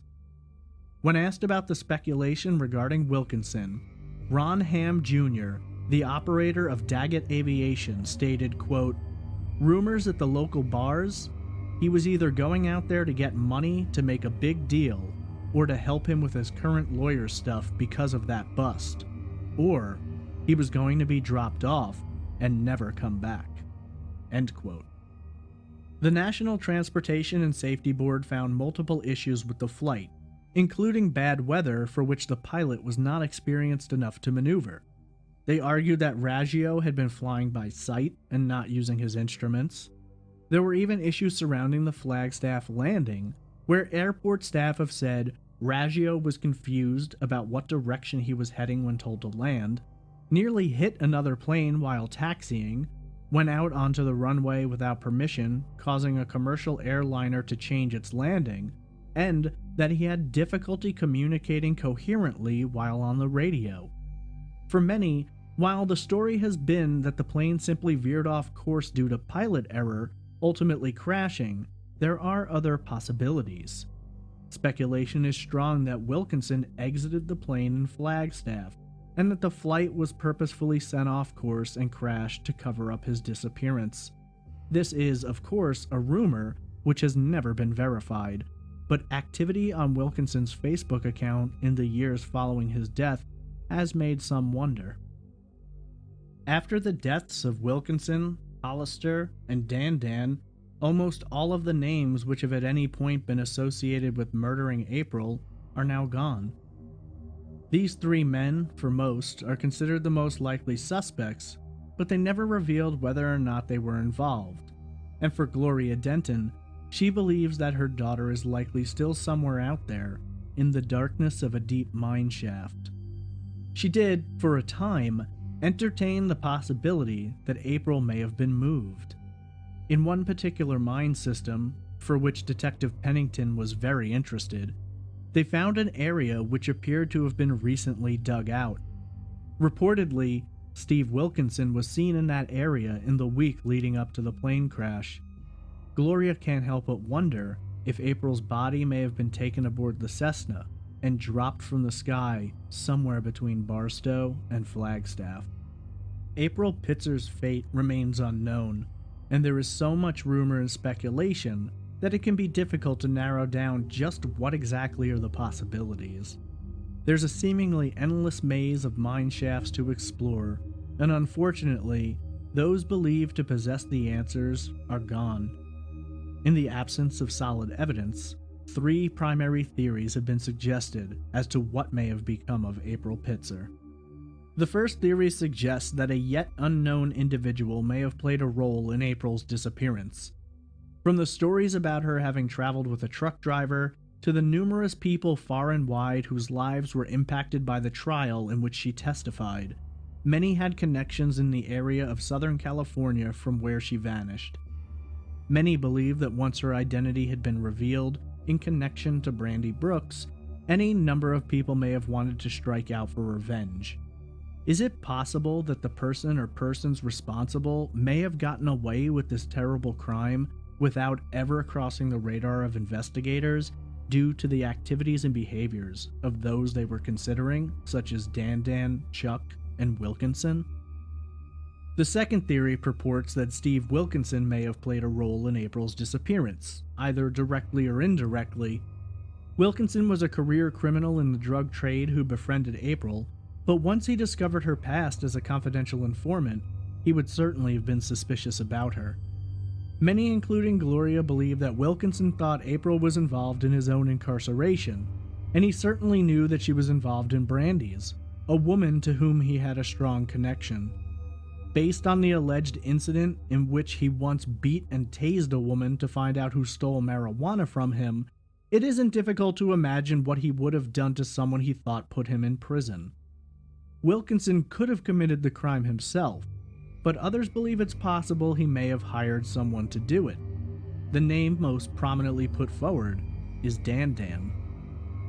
The third and final theory is that Dan was ultimately the man responsible for the murder and disposal of April's body, and he may have placed her into one of those mines that he had spent the past 40 years of his life exploring. Dan allegedly confessed to killing April, though we have no way of knowing for sure what exactly occurred and whether or not he was telling the truth. Wilkinson and Dan were tight, and while Dan and Chuck had a falling out, Wilkinson is still a tie which binds them. For many, they believe that when April decided to leave the area, the choice had to be made whether or not to let her go. With her history as an informant, Wilkinson may have felt that it was too dangerous to allow her to walk away, knowing what she knew. Dan could have, through Chuck, been given access to April. However, Dan used to live with Chuck part of the time, so it's also suggested he knew the home and property well enough to gain access and abduct April, at which point he could have committed this heinous crime. When last seen, April Pitzer was described as being a Caucasian female, standing 5 feet 9 inches tall and weighing between 120 and 130 pounds. She has brown hair and hazel eyes. April has a scar on her elbow, a scar on her lip, a scar on the left side of her stomach, and a small round scar on the left side of her chest. She has several dental implants. She was last reportedly seen in Newberry Springs, California on June 28, 2004. In the 14 years since April Pitzer vanished, Gloria Denton has been desperate for answers. She has transformed herself from a broken mother seeking her daughter to a hardened woman digging through the dirt of California and confronting dangerous people for answers. She has returned to the area more than 28 times and been involved directly with more than 20 searches. Her grandchildren, now grown up, have never learned the truth of what became of April, and while Gloria wishes it were different, she believes her daughter is gone. It's now a matter of locating her remains and giving her a proper burial, and a place for her loved ones to visit and mourn her. When asked about April's last years, her struggles, the people she was surrounded by, Gloria responded, quote, "So many people don't report their loved ones missing as adults because, well, they're not worthy. That's a prostitute. That's an alcoholic. That's a drug addict. I don't care what they are. They are lives. They have names." This is episode 56, The Disappearance of Jamie Fraley.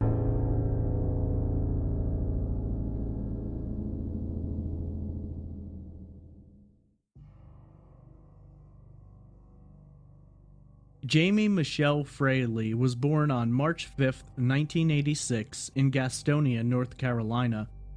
Her birth was a difficult one, and her mother Kim has said on numerous occasions that complications during the birthing process nearly resulted in both of their deaths. In fact, when Jamie was born, she was clinically deceased, and doctors immediately initiated CPR, bringing her back. As a result of the complications from birth, Jamie would experience both health and developmental issues. The health issues were so severe that doctors initially informed Kim that her daughter would likely not survive her first year. Despite the challenges set before her, Jamie was a fighter, and after turning 1, again her mother was informed that Jamie would likely not survive this next year.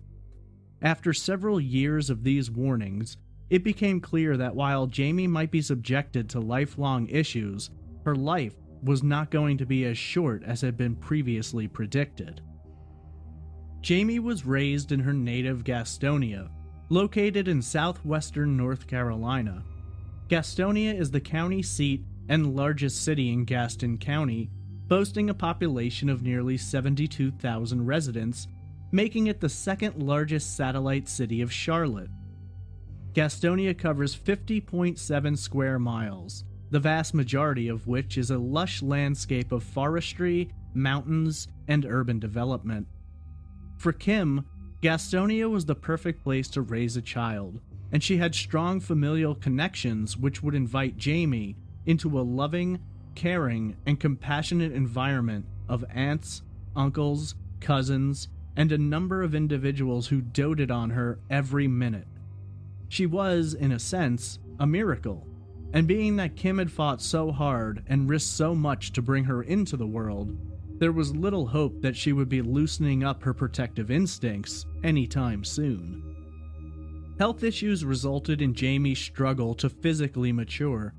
She spent a long time in her life unable to gain weight, and as a result, maintained a thin and frail frame. Despite this, her personality was that of a firecracker. She had a tremendous sense of humor and spent a great deal of her time laughing and making others laugh. As Jamie grew older, her body remained petite, and at her largest, she stood a mere 4 feet 9 inches tall, and her weight fluctuated between 90 and 100 pounds. Perhaps the largest piece of Jamie was her heart. Friends and family have frequently commented on how compassionate and caring she was, with an overwhelming desire to bring joy to others and to assist those she could.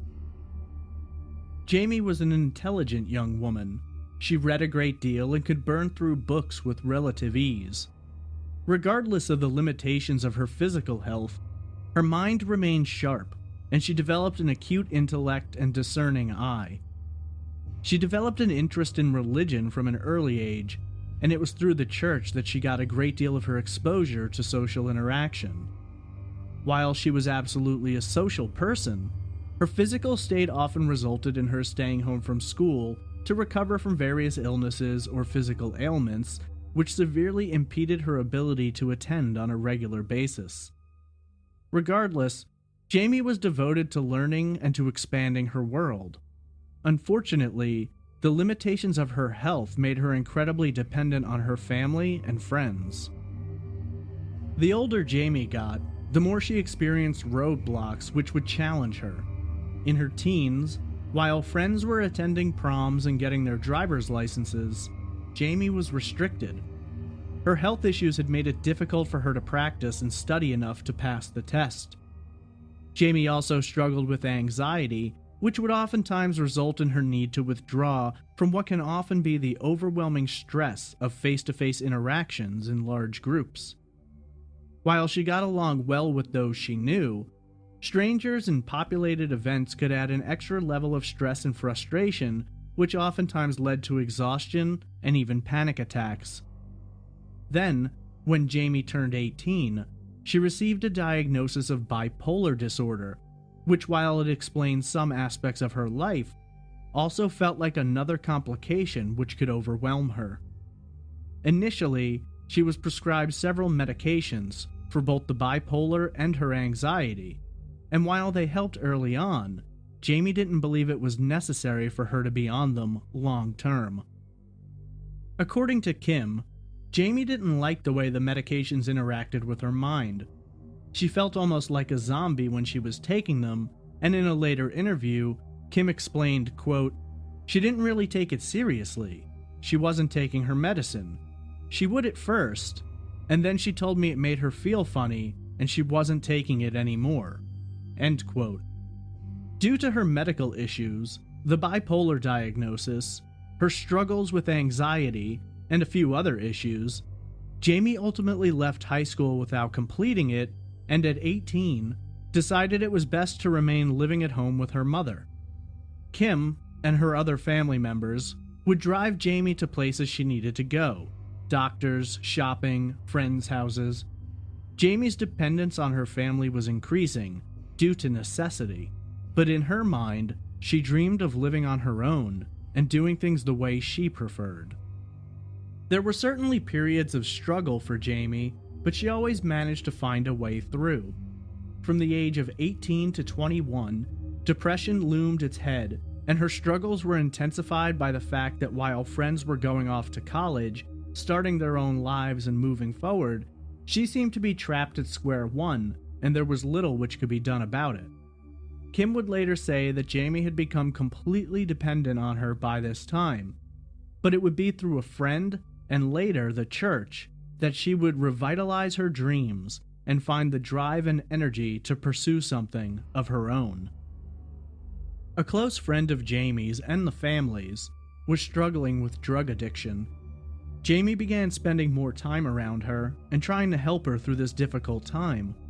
She talked to her for hours about how much better her life would be if she could get clean, and she was willing to extend every ability she had to try and assist this friend in her time of need.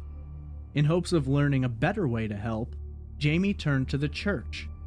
On Friday nights, they held meetings for those struggling with addiction. Jamie began attending, listening to the stories of others, and learning new ways to try and guide and advise her friend.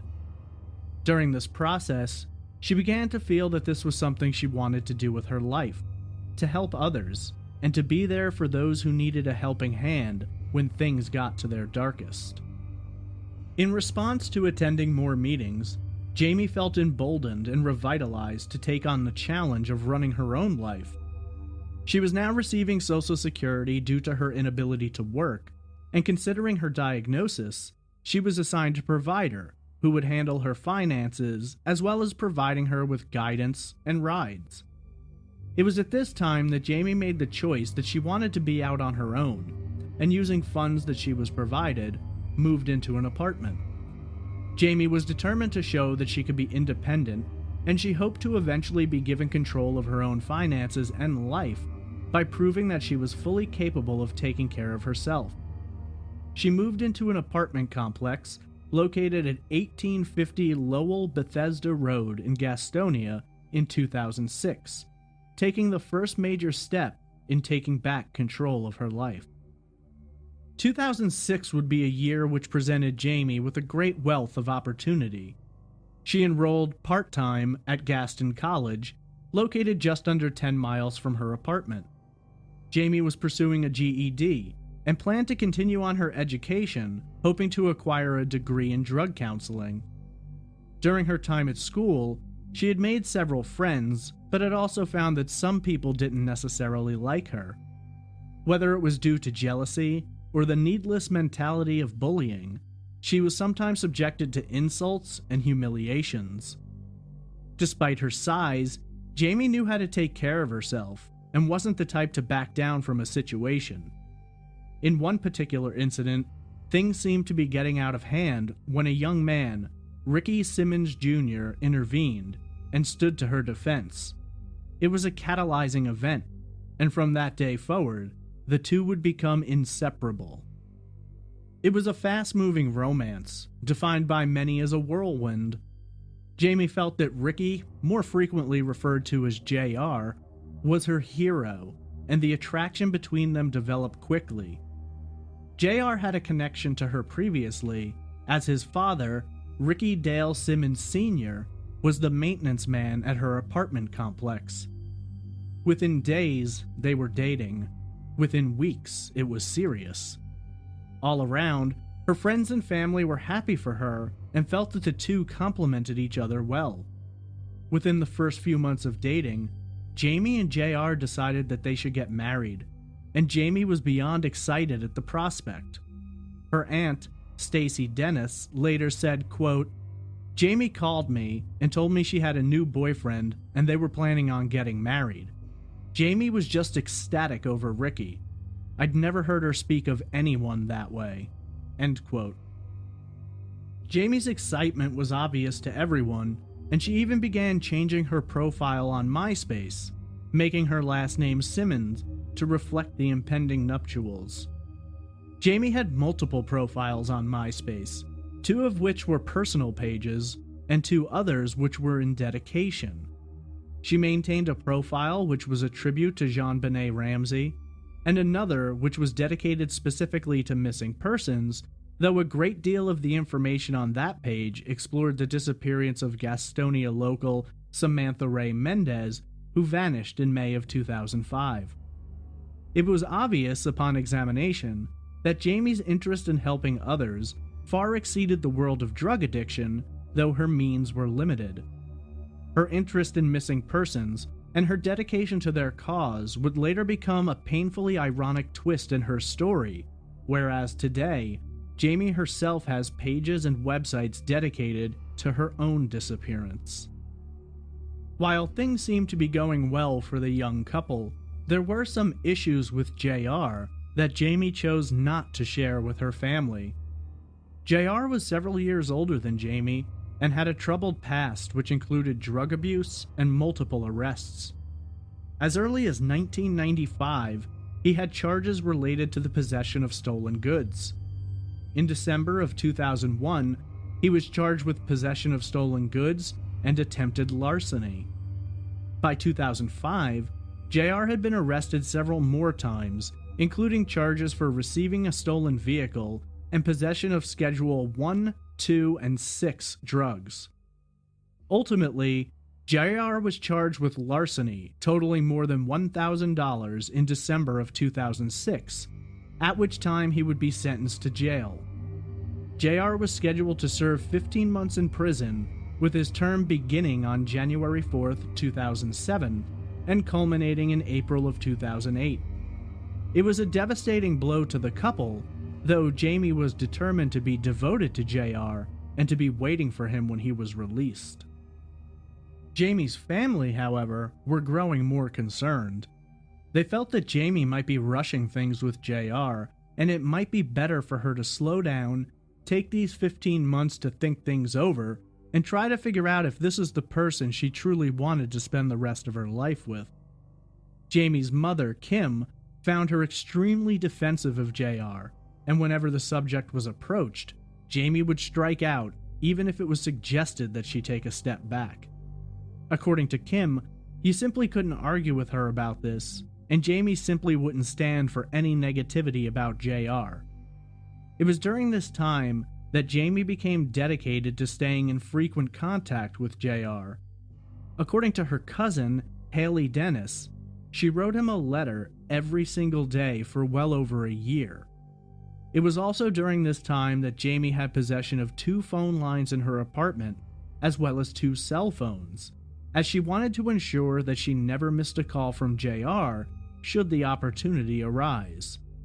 It was clear that, regardless of the legal issues and JR's struggles with the law, Jamie wasn't planning on walking away from the man of her dreams.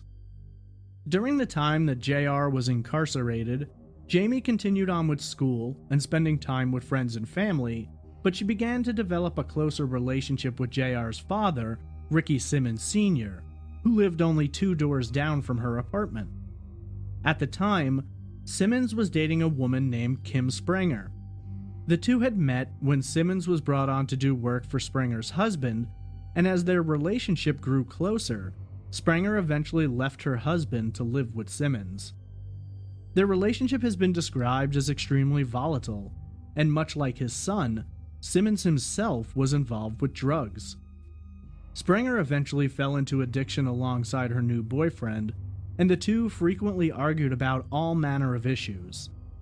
Being that Simmons was already set up to be her father-in-law, Jamie took it upon herself to try and spend time with him and Springer, hoping to get to know them better, but also trying to help them out of their drug use.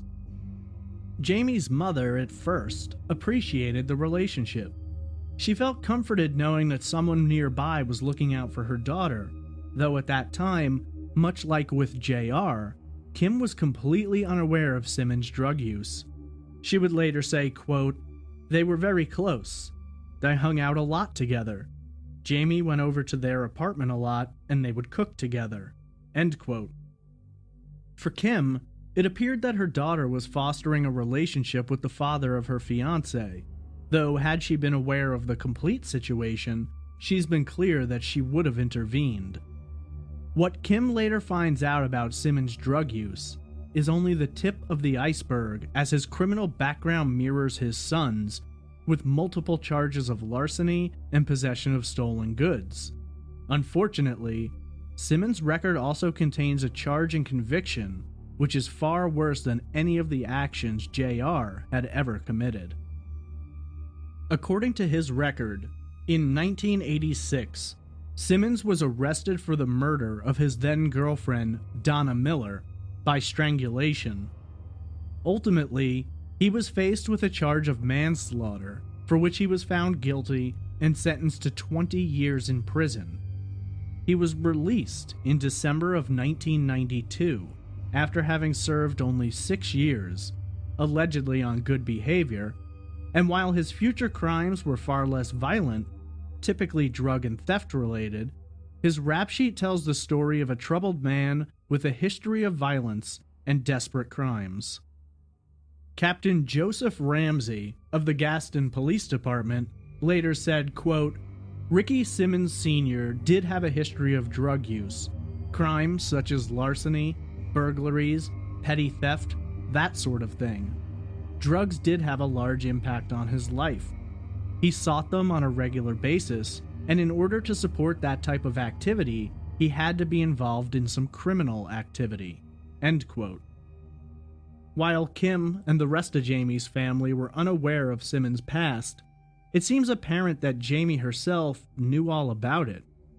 Her cousin Haley later told investigators that Jamie had told her about Simmons' activities, including his previous conviction for manslaughter.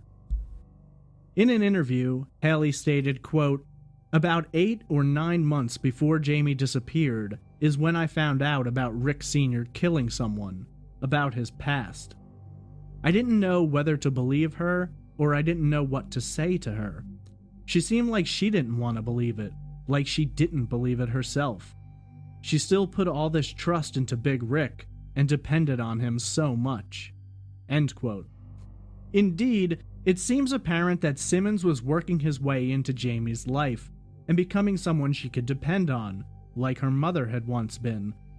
He frequently assisted her when she needed help in her apartment, gave her rides when necessary, and even prepared dinner and frequently invited her over.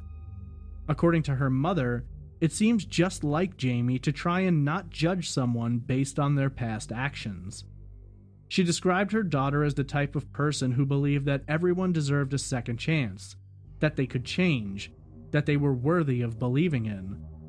Whether it was due to naivete or her own connection to Simmons through JR, Jamie may have turned a blind eye to a man who had a propensity for dangerous and violent behavior. The relationship between Jamie and Simmons became a source of trouble for he and Springer. For Jamie, she was simply being friendly with her future father-in-law, but in Springer's opinion, Simmons had other ideas in mind.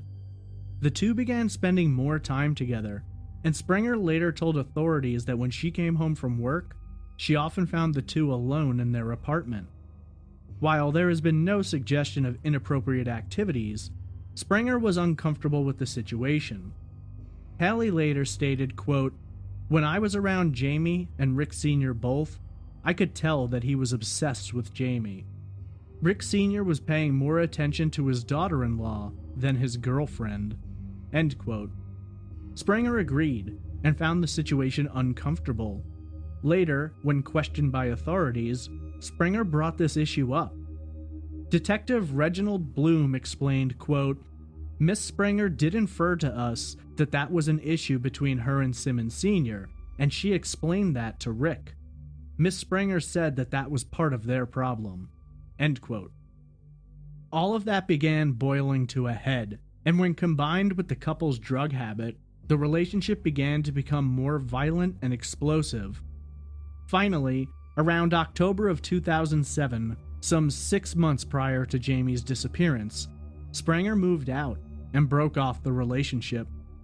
The dissolution of the relationship was cited as being related to two primary factors. Spranger was trying to get out from under her drug addiction, and Simmons wasn't interested in doing so, as well as the growing tension about his perceived inappropriate intentions toward Jamie. When the breakup happened, Simmons began to focus his attention even more intently on Jamie. For whatever reason, Jamie elected not to tell her family about the split, except for her cousin Haley, who was around often. While Simmons had made a few inappropriate comments towards Jamie in the past, things began escalating. He would make inappropriate jokes of a sexual nature and frequently comment on Jamie's clothes. Haley noted that she was present for this on many occasions and described it as, quote, "Rick Sr. would just make these jokes around me and Jamie that it would give this weird vibe off him, like really perverted jokes. He would comment on what she was wearing, how short her shorts were, how low her top was, but he would comment about it how he liked it. And I'm pretty sure that he made some moves on Jamie." End quote. Whether or not Simmons actually made moves on Jamie, we can't know for certain, but it certainly wouldn't come as a surprise considering his comments. While Haley was concerned for her cousin and told her that she needed to keep away from him, Jamie told her that she figured it was just playful humor and that she was fully capable of handling herself. It's important to note that Simmons is here, flirting with and essentially harassing his daughter-in-law-to-be, and it may be important to clarify Simmons' relationship with JR. According to many who knew both men, their relationship was rocky at best. The two hadn't gotten along very well throughout most of their lives, and when things got bad between them, it would usually erupt in shouting and violence. JR himself has described their relationship as lacking in a familial bond, with him stating, quote, "We was friends more than we were father and son," end quote. A precarious friendship at best. Some have suggested the possibility that Simmons' interest in Jamie was less about his own desires and more about his interest in trying to take someone away from JR. For Jamie, any interest Simmons may have had was not returned. She was deeply in love with JR, and as she moved into 2008, she was excited for him to come home in April. Sadly, Jamie would never see JR again. For the first few months, things seem relatively normal. There are no reports of major issues arising. Jamie began planning for JR's return, and her interactions with Simmons seemed to have quieted down. We can't know for sure what exactly was going on, but Jamie reported no issues and her family wasn't suspicious of anything. During this time, Jamie had made the decision that she was going to try and gain control of her finances and completely achieve her independence, and so she arranged a meeting with a representative at the Social Security Administration. That meeting, which Jamie considered exceedingly important, was scheduled for Wednesday, April 9th.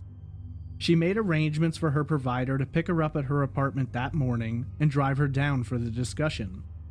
She was extremely excited about the prospect, though somewhat nervous. She felt she'd be able to prove she was mentally fit to take care of herself and that, living on her own, she should show that she was independent and responsible enough to take care of her finances and decisions. On the morning of Tuesday, April 8th, Jamie awoke to extreme stomach pains. Thinking that she'd eaten something bad, she tried to push through the day, but as the hours passed, the pain became too much for her to handle. Jamie called her provider and requested a ride to the hospital so that she could be examined. According to her provider, the doctors diagnosed Jamie with the stomach flu, prescribed her some medication, and told her to go back home and get into bed. Jamie followed their instructions, but as the pain continued to grow, she began to wonder if maybe it wasn't the flu after all. Shortly after arriving home, Jamie placed a call to her Aunt Stacy. Stacy later said, quote, "I talked to her. She said she wasn't feeling well, that they gave her some medication at the hospital. Jamie sounded a little frustrated. Sounded like she thought the hospital had given her the wrong diagnosis." End quote. At the time, Jamie maintained a friendship with Kim Sprenger, and when she went out to work, Sprenger would drop her dog off at the apartment for Jamie to look after it. On that morning, Sprenger noted that Jamie didn't feel well, though she seemed to be doing all right, and insisted she was fine to look after the dog. When Sprenger arrived home from work that afternoon to pick the dog up, she realized that Jamie wasn't doing well at all. She came in and found Jamie laying in her bed, curled up and in intense pain. She offered to help out, trying to help Jamie feel more comfortable and to take care of her, but Jamie didn't want to be a burden. It was at this time that Jamie told her about going to the hospital and being prescribed medicine, but she hadn't dropped off the prescriptions. Sprenger told Jamie she was going to drop them off for her and to make sure that she had someone pick them up for her so that they would help ease her pain. Jamie agreed, and Sprenger dropped off the prescriptions, but they were never picked up. As day turned to night, Jamie's symptoms worsened and the pain increased. She decided that she wanted to go to the emergency room for assistance. In need of a ride, she called Simmons, who picked her up and drove her down to the hospital. Jamie was dropped off and entered alone. When she filled out her forms, she was notified that the wait was going to be approximately 3 hours. She didn't want to spend 3 hours being ill in the emergency room, and so she called Simmons to come pick her back up, but he didn't answer his phone. At this time, she got in contact with a neighbor who agreed to come and drive her back to the apartment. Several witnesses noted seeing Jamie entering her apartment at approximately midnight. This is also the time that her mother, Kim, calls to check in on her. According to Kim, during that phone call, Jamie explained that she had the chills and had been vomiting and was feeling terrible. Kim offered to pick her up and bring her back to the house to take care of her, but Jamie declined. At the time, Kim was living approximately an hour away, and she didn't want to miss the appointment with the Social Security Administration the next morning. She thought that maybe she'd feel better in the morning, and so Kim told her to take care of herself, and the two said goodbye. Kim had no way of knowing that this would be the last time she ever spoke to her daughter. For the next few hours, Jamie's activities are somewhat accounted for by her phone records and internet. She placed several calls to friends and wrote a few emails. The last email she wrote was to the son of a family friend who was stationed in Iraq. According to the son, the email didn't seem out of the ordinary, and there was nothing in it which suggested that anything was wrong. Jamie was simply checking in on him, seeing if he was doing all right, the usual kind of exchange the two of them would have. The last known communication from Jamie occurs at approximately 1:30 a.m. on Wednesday, April 9th. Jamie called a friend who was then living in Albemarle, an hour's drive away. According to this friend, Jamie explained that she'd decided her illness had gotten to the point that she felt it necessary to go back to the hospital. During the call, she explained that she was waiting for someone to pick her up. She never names the person who was going to be driving her to the hospital, but the call would end abruptly when she stated something about being picked up in a truck and distinctly noted, quote, "He's here." Jamie, though, would never make it back to the hospital. The next day, Jamie's family didn't hear from her, though they didn't consider that a big deal. Jamie wasn't always in direct contact, and it wasn't exactly uncommon for her to go several days without calling. Some have noted that it's a little out of the ordinary that, knowing that she was sick, no one checked in on her the next day, but again, this appears to have been normal for everyone involved. They assumed that, were Jamie still ill, she'd likely have gotten in contact with them. As far as they knew, she was likely doing better and was back to getting things done. She'd called several times the previous day when she was ill, so the absence of a call might signify that she was in fact feeling better. That same day, The morning of her Social Security appointment, her provider arrived at the apartment and knocked, but there was no answer. The door was locked, and the provider noticed no movement inside. She placed several calls to Jamie's cell phone, but received no answer. After waiting for 15 to 20 minutes, knocking and calling, the provider assumed that Jamie wasn't home and left. For whatever reason, she doesn't call Jamie's mother to report this until Friday, April 11th, 2 days later. Kim received a call early in the morning from Jamie's provider. The provider explained that she had gone to pick Jamie up 2 days earlier, but had received no answer and was unable to locate her. As soon as she heard this message, Kim was immediately upset about the fact that she hadn't been contacted earlier. After placing several unanswered calls to Jamie's cell phone, she thought it necessary to contact the police. Knowing that Jamie had been ill, that she was bipolar and not on her meds, Kim thought it was entirely possible that Jamie had been at home but was incapacitated and unable to answer the door or her phone. When Kim contacted authorities, she explained the situation and that it was unlike Jamie to not be home, but it was especially unlike her to have missed the important meeting she'd scheduled and been looking forward to. An officer was dispatched to perform a welfare check, and after knocking on the door several times and calling out Jamie's name, he received no answer. The complex manager provided the officer with a key to the apartment, and upon entering, the officer looked around. Jamie wasn't there, but he felt there was nothing concerning about the state of the apartment either. Captain Joseph Ramey later said, quote, "There was no sign of forced entry, leading us to believe that wherever she had gone willingly, and there was no signs of a struggle or anything that would indicate otherwise." End quote. When Kim was informed that authorities didn't believe anything was wrong, and that it was possible that Jamie had simply stepped out, she was beside herself. The last time she'd spoken to her daughter, she was ill. It seemed unlikely that she would have simply gone out somewhere, and the hospital had no record of her being admitted. Frustrated with the opinion of the police, Kim decided she was going to examine the apartment herself. Stacy and Haley came along for support, and almost immediately upon entering the apartment, all three women felt something was wrong. According to police, the apartment door had been locked when they arrived, but inside, Jamie's mother found her keys.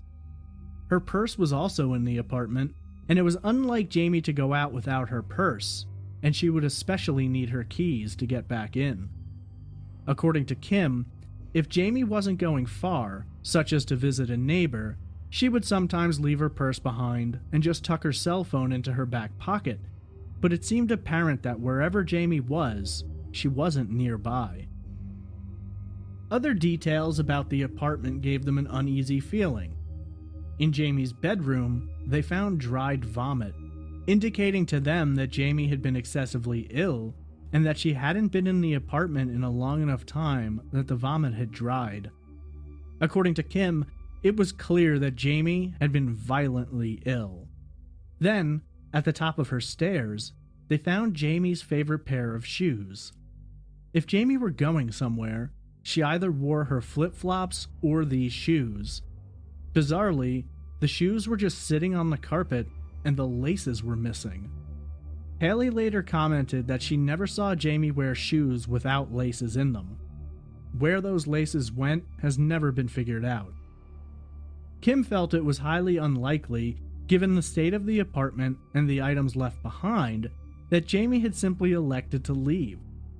She contacted police and requested that they come back to the apartment so she could show them the items and explain the situation. Kim later stated, quote, "I don't see Jamie walking in the middle of the night, sick and throwing up." End quote. When authorities arrived, they asked the three women to wait in the parking lot while they looked through the apartment again. As in the first instance, they felt there was nothing there which indicated foul play or any emergency situation. According to Jamie's aunt, they were told that Jamie was an adult, and if she wanted to disappear, she was able to, and it was her own choice. They told the family that it was likely Jamie would be back and they had nothing to worry about. Regardless of what police felt, Jamie's family disagreed and they began calling her cell phone from the parking lot, trying desperately to get in touch with her. They knew from being in the apartment that one of the items she should have on her was her cell phone. Jamie was never far away from her phone on the off chance that JR might call, so when they continued to receive no answer, their fear began to grow. After multiple calls, the phone was answered, but to Kim's shock and surprise, there was a man on the other end of the line, not Jamie. Kim was startled and asked the man who he was and why he was in possession of her daughter's phone. The man explained that he worked for the local cable company. He was out repairing some lines when he heard ringing. After tracking the sound for several minutes, he'd found Jamie's phone, discarded in the middle of the road. Kim quickly told police, who spoke with the man. The phone was located approximately 3 miles from the apartment complex, near the intersection of New Hope Road and East Hudson Boulevard. Officers arrived on the scene and took the phone into custody, hoping to process it for evidence. The phone appeared to be scuffed up, and police believed that someone had thrown the phone from a moving vehicle, either Jamie herself or someone else. They hoped to gain additional information by testing the phone for fingerprints. Recovery of the phone was the first time authorities began to consider the possibility that Jamie's disappearance was not of her own choice. Over the course of the next few days, police canvassed the area asking questions and looking for any signs of Jamie. They hoped to establish a timeline of the last hour she had been seen, but the latest they could find Jamie accounted for was around midnight when a neighbor saw her entering her apartment. None of the witnesses who had seen Jamie on the last day she was known to be at her apartment reported anything out of the ordinary. Most gave a general description of her appearance and referred to her as a nice young woman who was living by herself and didn't drive. Everyone was exceedingly cooperative, that was, until they knocked on Simmons' door. Police asked him to voluntarily come down to the station to answer some questions, as it had been reported that he had driven her to the hospital the last day she was seen, and they believed he could possess some information which might assist in their investigation. Simmons' behavior immediately threw up red flags for investigators, and Detective Bloom later explained, quote, "In my conversation with Rick Sr., I found him to be very cold, manipulative, didn't give much information, but he was cooperating in talking with us." End quote. Feeling suspicious about Simmons, investigators decided to check on him. They questioned multiple friends who knew Simmons, and later called in and spoke with Kim Sprenger, his former girlfriend. Witness statements were painting a disturbing image for investigators, that of a man who had been obsessed with Jamie and who had said some things which weren't considered appropriate. Detective Bloom stated, quote, "Through the course of the investigation, we collected statements from people that Rick Sr. had said things about Jamie and to Jamie that were more of a sexual nature that showed that he had an interest in her. He had made some comments that might have been uncomfortable. His relationship with his son wasn't the best in the world. They didn't see eye to eye on a lot of things." End quote. It was also during this time that police ran a background check and discovered much of Simmons' criminal past, and when they informed Kim about the man her daughter had been spending so much time with, she couldn't believe it.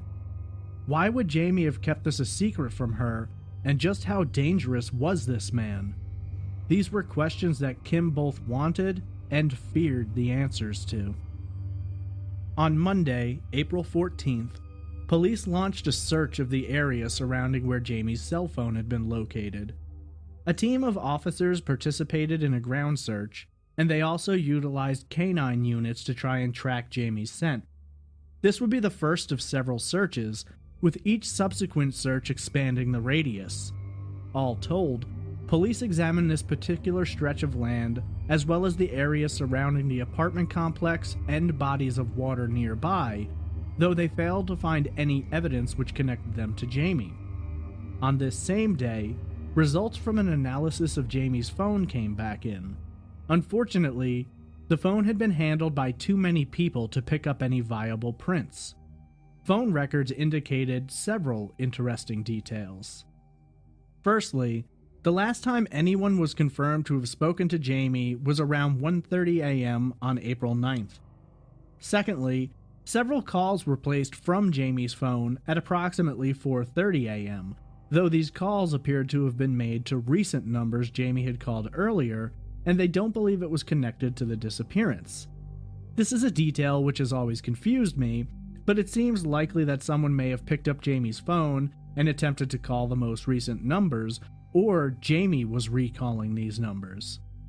Whether this was a totally random person or someone who had found the phone and was trying to find the owner has never been explicitly defined. There was an incoming call received by the phone at 5 a.m., though it was never determined who this call came from. When authorities tracked Jamie's calls, they were put in touch with the friend in Albemarle, who explained that Jamie had been picked up by a male in a truck. This is the last known conversation they're aware of Jamie participating in. While they believe Simmons knew more than he was saying, he drove a white panel van at the time. It was argued that it's possible Jamie may have referred to this van as a truck, and if so, it was possible that Simmons had been the male who picked her up that night. While police continued searching nearby areas, Jamie's family worked on calling attention to her case. Flyers bearing her image and description were produced and put up across town. Also, during this time, Kim spoke with Simmons on the phone several times. Authorities had shared their suspicions with her, though during her conversations with him, Simmons expressed concern for Jamie and explicitly stated that he hadn't been the one to pick her up that night. Kim later stated, quote, "When the police said Rick was the main person of interest in the case, I was confused about it because I didn't want to believe that. I knew they were supposedly friends, and he'd spent so much time with her, and they were close. Why would he want to hurt her?" End quote. At the same time, some of his statements were bizarre and made Kim feel uncomfortable. During one phone call, Simmons was alleged to have said that he believed it was possible someone had abducted Jamie and that maybe they weren't ready to give her back yet. This statement struck Kim in a way that frightened her, and to this day, continues to haunt her and make her wonder just what Simmons knew about her daughter's disappearance. Several days passed, and each search conducted by police failed to turn up any new information or leads. They received a phone call during this time, reporting a bag of trash in one of the areas they had been searching. It was a curious report, as the bag was located in an area that, while police had been searching it, wasn't the type of place that was frequented by people and not where you'd typically expect to find someone's trash. Captain Ramey later said that the bag of trash was, quote, located about 2.5 miles from Jamie Fraley's apartment complex. Patrol officers responded to the scene and identified the trash bag as belonging to Ricky Simmons Sr. If you connect the cell phone, the bag of trash, and the apartment complex, you would have a perfect triangle almost. End quote. The bag was located approximately 1.5 miles from where Jamie's phone had been recovered. At this time, police decided to speak to Simmons again. This time, Simmons was asked to have a more official interview rather than the casual conversation they'd had previously. Like the first time, Simmons provided limited information, and while he was cooperating, it seemed clear that he was carefully calculating what information he was willing to provide.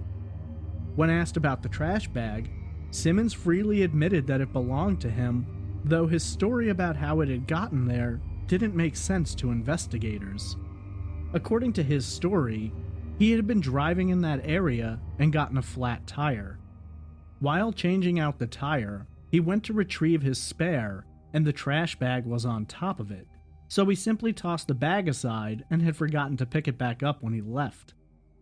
Why he was in that area was never fully explained, and at this time, police asked Simmons if he was willing to submit to a polygraph test.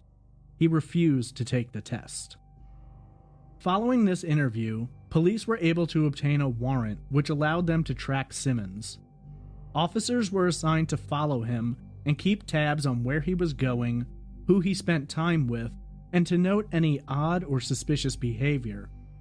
By the time this warrant was issued, several weeks had passed, and unfortunately, nothing new had developed in Jamie's disappearance. As far as police were concerned, Simmons was their best lead, and it was hoped that by tracking his movements and searching areas he visited, they might be able to locate something which would lead them to Jamie. As days and weeks began to pass, Jamie's family was growing more and more frustrated. While they were working closely with police, they couldn't help but feel that not enough was being done to find her. However, there were few leads that police had at their disposal to try and figure out what had happened. On April 29th, some 3 weeks after Jamie was last seen, JR was released from prison. Jamie's family picked him up from jail and gave him a place to stay. JR had no one to stay with, having been told that his father was the prime person of interest in Jamie's disappearance. He was incredibly angry with him. Their relationship, which had previously been volatile, was now incendiary, and there were countless arguments and accusations. JR was advised to stay away from his father, and Jamie's family tried to shelter him from a situation, believing that the arguments were so intense, if the two were around each other too much, it would certainly lead to violence. All JR could do was work with police and conduct his own searches. Every day, he would go out and spend hours looking for any signs of Jamie. At the time, he provided authorities with information and every piece of knowledge he had about his father. It seemed obvious that JR believed their suspicions and considered his father to be a likely suspect.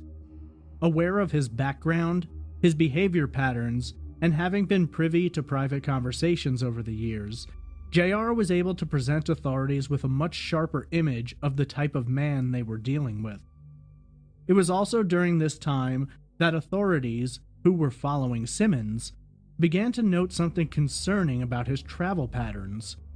Detective Bloom explained, quote, "During the time that we were tracking Rick Sr.'s vehicle, he was in areas near Kim Spranger's residence.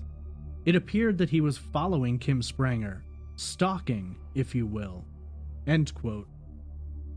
Concerned for Spranger's safety, Gaston County Police reached out to her to discuss Simmons, but also to warn her about his behavior. Spranger was advised to obtain a restraining order against him. She told police that Simmons had a tendency towards violence and that she was now concerned for her well-being.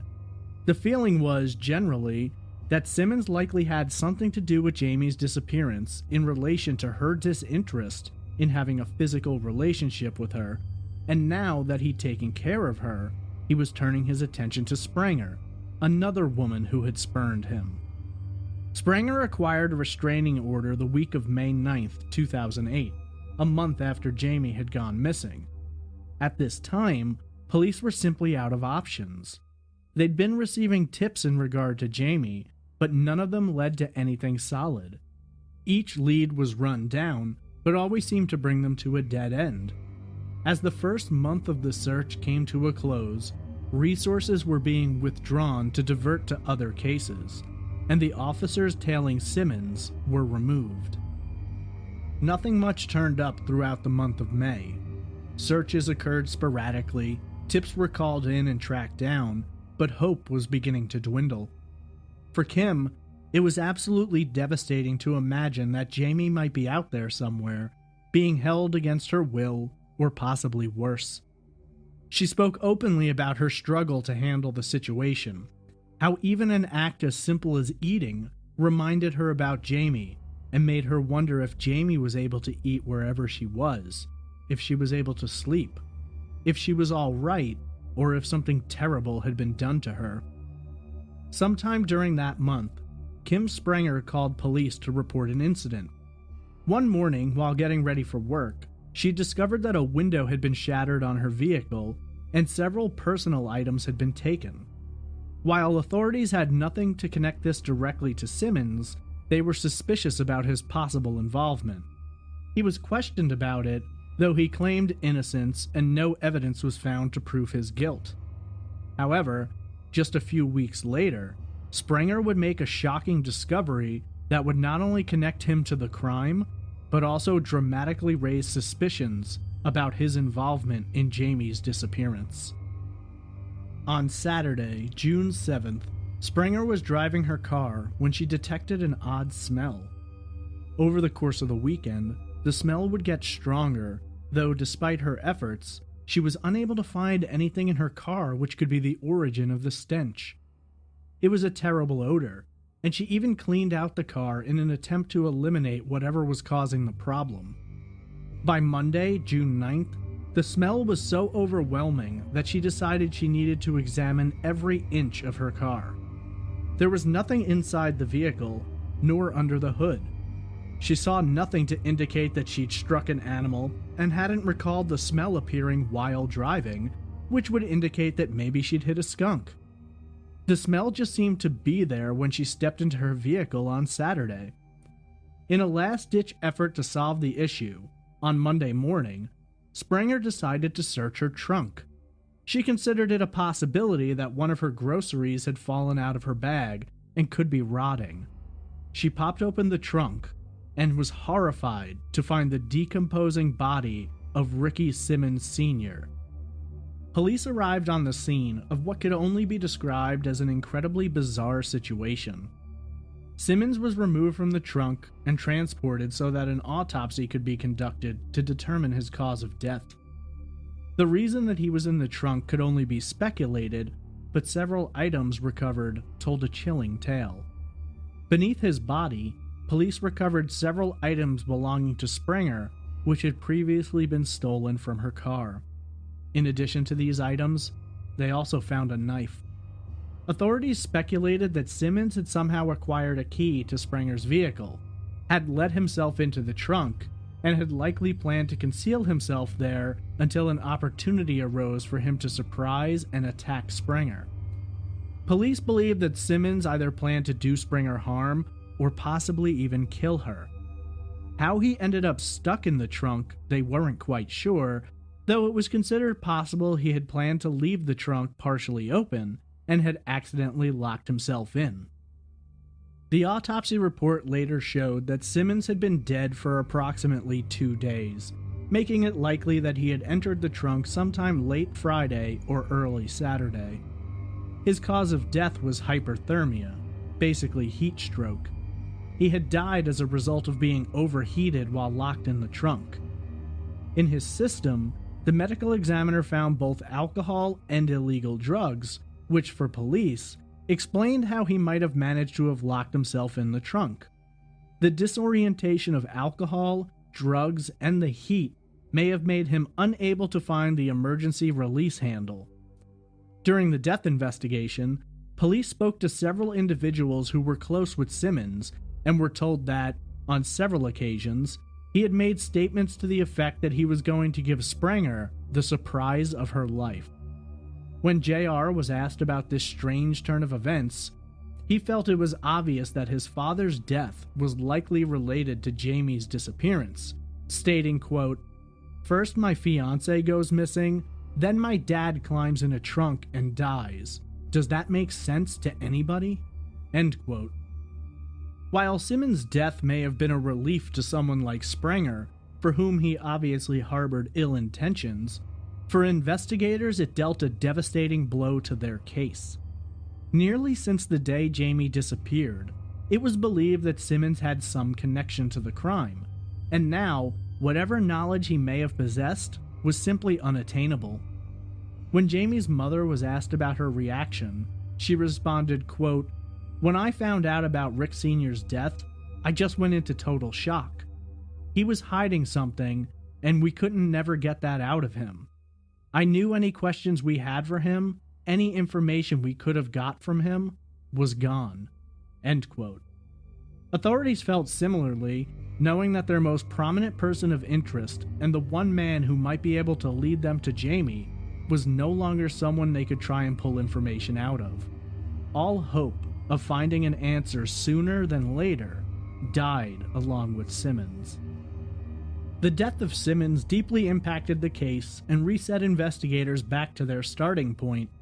While the common belief was that Simmons played a role in Jamie's disappearance, without him around to answer questions, they had little to move forward on. Searches continued, and Jamie's family pushed for news coverage and attention, but slowly, the case began fading. JR lived with Jamie's family for a period of time and committed himself to finding her, but he began hitting some bumps in the road and soon was back on the wrong side of the law, committing crimes and in the grip of drug addiction.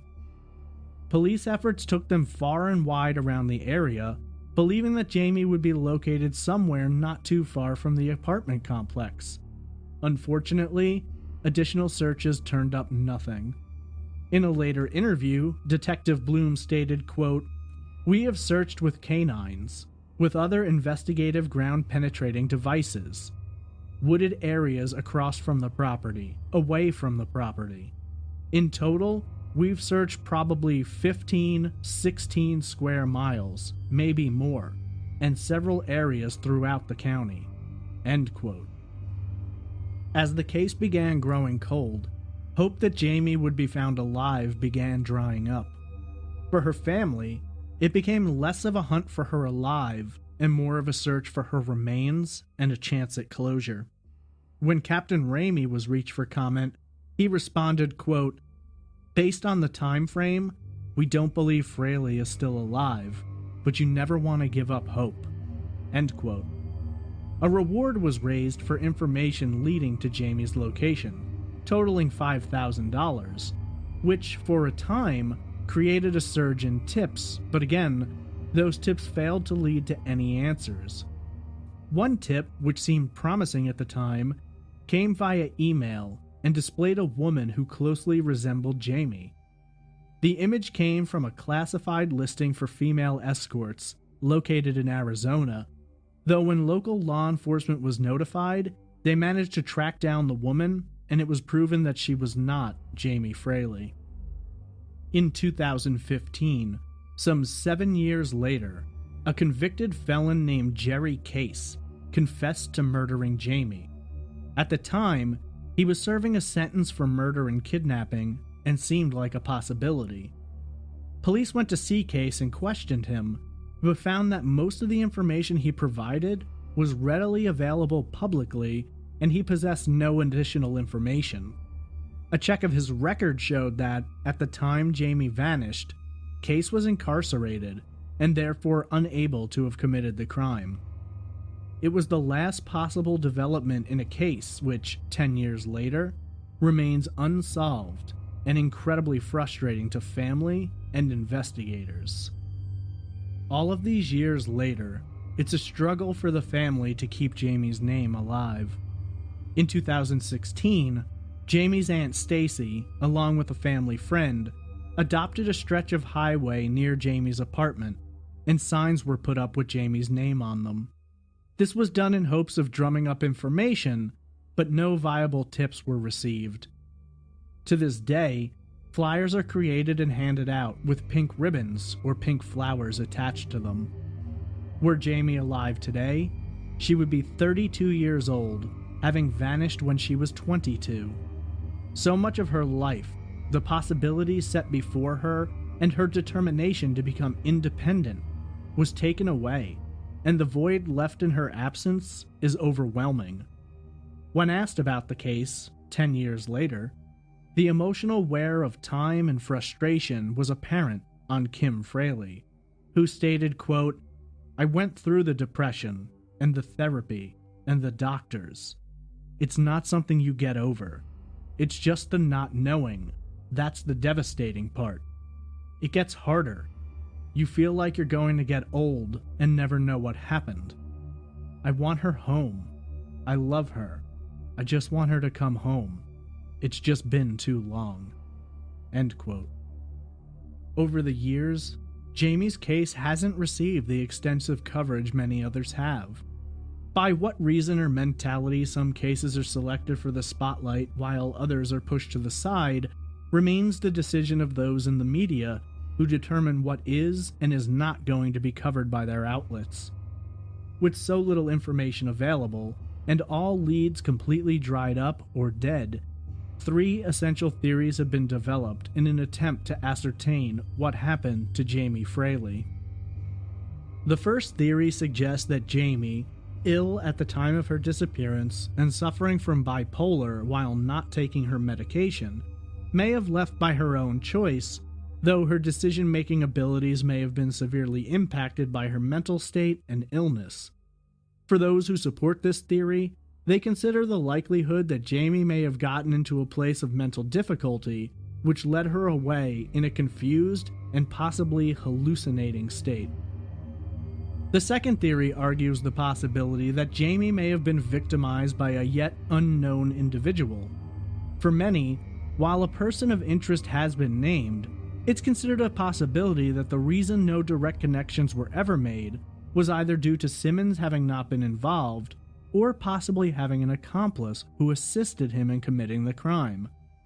Many believe that had it been Simmons who was picking Jamie up the night she disappeared, she may have been more likely to say his name to her best friend on the phone, rather than just referring to him as he. The third and final theory is the most popular one, supported by both the family and law enforcement, that Ricky Dale Simmons Sr., the father of Jamie's fiancée, may have committed this terrible crime and either abducted Jamie, holding her captive elsewhere, or possibly murdering her as a result of any number of factors related to his obsession with her and her rebuffing of his advances. A great deal of circumstantial evidence points in this direction, though were Simmons responsible, he is no longer in a position to provide authorities with the information necessary to locate Jamie. At the time of her disappearance, Jamie Fraley was described as being 4 foot 9 inches tall and weighing approximately 90 pounds. She's a Caucasian female with blonde hair and blue eyes. The name Ricky is tattooed on her right ankle. She was believed to have been wearing blue jeans and an oversized white t-shirt when last seen.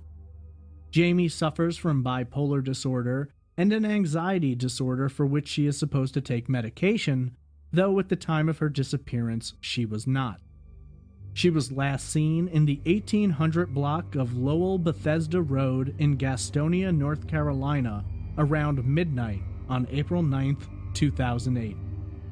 10 long years have passed, and with each new day comes both the hope for a lead and the devastation of another unanswered question. Jamie's family will never give up their search, and all these years later, are still working hard on producing flyers and operating social media pages such as on Facebook, their page, Jamie Michelle Fraley is missing. Law enforcement has stressed that they no longer believe Jamie to be alive, though they also feel that wherever she is located, it isn't likely to be dramatically far from the site of her disappearance. There have also been suggestions that someone, living in Gastonia at the time, may possess vital information which could bring peace to her family and allow them a proper location to grieve and mourn Jamie. Kim Fraley, when speaking about this conversation, expressed her belief that the answer is out there, and it's just a matter of coming forward, even if totally anonymously. Give the Fraley family the ability to say goodbye, and to not have to spend the rest of their lives wondering. Kim Fraley, in a plea for assistance, said, quote, "It doesn't get any easier for me, that's for sure. Especially when you're running out of leads and you don't know which way to go.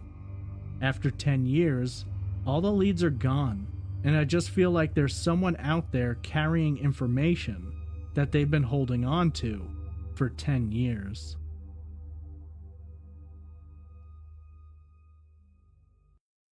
This is episode 51, The Disappearance of Logan Schendelman.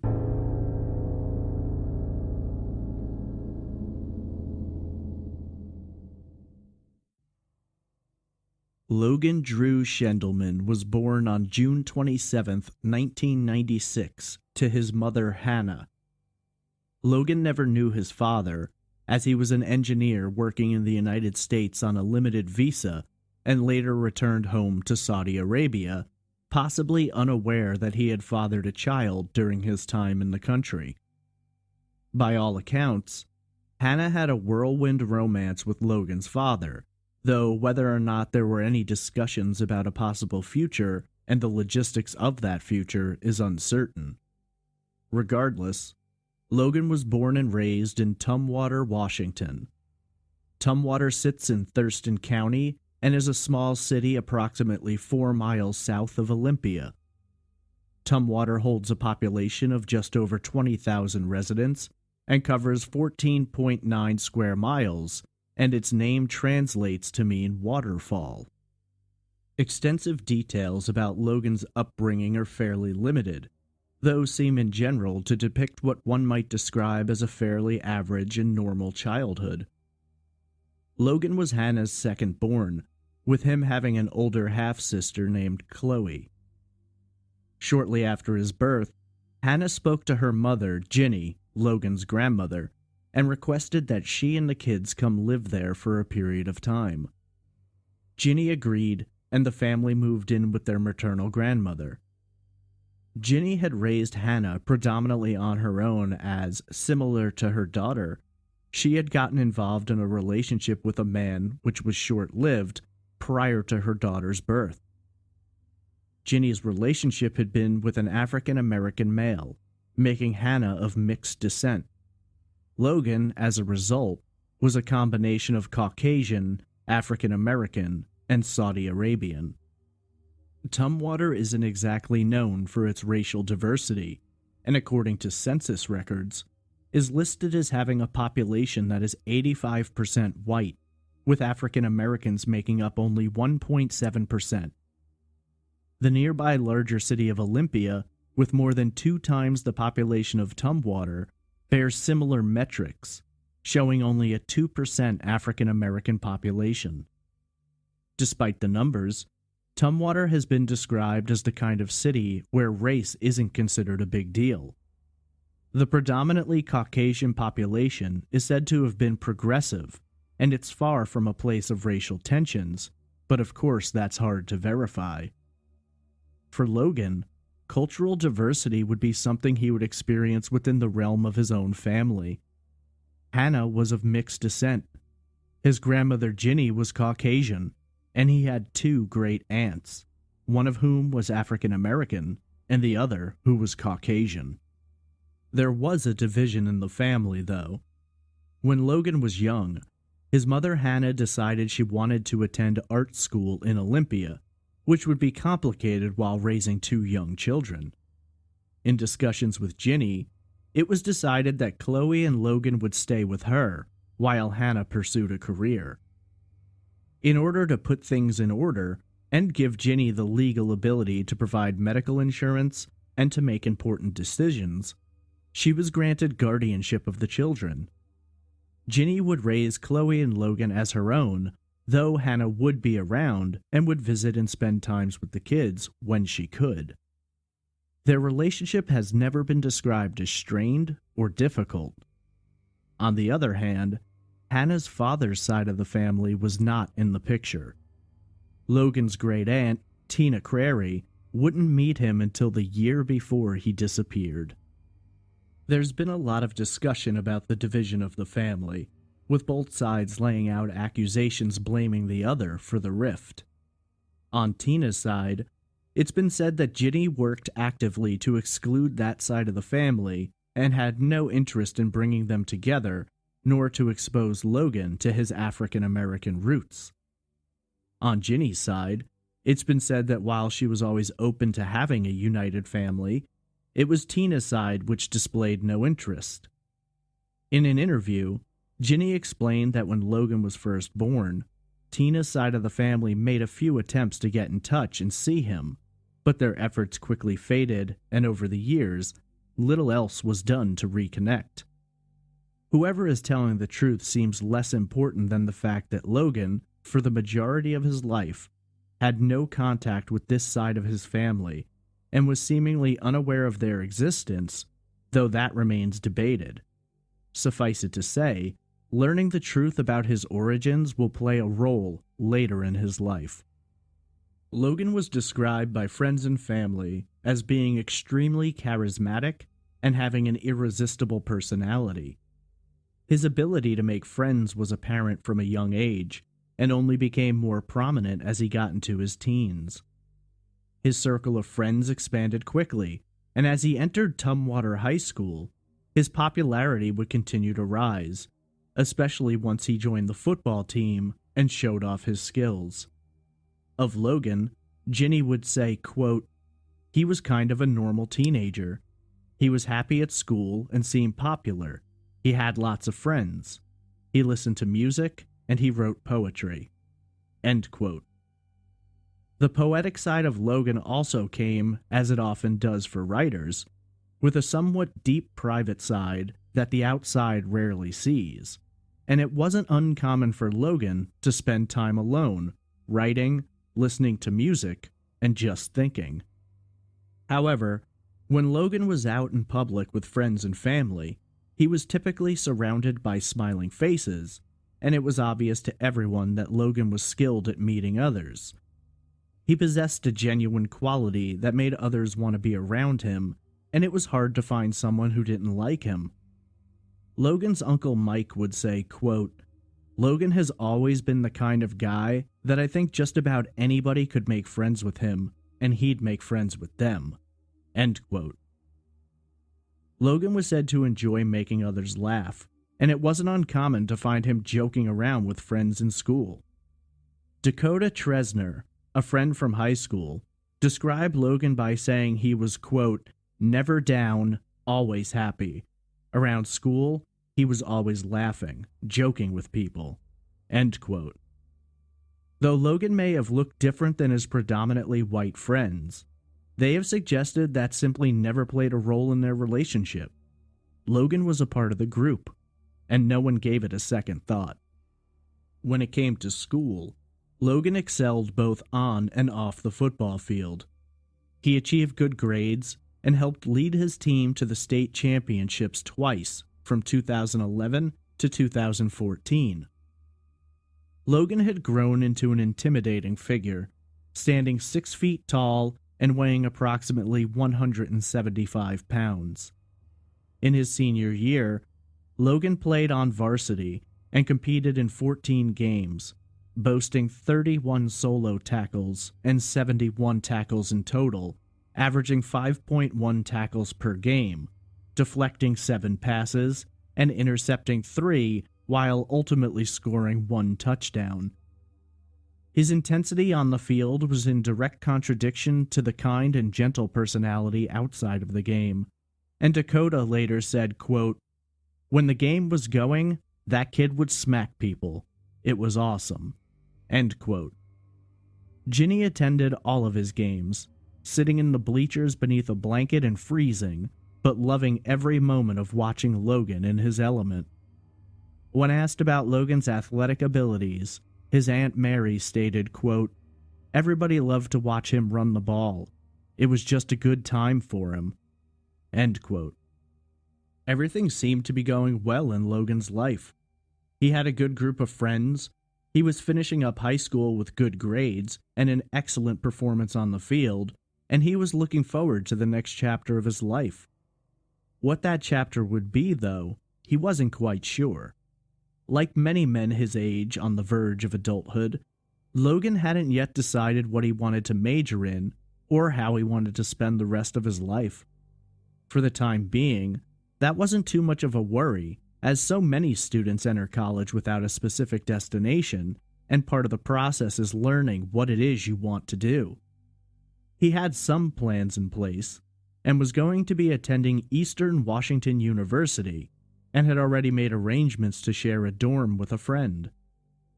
Eastern has multiple campuses offering a wide array of programs, and offered plenty of opportunity. Outside of that, he had the comfort of living with a friend, and many people he'd gone to high school with would also be attending. Things, though, were about to change, and Logan would head down a very different path than the one he'd mapped out.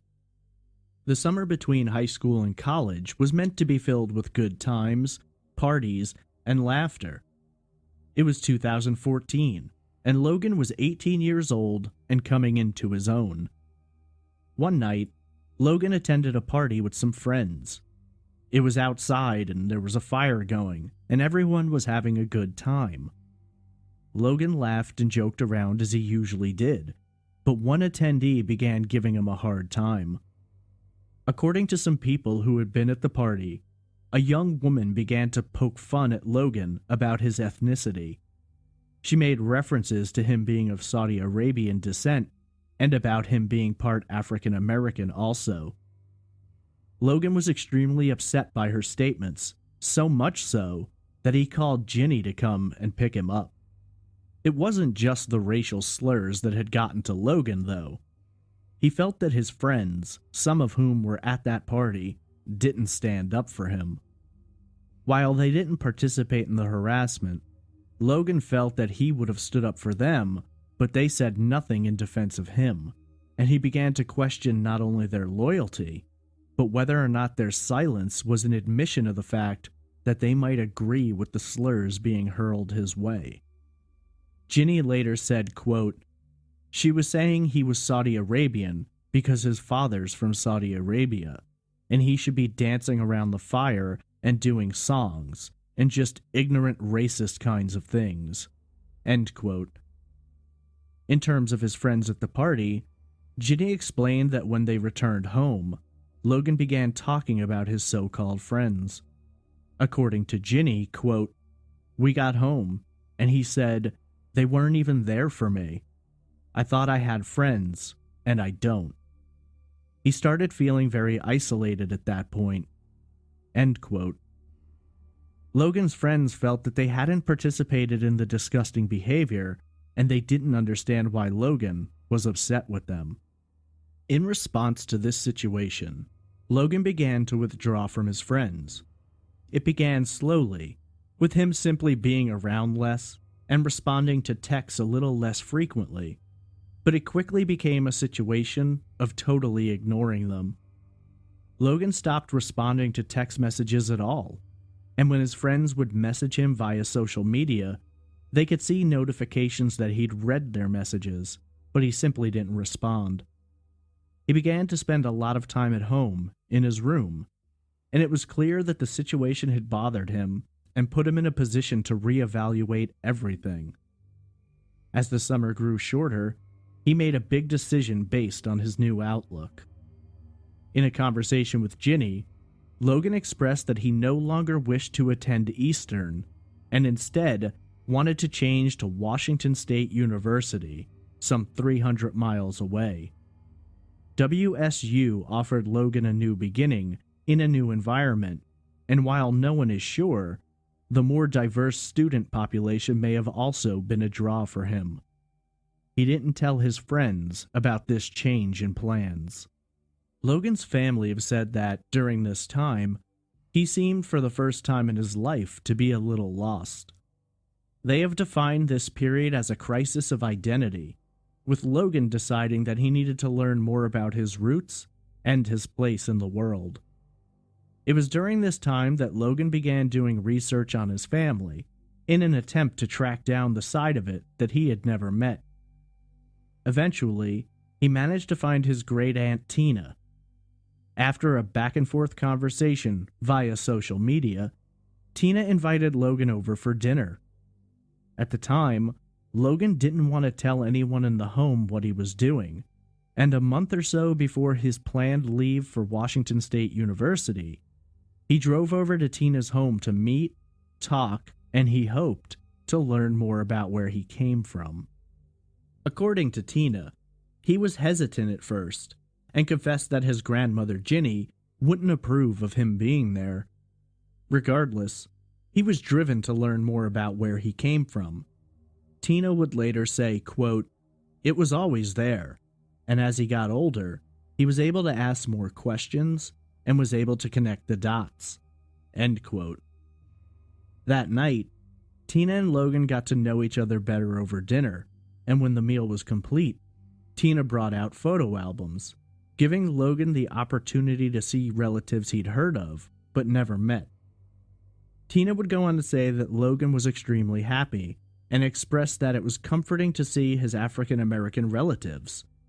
Tina explained, quote, "We looked at lots of pictures. His eyes were just wide and he was shaking his head. He just stared at it, and he looked up at me and said, 'It feels so good to see someone who looks like me.'" End quote. Following their dinner and conversation, Logan told Tina he had to get home. According to her, he requested that she not mention his visit to anyone who might tell Ginny, explaining that she would be very upset with him if she knew he'd gone there. Ginny, though, contradicts this, saying later that Logan told her when he got home that he'd gone to see Tina.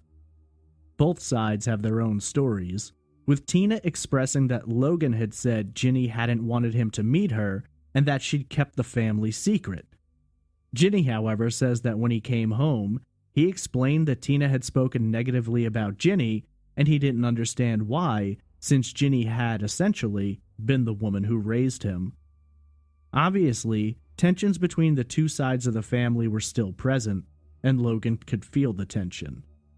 Some have debated about how this impacted him and whether or not he felt pulled between them, but Ginny later said she told Logan that she had no problem with him spending time with that side of his family, that he was an adult and it was completely up to him. Tina would never see Logan again, though the two would keep in touch through social media. He was preparing to leave for college, to be away from home for the first time in his life, and to be responsible for his own path. He went away to WSU, and for all intents and purposes, while he made friends and spent time getting accustomed to his new surroundings, his focus seemed to be primarily on socializing and having a good time, rather than buckling down for his studies.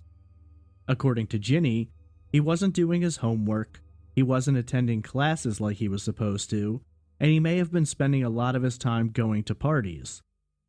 When the year came to an end, his grades had dropped to the point where, even if he'd wanted to, he wasn't able to go back for another semester.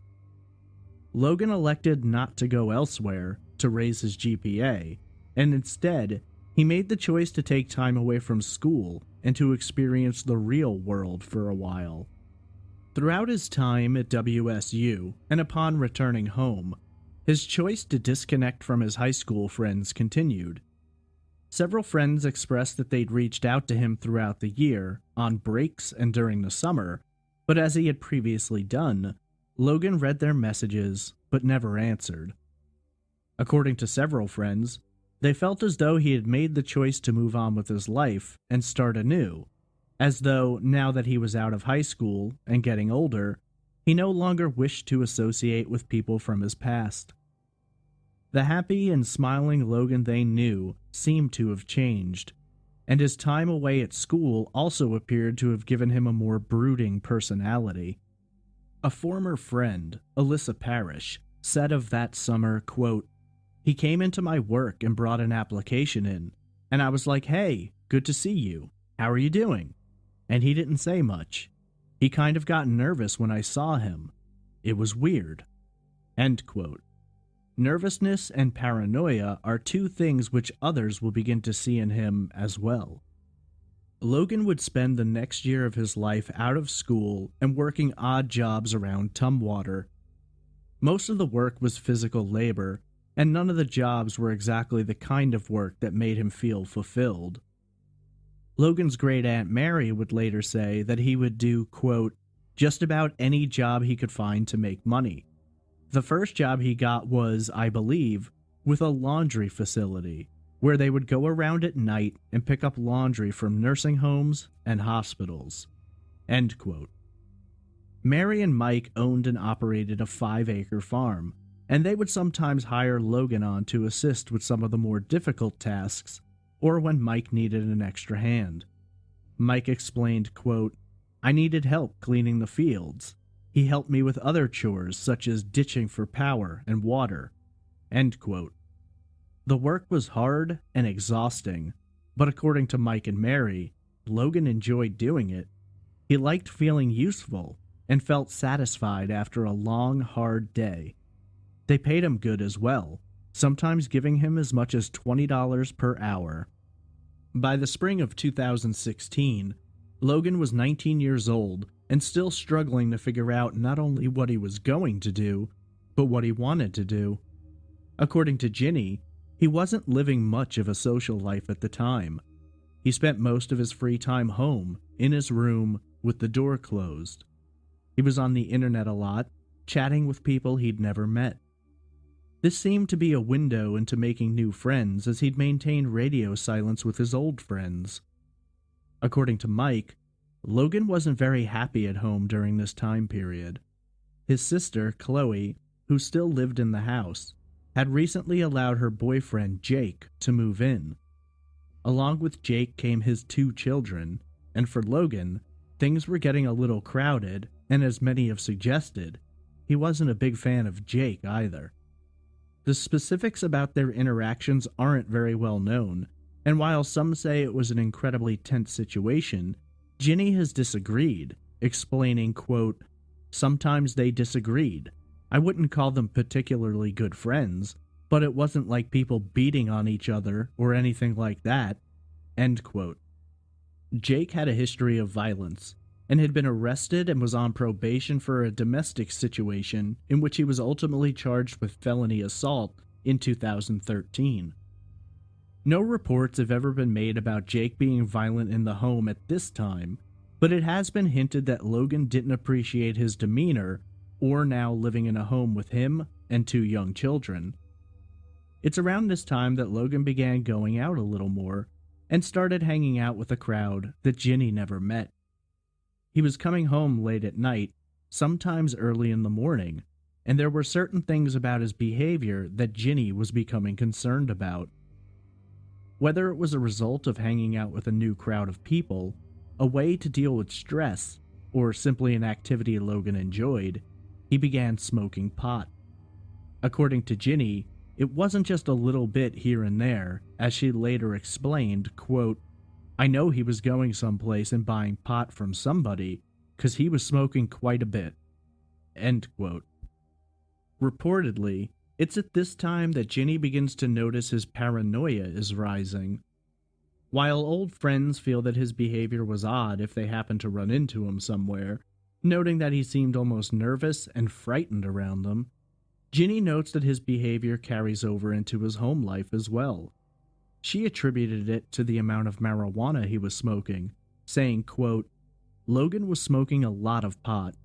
He was getting a little bit paranoid sometimes. Sometimes he decided people were looking in his window in his room, so he would lock his door." End quote. The debate will later be about whether or not Logan's paranoia represented a symptom of smoking too much pot, a sign of burgeoning mental illness, or if, perhaps, Logan had been involved in something for which he was afraid of the consequences. Either way, by May 19th, 2016, Logan had been out of school for nearly a year, and his quest to find his place in the world would ultimately result in his inexplicable disappearance. Early in the morning on Thursday, May 19th, Ginny was getting ready for work. As she stepped into the kitchen, she heard a door close and Logan walked in from the direction of the garage, not from his bedroom, suggesting that he'd just arrived home. She found it odd that he'd be arriving home at that time, since he usually wasn't out that late. She asked him where he had been and what he'd been up to, but Logan simply responded that he'd been out driving around and thinking. According to her, his body language wasn't right. She later said, quote, "He was just really nervous, which he isn't usually." End quote. It's at this point where she feels like Logan has something on his mind that he wants to discuss, and so she begins asking him questions. Logan told Ginny that he'd had an epiphany about something. Wanting to discuss it further, but needing to leave for work, she told him that when she got home from work that night, they should sit down and talk about it. Logan agreed, and Ginny told him that she'd see him later that evening. This will be the last time Ginny will ever see Logan. What transpired that day has been mired in confusion and mystery for the past 2 years. Where Logan went, what he was doing, and who, if anyone, he was with, has never been discovered. What is known for certain is that when Ginny arrived home that night, Logan wasn't there. She didn't immediately find this odd, as he came and went as he pleased.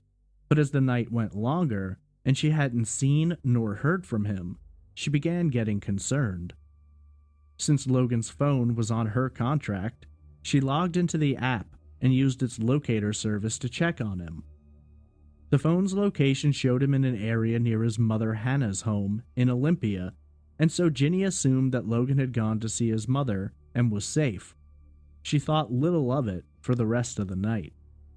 By the next morning, Ginny's concerns grew by leaps and bounds when she went to speak with Logan and realized he hadn't come home yet. It was unlike Logan to be out all night, and even if he'd been visiting his mother, he never stayed over there. Ginny picked up the phone and called Hannah, checking to see if Logan was available. It's at this time that Hannah explains to Ginny that not only was he not there, he hadn't been there the night before either. Worried, Ginny begins making calls around Tumwater to see if anyone has seen Logan, but every person she talks to explains that they hadn't seen him. While not in an outright panic, Ginny begins to wonder where Logan could possibly be. By the morning of Saturday, May 21st, she made the choice that it was time to get the police involved.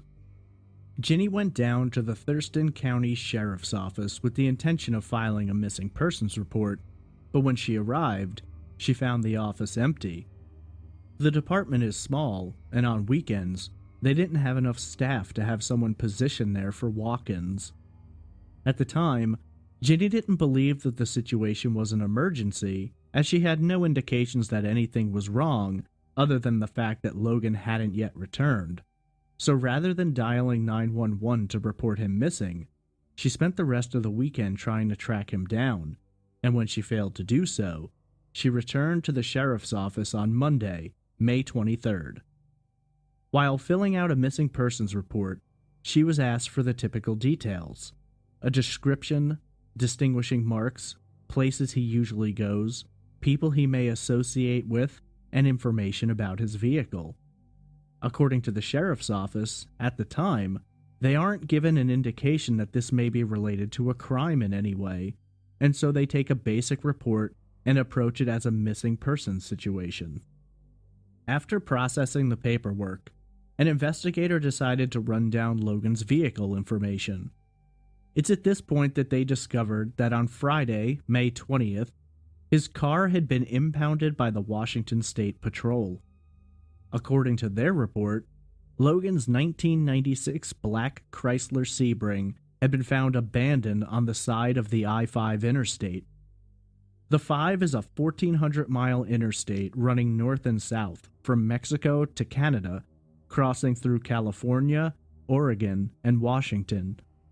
While that interstate covers a large area, Logan's car had been found on the southbound side near mile marker 92, approximately 9 miles south of his home in Tumwater, near the community of Maytown. According to authorities, the vehicle had been left in gear and drifted to impact the center divider. It's interesting to note that Logan's vehicle is registered in Ginny's name, so why she hadn't been contacted when the vehicle had been found 3 days earlier is unknown. At the time it was found, the car was simply thought to be abandoned, so it wasn't processed for evidence, and after speaking with the Washington State Patrol, the car was released into Ginny's custody. She picked it up from the impound lot and drove it home. There didn't appear to be anything wrong inside the car. There was no sign of a struggle, there was no blood, there was nothing which would indicate that a crime had taken place. However, Ginny became concerned when she surveyed what was in the car. Left behind were Logan's wallet, debit card, and license. There was $25 in the wallet, and most curious of all, Logan's cell phone was also in the car. Outside of his personal effects, There were a few bags of groceries on the passenger seat and in the center console area. Feeling like the items left behind signify something ominous, Ginny placed a call to the Thurston County Sheriff's Office, where she spoke to Detective Frank Frawley. Frawley agreed to come out and look at the vehicle, but unfortunately, it was going to be difficult to process it after the fact because the vehicle had been, quote, manipulated. It wasn't pure anymore. Different people have been in the vehicle now. Things have been moved. End quote. Essentially, any evidence which may have existed could have been contaminated, and even the state of the car, as it had been when discovered, can't be known for sure since others have been inside of it and it's been moved. Frawley didn't think it was too strange that Logan would have left behind money, but he did find it bothersome that he'd leave behind his cell phone. Like many kids his age, Logan rarely went anywhere without it, and according to friends and family, he was frequently on his phone, regardless of where he was. It's at this point that investigators decided to get pings on his phone, in hopes of tracking where he had been in the last day since he'd been seen, and they also began poring over the report from the state trooper who had impounded the vehicle. They began cross-referencing that area of the I-5 with any 911 calls which may have come in related to Logan's car or any reports of odd behavior around that time. When Logan's phone was pinged, they found the phone traveling southbound along the I-5 on the 19th, the day Ginny last saw him. In the early morning hours of May 20th, his phone was then traveling northbound on the I-5 into the Tumwater area around 3 a.m. The phone can no longer be tracked as of 3:45 a.m., either due to being shut off or its battery dying. This didn't really answer any questions for investigators. It isn't necessarily odd behavior, and it shows, at a minimum, Logan's phone hadn't traveled very far from home, which seems to indicate that this wasn't a situation of him just deciding to run off somewhere. While looking through the records of 911 calls that day, they found 3 which referred to Logan's car. One of the callers had reported seeing more than the others, and for investigators, this finally gave them a perspective on how his vehicle ended up on the side of the I-5. A truck driver who had been driving northbound on the I-5 contacted police with a bizarre story in the hours leading up to Logan's vehicle being discovered. In this call, he reported that Logan's black Chrysler Sebring was drifting across multiple lanes of traffic and had slowly veered into the center divider. According to his report, he witnessed a male climb across the center console, moving from the driver's seat to the passenger side, at which point the man exited the driver's side door, ran across multiple lanes of traffic, and disappeared into the woods. In his initial description, he reported this to have been a tall, skinny white male with brown or red hair, which obviously doesn't fit Logan's description. Authorities weren't sure what to make of this call, feeling that it didn't make a lot of sense. Later they would acknowledge that the caller specified male, but whether or not he was certain about the man's race is unclear. In addition to the discrepancy in the description, police noted that the vehicle had grocery bags in the center console and passenger seat, none of which had fallen over nor been crushed, which to them indicated it was unlikely that someone could crawl across them and exit the vehicle without disturbing them. Of course, this is hard to know for sure, as other people had been in the car since it was abandoned. Regardless, police went down to the location where Logan's vehicle had been discovered and began searching the area. Using a ground search, police employed 6 dog teams made up of both tracking and cadaver dogs. They used the location of the vehicle as a center point and swept a 2-mile radius, going through thick brush and dense forestry in hopes of finding anything related to Logan. The initial search lasted approximately 6 hours, but no signs of Logan were found, and the dogs failed to pick up on any scent which could be tracked. This would be the first of multiple searches, all of which would fail to turn up any results. After the ground searches failed, a helicopter utilizing thermal imaging cameras was also used to fly around the area, searching for any heat sources which could indicate Logan or possibly a body. But again, they failed to come up with anything. Mike Ware, himself a former sheriff's deputy, had searched in that area multiple times and reports that there's unlikely anything there, saying, quote, "The area is extremely thick and brushy. I've spent hours out there searching myself. Canines were brought in to search, and it's been covered extensively, but nothing has been found." End quote. With no evidence, and really nowhere to go, investigators are essentially back to square one.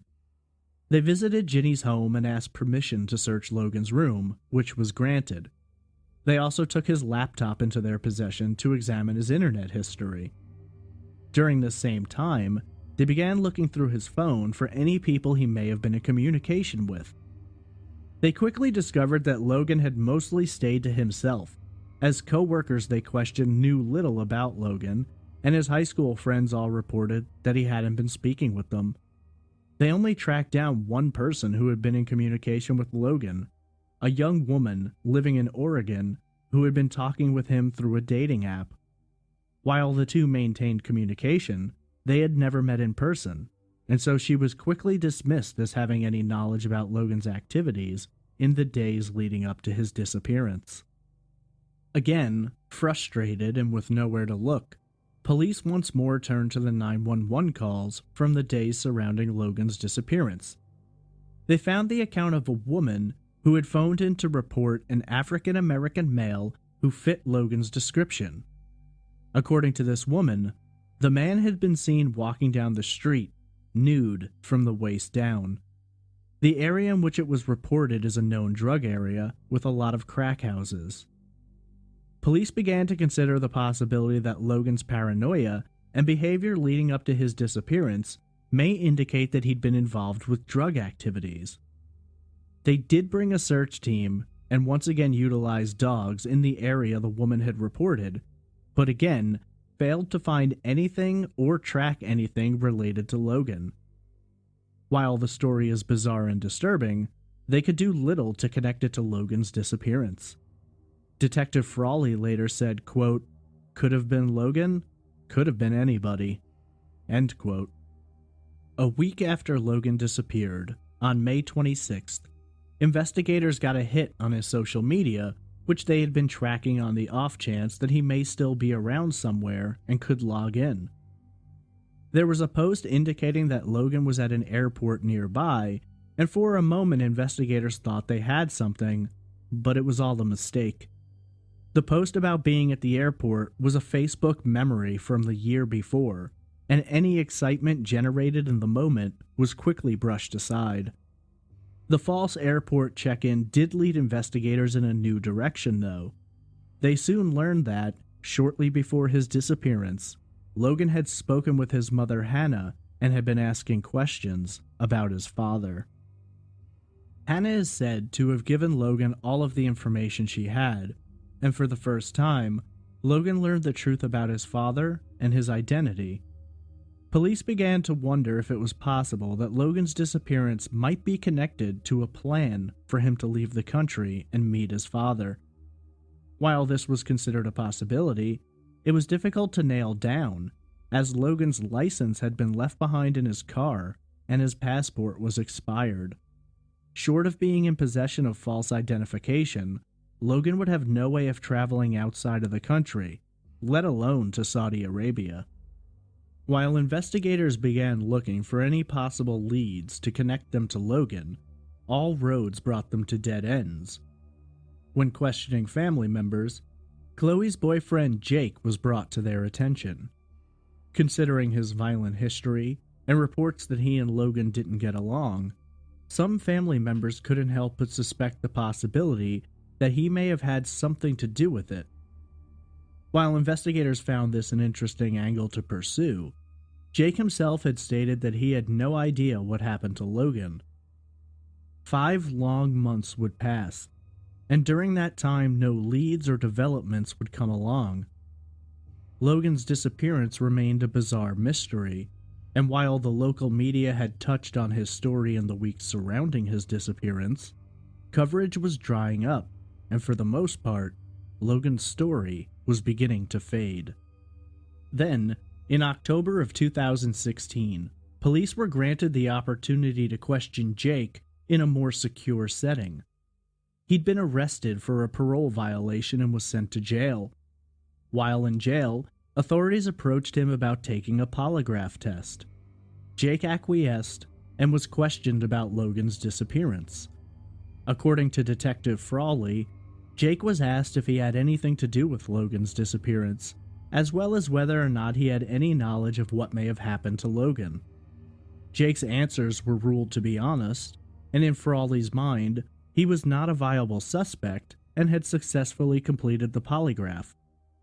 Mike Ware, though, has stated that he believes polygraphs can be a useful tool, but they can also be beaten, and he isn't ready yet to completely rule Jake out as a possibility.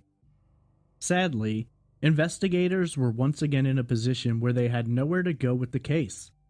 While Logan's disappearance was frustrating, they had nothing to suggest what may have happened. Theories revolved around Logan running off, possibly getting involved in drugs, the onset of a mental illness, and even foul play, although again, they had little to build on. It was during this time that Logan's family began doing whatever they could to contribute to the investigation. While flyers had been previously printed up and handed out, they ramped up production in hopes of reinvigorating public knowledge of Logan's disappearance. They also constructed a Facebook page for Logan. A $10,000 reward was offered for information leading to his location. Mary and Mike began utilizing volunteers to paint rocks. The rocks would have Logan's name on them, and on the back, they would describe his disappearance and provide information with websites to visit for more information or to submit tips. The rocks have been placed all around the world in hopes of drumming up knowledge and attention for Logan's case. Soon, time began passing at a steady clip, and movement on Logan's case came to a grinding halt. Tips slowly began to trickle out, and then there were none. For Logan's family, it was a devastating time of frustration and wonder. What could have happened to him, and why could nothing be found to even indicate where he may have gone? Months passed, and then the 1-year anniversary of Logan's disappearance came. At this time, his story had been given a breath of fresh air as local media once again wrote stories discussing the year anniversary and how little had been found since then. While it wasn't a deluge, the coverage did inspire some people to call in with tips. Investigators tracked down all leads they had received, but none of them led anywhere. Then, in June of 2017, 13 months after Logan was last seen, a woman watching television saw the story, and it sparked her memory. She had seen Logan before. She picked up the phone and called the Thurston County Sheriff's Department. According to the witness's account, she spotted Logan's car on the side of the I-5 on the morning of May 20th as she was driving into work. At the time she saw it, there was nothing odd or suspicious about it, and she figured someone had run out of gas or had been in an accident and the vehicle had been left behind. On her way home, later that afternoon, she saw the vehicle again, but this time the hood was up. In her account, the witness explained that she saw 3 men at the vehicle. One of the men was a tall, African American who she believes to have been Logan. The 2 other men were Caucasian, and according to her description, one had shoulder-length blonde hair and was wearing a flannel shirt and jeans. The other man was 6 feet tall and very thin, with thin blonde hair and a bowl cut. She stated that he was wearing jeans which were too short for him and a tank top which was too small for him. It's interesting to note the description of both individuals being skinny, as the truck driver who had previously reported seeing a male jump out of the passenger side door also described him as being skinny. Regardless, the witness was brought into the sheriff's department, and through the use of a sketch artist, they were able to complete a composite drawing of one of the men, the one with the longer hair. The witness has gotten a much better view of him than she had the other. This composite has circulated around in connection with Logan's case, but the man has yet to be identified. Sadly, this is the last update in Logan's case, and in the past year since this sighting was reported, little, if anything, has come to light. Police continue to monitor for activity on Logan's bank accounts and social security number, but there's been none since the time of his disappearance. There has not been any activity on his social media either. When Sergeant Carla Carter of the Thurston County Sheriff's Office was asked about the possibilities in Logan's case, she responded, quote, "We're not sure what happened, but there was some indication, perhaps, of some burgeoning mental health issues." End quote. For members of the family, they aren't sure what to believe, though while some speculate Logan ran off, others feel it's unlikely he would have done so without telling them. The family has hired a private investigator to look into Logan's disappearance, though nothing has been reported publicly about what may or may not have been discovered. With very little information to go on, there are three essential theories which revolve around Logan's disappearance. The first theory suggests that Logan may have run off by his own choice.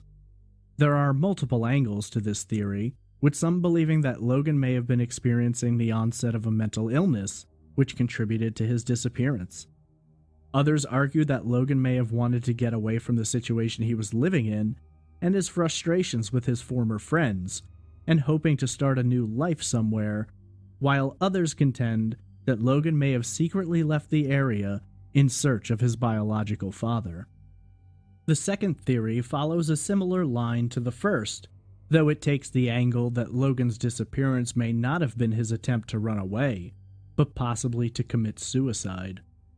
Many people believe that his choice to isolate himself, his frustration with having done poorly in school, a descent into drug use, and possible mental health issues could have led him to a place of feeling desperate and depressed, and that suicide has to be considered a possibility here. The third and final theory suggests that Logan's disappearance was not in any way related to his own choice, and may have been the result of foul play. There have been a litany of possibilities considered, including but not limited to Logan being the subject of a random act of violence, a connection to his sister's boyfriend Jake, or perhaps even a debt or incident involving drug dealers. For Logan's family, they find it difficult to accept that 2 years later, Logan is still missing. Whether or not he is still alive, they simply can't know, but they hope against the growing darkness of their reality that he may be found someday. There's been some debate and speculation within the family about the possibility that Logan may be out there and simply wants to stay away from both sides, but for them, they believe that were Logan able to do so, he'd have at least reached out to tell them he was alright. This leaves open a door which, for them, leads to the likelihood that something terrible happened to Logan. When Logan was last seen, he was described as being 6 feet tall and weighing between 150 and 190 pounds. He had black hair and brown eyes, though he normally shaves his head. He has a small scar on his left forearm and was last seen wearing a black windbreaker, jeans, a white t-shirt, and possibly Nike shoes. Logan has a severe allergy to peanuts and is supposed to carry an EpiPen with him, though his EpiPen was left behind. Logan was 19 years old when last seen, though today he would be 22, with his birthday having passed just a few days ago. It's been 2 years since Logan was last seen by his family, and for those 2 years they've gone to great lengths to keep his story alive and to bring attention to his disappearance.